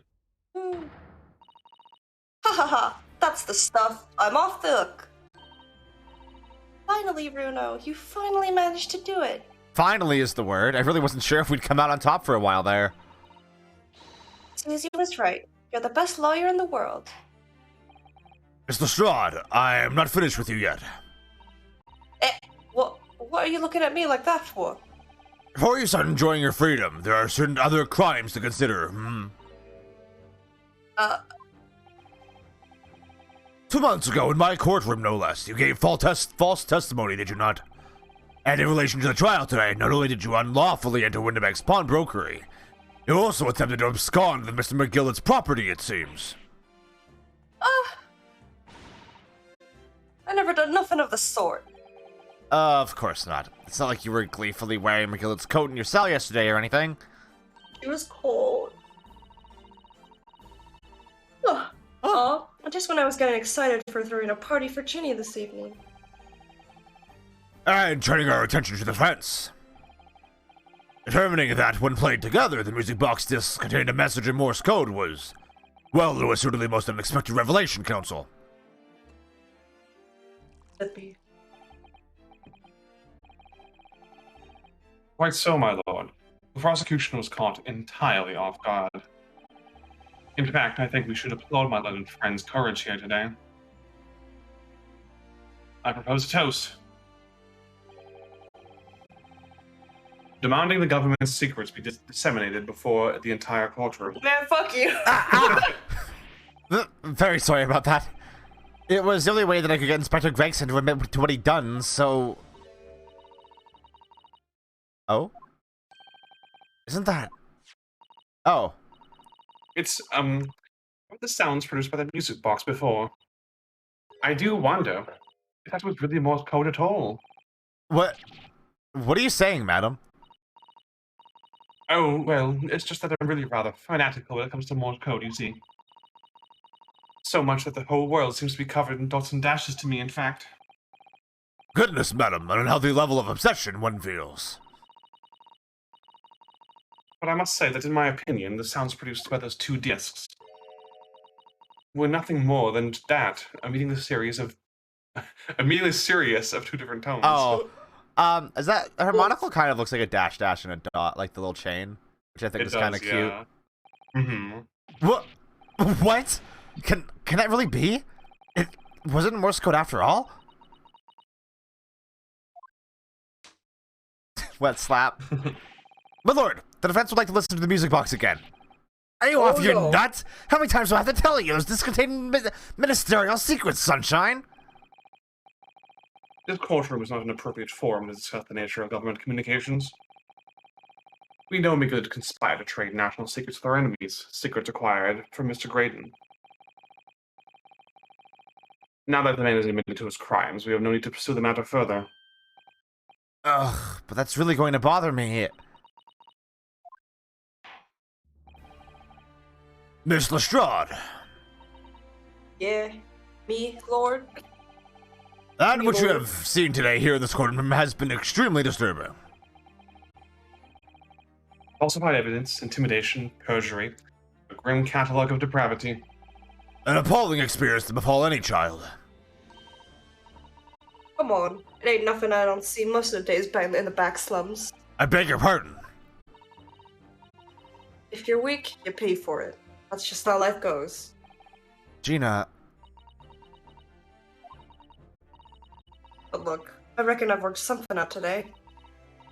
The world ain't fair, but if you want it to change, gotta start at home. Gotta start how you are yourself.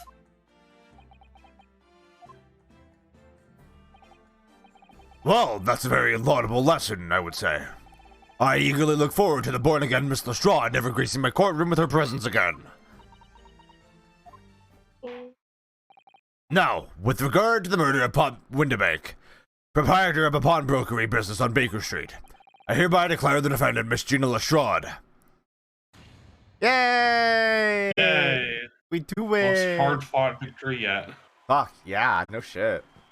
I love Ryusuke's little moment at the end where he's like, I don't care about myself, I don't care about my reputation, Yeah. I'm winning this case for my client. Absolutely. Wait a second. Ah, God. She shot that. she shot that. She did that. She shot her shot. That is all. Court is adjourned. Go home, everyone. Oh. Oh. Hello. We're fighting.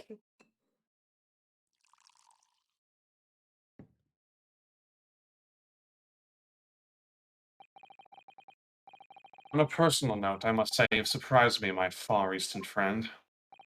Ah. Oh.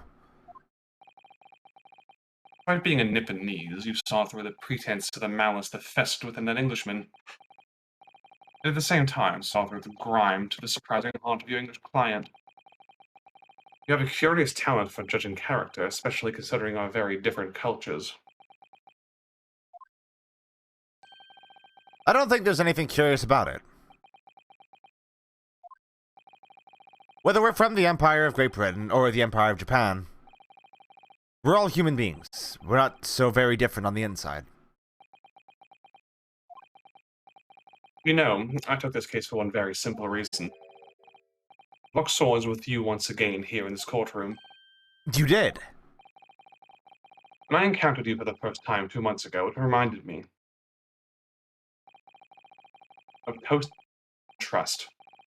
Oh, 1 second, it's frozen. Oh no. Another Nipponese, only to find my trust betrayed. Huh? Through you, I helped look into the eyes of the man I once knew and try to understand. You mentioned something similar earlier today, about total betrayal at the hands of the Japanese. What happened exactly? You may ask. And one day, when the time comes, you will learn the answer, whether you like it or not. I still think that's kind of lame. It's like I'm racist because one Japanese person hurt my feelings. Yeah. You stole my girl. Alright, then I'll wait for that day if I must. And I'll steal your girl again. Coming to a nose of the Reaper of the Bailey and my retirement from the service 5 years ago gives me cause to wonder if our meeting has some deeper purpose. Why? So, farewell, my loaded Nipponese fellow. Till we meet again. Hello. drunkenly stumbles out of the court. He's had so much to drink. Get me a carrot. It's done. It's over at last. But Wow. where's Iris disappeared to? Hi, Gina. Ah! Congratulations, Gina. I knew it all along. I knew that you were innocent.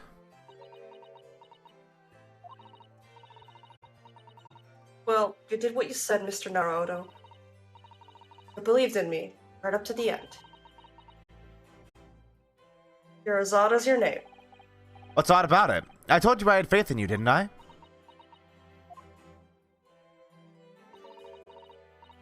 No one ever asked before, see?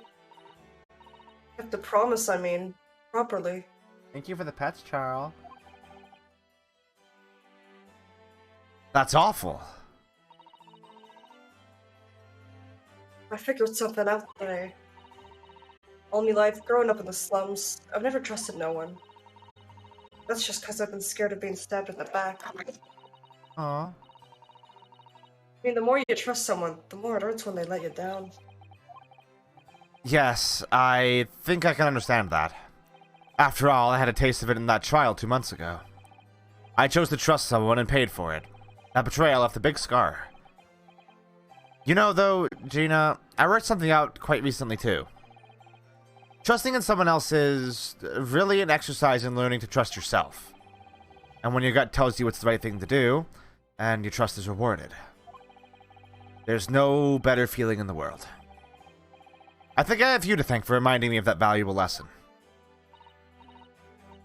Oh, well, if you say so. Don't make a fat lot of sense to me, though. I'm trying to say that putting my faith in you, Gina, has been a real pleasure. Right out loud, pack it in. But I suppose I sort of feel the same way. I mean, sometimes trusting someone else is, alright. Thanks.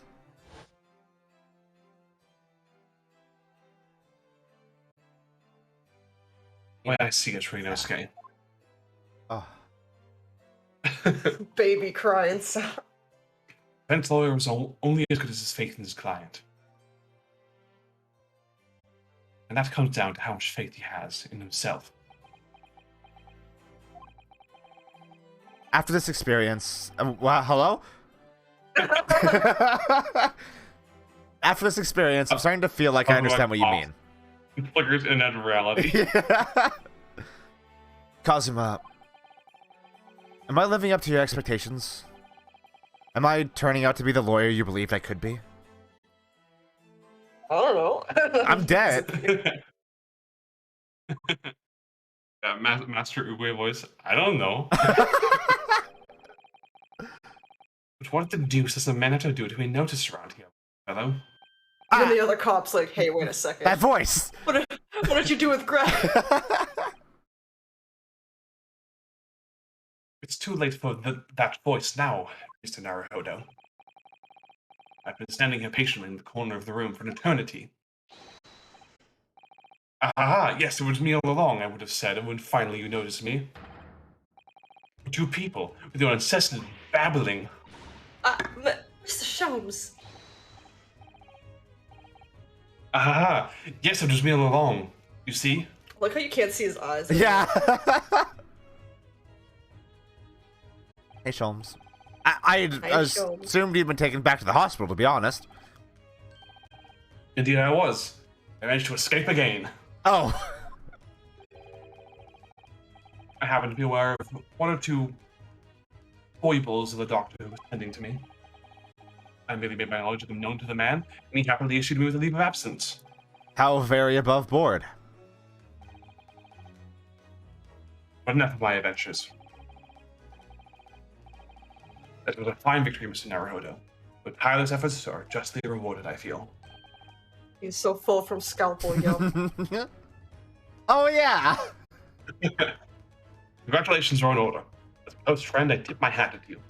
Oh, thank you. What a great detective you are. great at being cold as ice, maybe. Have I irked you in some way, Miss Lestrade? While you've been having a snooze in your nice soft bed, some of us have been fighting for our lives. Girl. Girl. Ah, well, that bullet did cause me to lose a substantial amount of blood, it's true.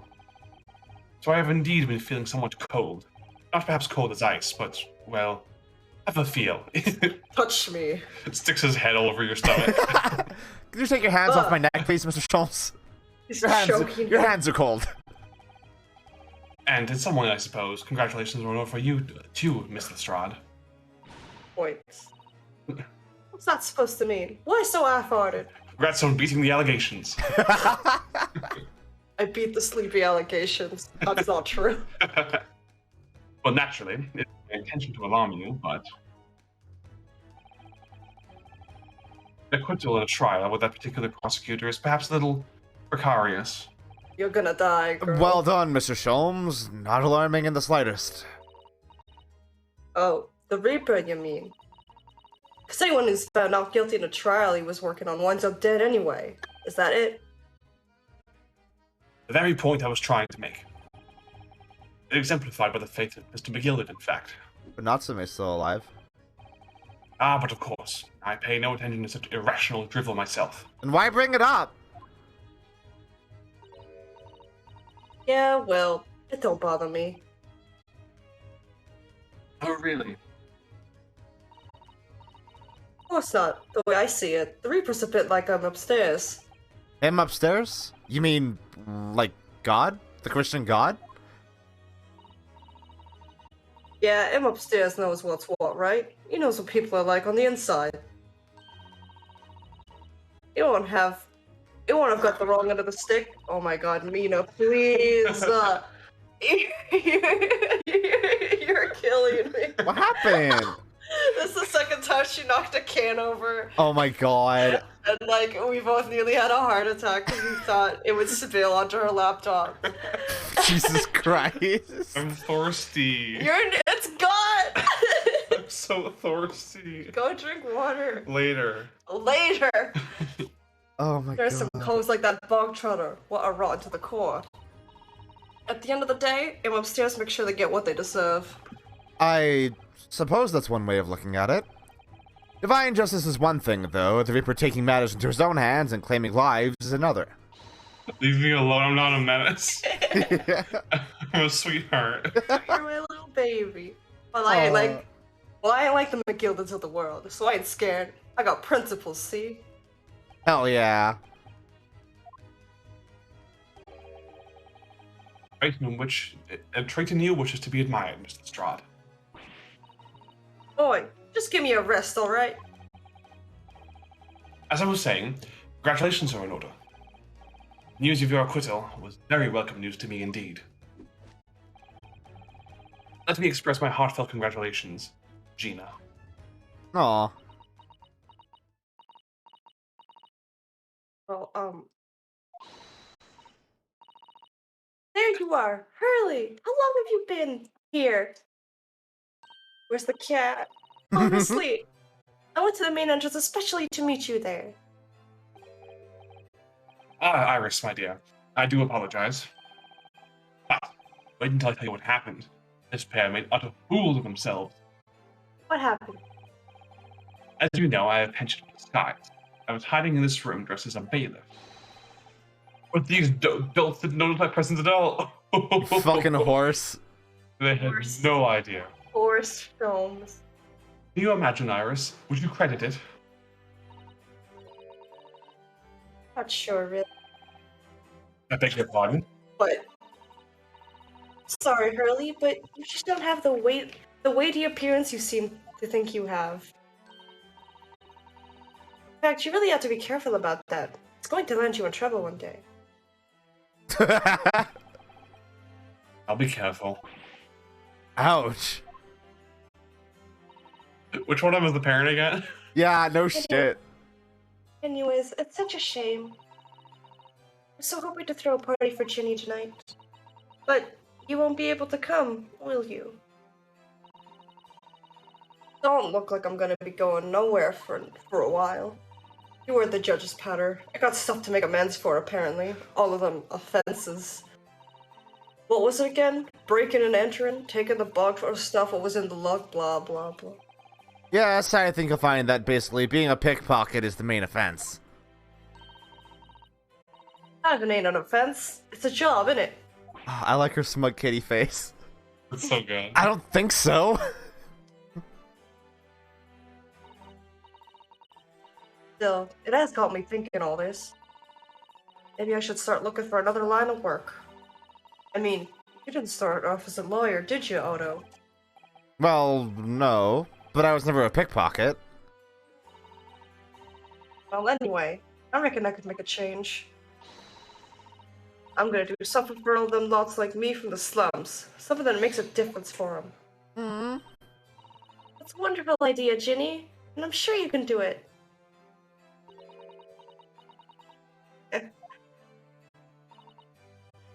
What is it? Aww. Nothing. Oh. Get on the Lestrade. The carriage has arrived, ma'am. Come with me to the rear gate at once. You're ruining the moment. You get to pet the horsies, the prison horsey. Oh, right, okay. Now you have to clean up after. Oh. Right, well, looks like I'm off then. Yes. Goodbye, Gina. And good luck.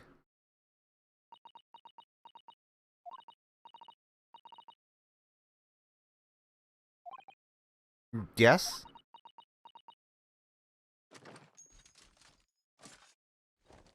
Oh, It takes so long to load. please. Hey! Ah! Ah, What was that for? I'm a weed cloud. As thanks. I don't know, I mean... I don't know what to say, so... Ah, indeed. Perhaps the situation calls for a phrase hitherto missing from your vocabulary, Miss Lestrade. Huh? On occasions such as this, I would recommend a simple thank you. Oh. Oh yes, it's good advice, Ginny.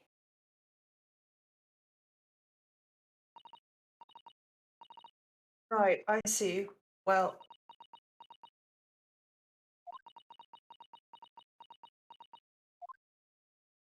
What's wrong with you? Uh, Thanks, Odo.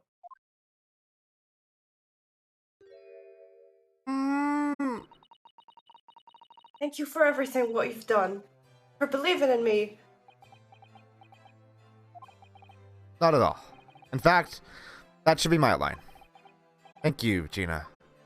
The series does this so many times, and it works every time. Uh-huh. Every single fucking time. The grumpy character finally smiles. Yeah, it's so good. Well, there she goes. I wonder if I'll ever see her again. Well, well, quite the indomitable pig purse. Oh, I nearly forgot. I bought a paper outside. A special edition, and this trial is all over the front page. Pickpockets innocence proven. Innocence proven. Isn't that wonderful? You should have shown it to Gina, Iris. She would have been thrilled. But she can't read. Oh no, how silly of me. But anyway, do you like the good news or the bad news? Ugh, not again. Well, what do you say, Runo? Hurley? As usual, I think I'd rather get the bad news out of the way first. Absolutely not. I have no intention of listening to anything but good news. And there you have it. How people answer that question says a lot about them, doesn't it? Let's not go there. Alright then, maybe let's start with the good news this time. The rain has finally stopped. It was a record level of rainfall, apparently. Well, it is good news indeed. We can journey back in greater comfort. Alright then, what's the bad news? Huge storm has left the seas very choppy. Channel in particular is awful, so sailings out of the Dover have been delayed by a day or more. Wait, Dover? That's right. We head to the station immediately. We may still make it in time to wave Susie off. But there won't be a train, surely. We couldn't be that lucky. Who do you think I am, Sunaruhodo? Mr. Cholmes? I rushed to Victoria Station earlier and made arrangements for a special express. What? If we hurry now, we should be there in time for dinner. You can do that? I know of a fine restaurant that serves the most delicious baked sole. I don't... My soul. The great detective does it again. Indeed he does. I happen to be aware of a number of the rail transport director's foibles. What? He knows everyone who fucked everyone. Yep. Fucks them too. Fucking the train man for train. Hate that. Oh, I'm sorry. Ugh. Sorry. I really made my knowledge of them known to him, and he happily laid them. He laid. Shut up! Elementary. Just an idea, but it might be wise to stop manipulating people that way. What are we waiting for then? The London Victoria. Are we doing anime? No, not yet. Okay. Soon though. Doing anime soon. Anime. That took somewhat longer than I anticipated. Susie's boat must be about to leave now. Mr. Sato, where are you? Ah! Oh. Over there, look! Looks like she's reading something. What? Girl, what? Mr. Sato, wait! What are you doing?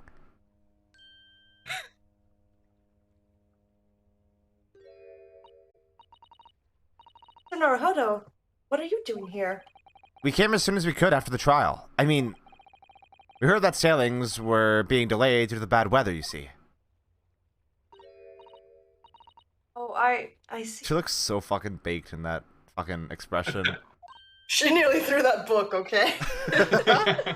She is baked. Then tell me, how did Gina's trial go? It went well. She was acquitted.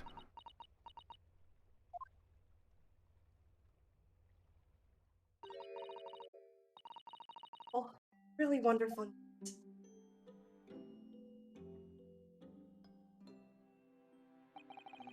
The book you're about to throw into the sea. It was your Encyclopedia of British Law, wasn't it? I was hoping you hadn't seen it. Not worthy of practicing law in any way now. I was saying my final farewell. You were saying goodbye to law? You, Susato-san? Would I be correct in assuming it's because of the peephole, Mr. Sato? Depot? I deliberately altered the scene of a crime, but I tried to hide the facts. What I did is utterly unforgivable. That reminds me. How did you even come to Susie? On the evening of the incident, Mr. Shums had invited Gina to dinner, if you remember. Oh yes, we had a wonderful time. Well, Gina gave us a little introductory lesson, didn't she? The art of pickpocketing, I mean. Oh, that was so much fun. I stole Runo's armband. Yes, please don't do that again, Iris. That band's very important to me. Oh, if it's so important, you should pay more attention to it. You didn't notice for ages. It's for my dead boyfriend. Shut the fuck. Shut up. Pushes her into the ocean. On a whim, I thought it would be fun to see if I could take the cat flap out. So I put it up my sleeve because it will fit.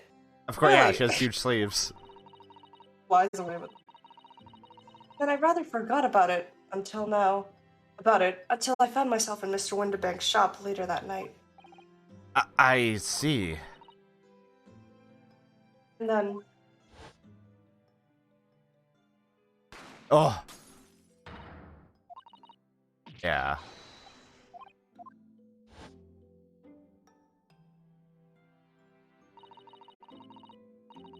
Naruhodo had left the shop, I started to think. That door started to play on my mind. The storeroom door, you mean? Yes. If Gina was anywhere in the shop, I realized I could only be behind that door. At that moment, the little device that I had up my sleeve sprang to mind. I'm so worried about Gina, I simply had to know. So, you use the cat flapomat to make the peephole in the door. Captured in a photographic print of the shop by one of her red-handed recorders. Indeed, it was of first importance at that point.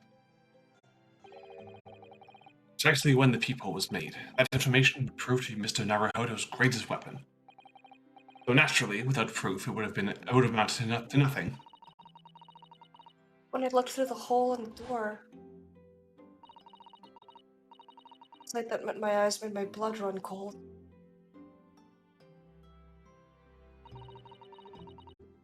Thoughts started to run through my mind. I remembered that trial 2 months earlier. The trial of Magnus McGilded. I thought about how he had manipulated the evidence and arranged false testimony to secure his freedom. Made the British justice system feel very dark and sinister to The Dark Age of the Law! It's be back! sinister. Then a terrible thought occurred to me. What if some wicked criminal was planning to do the same thing now? Because from the appearance of the crime scene, it looked exactly as though Gina had shot Mr. Windibank. And I was sure she never would have done such a thing. You were worried that the true culprit would try to frame her for the crime. But when I realized it would be very difficult for anyone to give false testimony in this case. What do you mean? Well, the crime appeared to have happened behind the door of a locker room. For someone to claim falsely to have witnessed it, there would have to be a way to see beyond the door. Ah! Or a peephole would be the very thing. People... Only the peepo I made wasn't actually there until after the crime had been committed, of course. And the criminal would know that, so it wouldn't make any difference. But the possibility of a rather ingenious trap was there, was it not? A trap? Is that why she did it? So, is that why you kept it a secret, Susie? You never mentioned that you made the peephole to anyone, not even to the police. People's misery is increasing. Knew at the time that what I was doing was wrong. Criminal offense, even. That's why I decided to confide in Mr. Sholmes. Mr. Naruhodo was completely backed into a corner with no other possible means of escape. The truth about the people could save him. That was my plan. She really does think of everything. But then... Why didn't you just tell me everything before the trial began? My dear fellow, you are thinking straight. If she had done that, it would have rendered you complicit in the whole escapade. Ah... You could have been disbarred if you had seen to have knowingly tampered with the crime scene.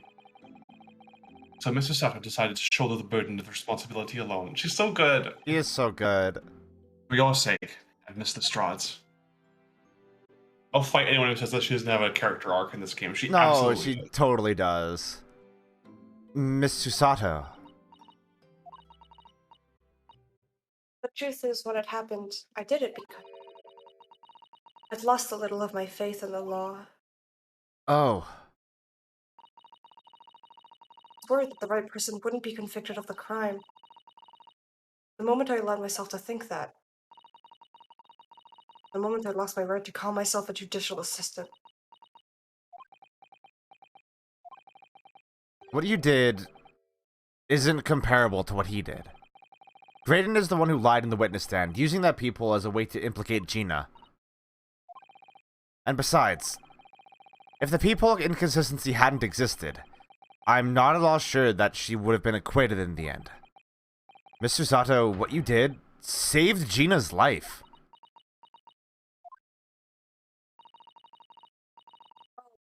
Kind words, Mr. Naruhodo.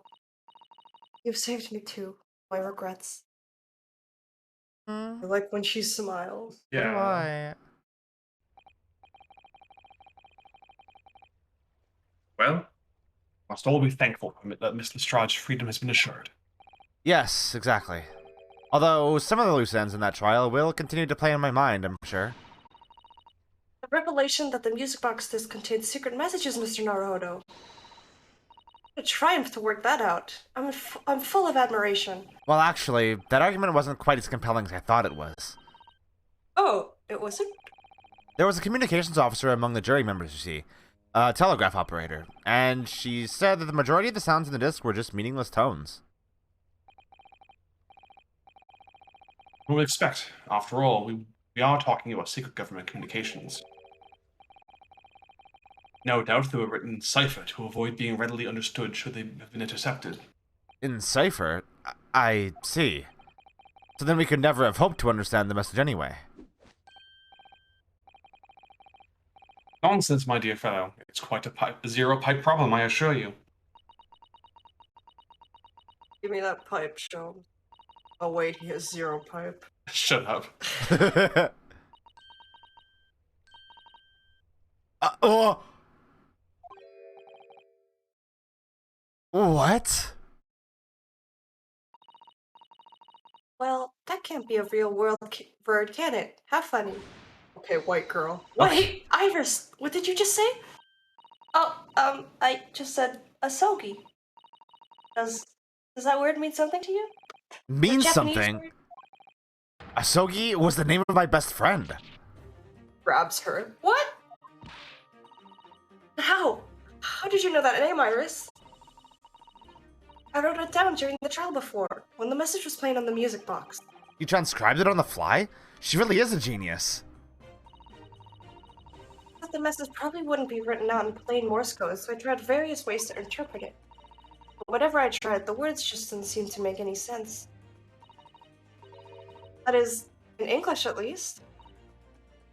Oh. It suddenly occurred to me, you see. There's more than one Morse code, not just the English variety. Various countries around the world have altered and added to Morse code to use it in their own languages. I don't believe it. Are you saying... That's right. I've only actually seen a chart of Japanese Morse code once before. But I think it's based on the Iroha pangram, isn't it? And you mean to say that in Japanese Morse code, the message says asogi?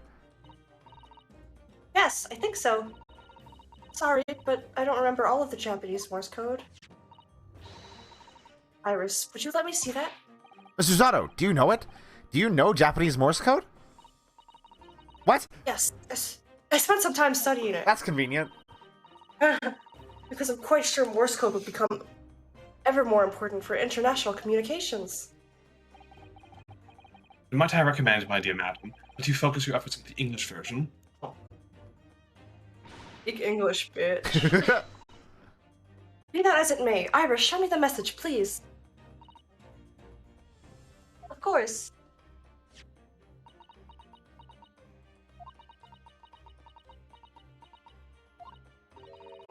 But what can this possibly mean?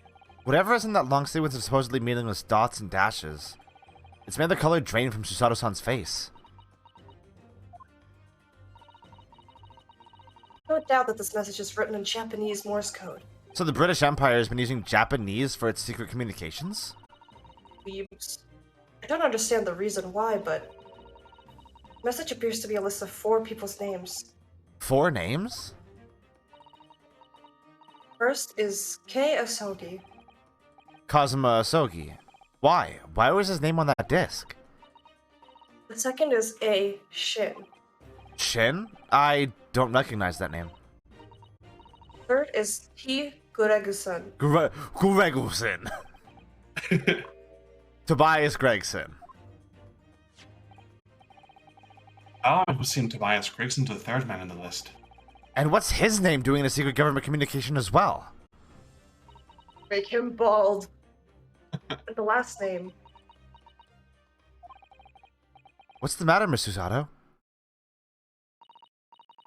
It's just so strange, so unexpected.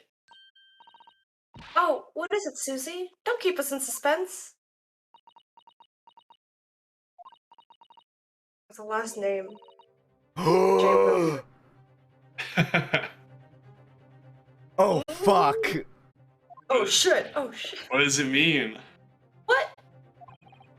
Sean's just like, oh, we gotta go. We Wilson- gotta go. We gotta take her to Wilson. McDonald's right now. John H. Wilson? You mean Eddie?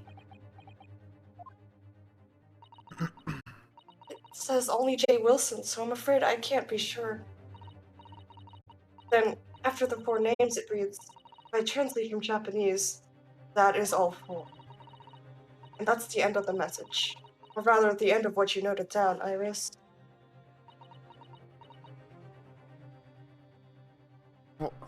Oh, she's sad. Was... What? I just can't believe it. What are you pondering? It just... So, okay, hold on. So, obviously Kazuma is dead. Yeah. I don't know who Aishin is. Iguregusen. And then Guregu. Jay Wilson. I'm wondering if that's like a hit list, almost. Like, those are people that the British Empire maybe want dead, but then, like... How about, like, Gregson was put on this case in the first place, so I don't think... So weird.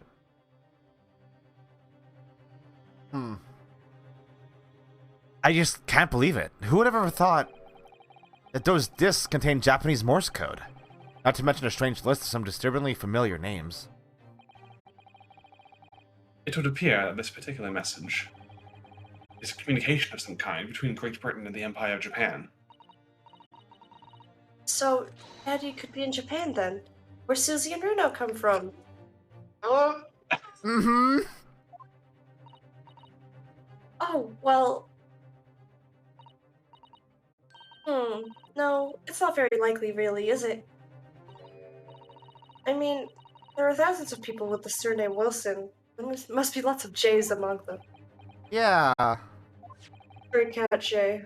It's just goddamn. It's just goddamn. That really takes the brown mouse. Professor John H. Wilson, visiting professor of medicine at the Imperial Yume University. But we can't tell Iris about that now. We just can't.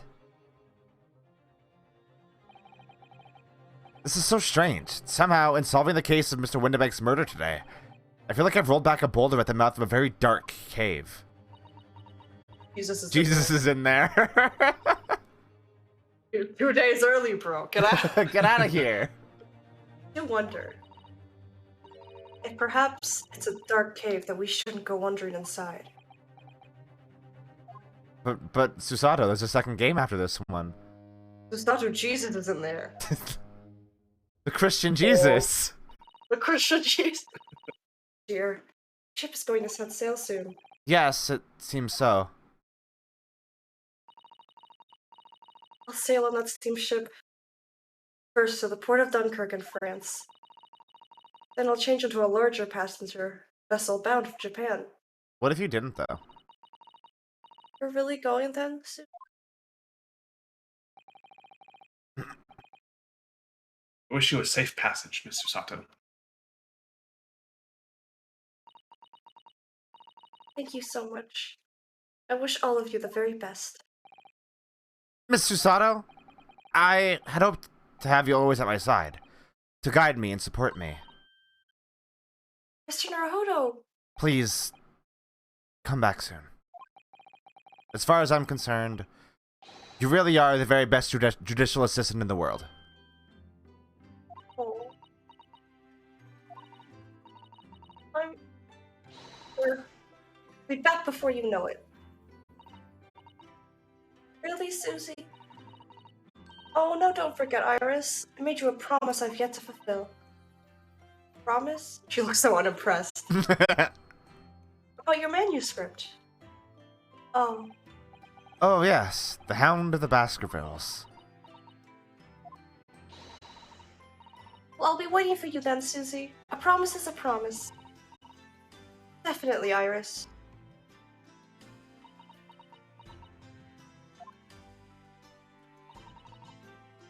Mr. Naruhodo, Yes?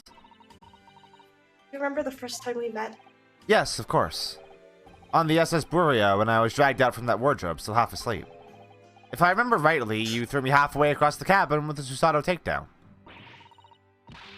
No, very well what I'm talking about after that. Strange, but being thrown together as we were in that case, I somehow felt straight away. You were the perfect person to continue Kazuma-sama's great legacy. Miss Susato. And my instincts were right. I really want to believe. No, I'm sure that I'll be back soon. Farewell until then. Bye. Bye. Bye. Anime.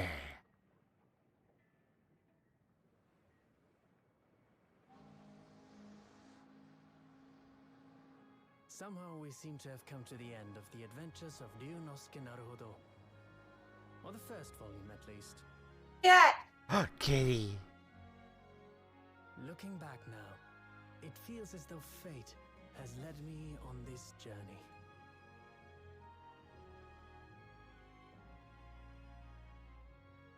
Aww. Fate led me to becoming a lawyer, to traveling halfway around the world, to meeting the great detective. It sounds like a voice actor from Endwalker. I'm sure there'll be trials and tribulations ahead. Of course there will. You said the thing. But whatever happens, I know I'll be able to turn my fortunes around.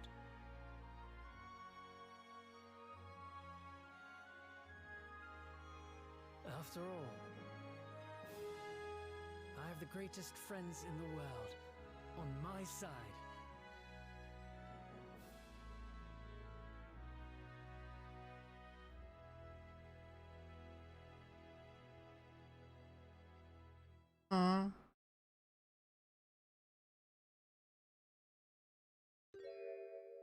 Hello? You. Ah, yes, Mr. Naruhodo. Yes, Mr. Sholmes? I have some rather awkward news. The railway company has decided to sue over the special express train, apparently. Oh my god. Huh? It caused such a commotion on the line. All the other trains had to wait at stations. But really, we would never have made it over to Dover in time otherwise. Anyway, I explained everything and how it was all your What fault. the fuck do you mean? Huh? Huh? I believe a formal complaint should be delivered to your office tomorrow. Oh my gosh. Not to worry, my dear fellow. Going to Mr. Sato. You love defending yourself in court. Huh? Huh? Huh?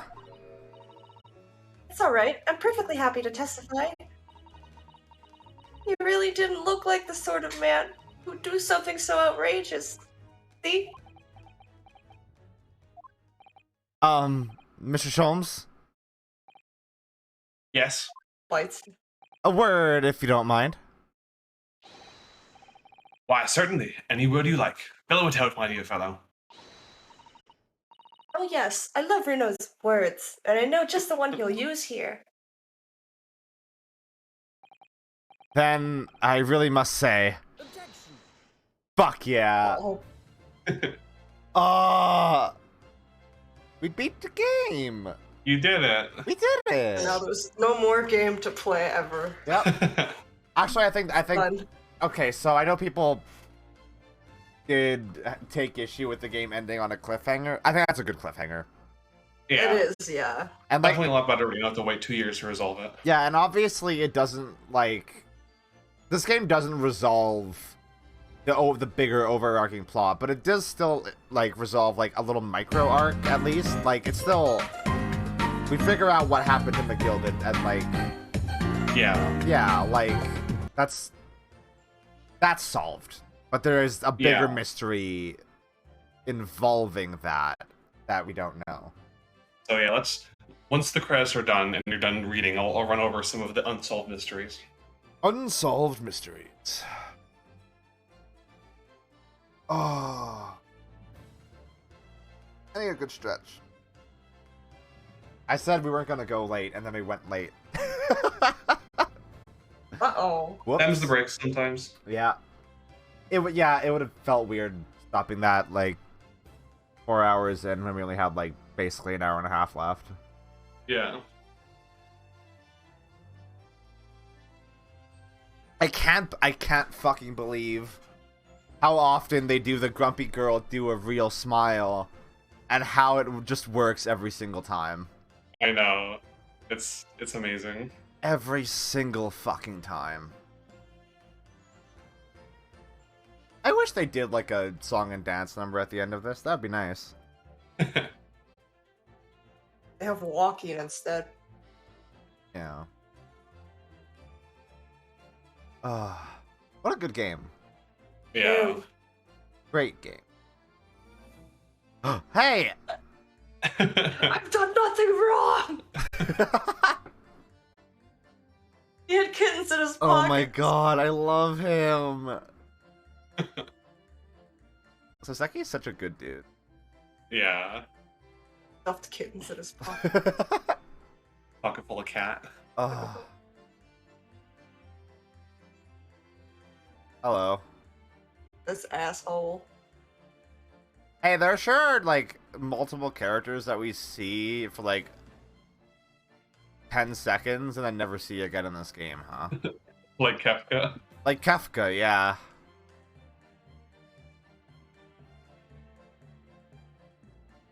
Also, Strongheart's obviously a villain.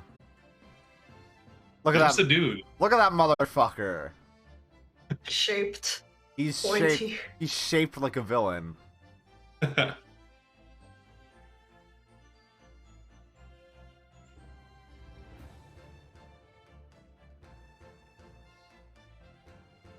Yeah.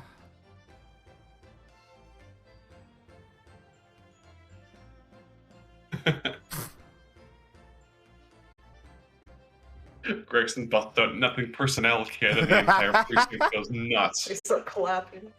Hey, why is Gregson not in jail? I guess Cop. because he was explicitly ordered to do whatever it took to get the discs back. I guess. Honestly, you probably get more shit for letting them play the discs than he would for aiding a Yeah, criminal. probably. Tony's clapped up. For the what? What? For the dicky peg? The dicky peg.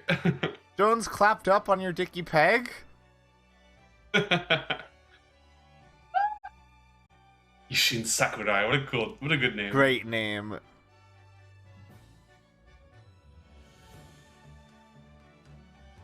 Ah! Them. Them.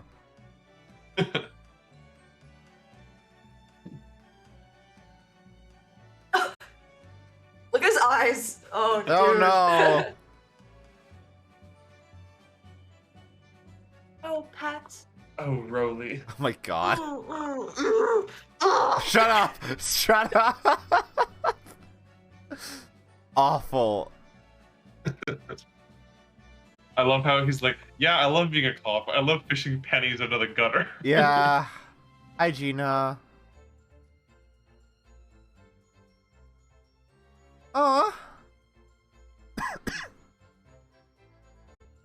They're about to get so hard in jail. Hell yeah. You can get out of the jail and be like totally buff in the second game. What? Don't man me. I just think any references to the actual Holmes canon is cute. Hmm. Or she actually was like or he rather was a real cop. Yeah, Him. yeah. He's in my jail now. Also, the first killer to get one of these. Yeah. Oh, hello.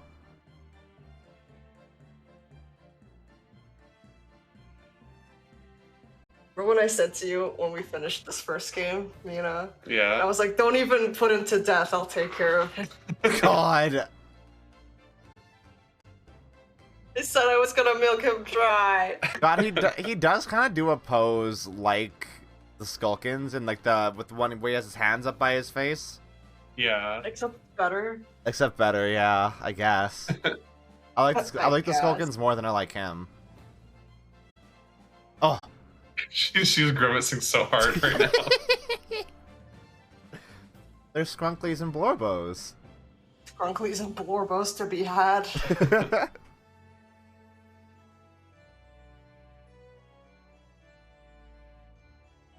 Aww.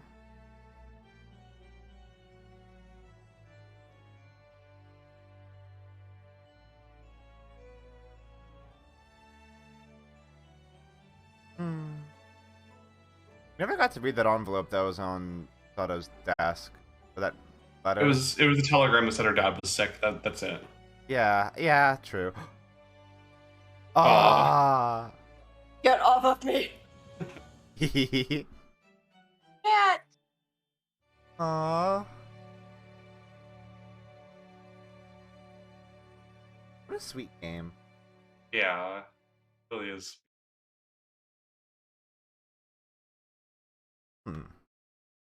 Sticky peg. Dicky Peg. Big. Oh.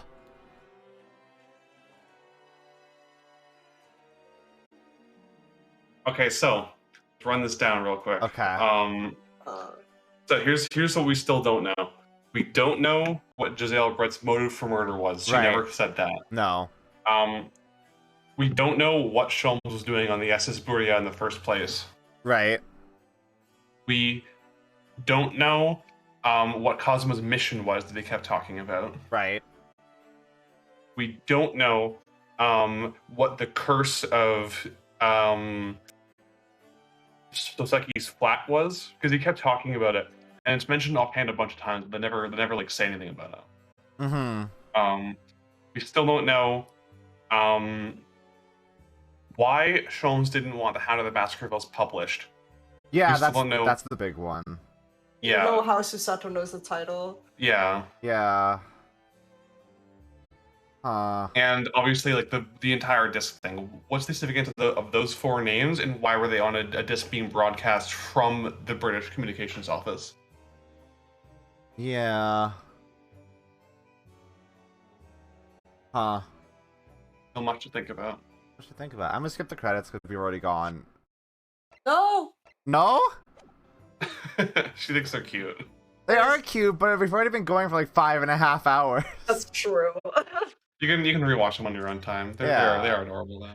They're walking. They walk in. Outside walking. They're walking. We will watch them at the end of the second game. What a good video game. What a good video game. Oh. We also Oh my don't god, they fucked up Ryunosuke's hairline. Yeah, we also don't know what the Supercuts fuck. fucked his shit up. Don't know what the heck was up with Kefka and Popeye. That's true. Yeah. Who? Kefka and Popeye. We saw them outside of Natsume's apartment in that one case. Oh, that's not their actual name. No, it is.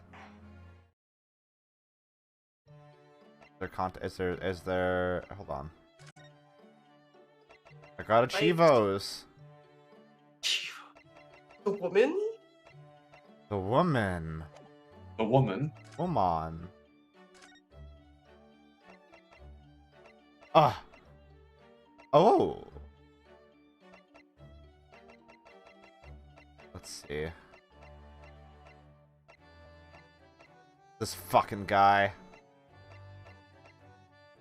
I think we've looked at everything else. Ah.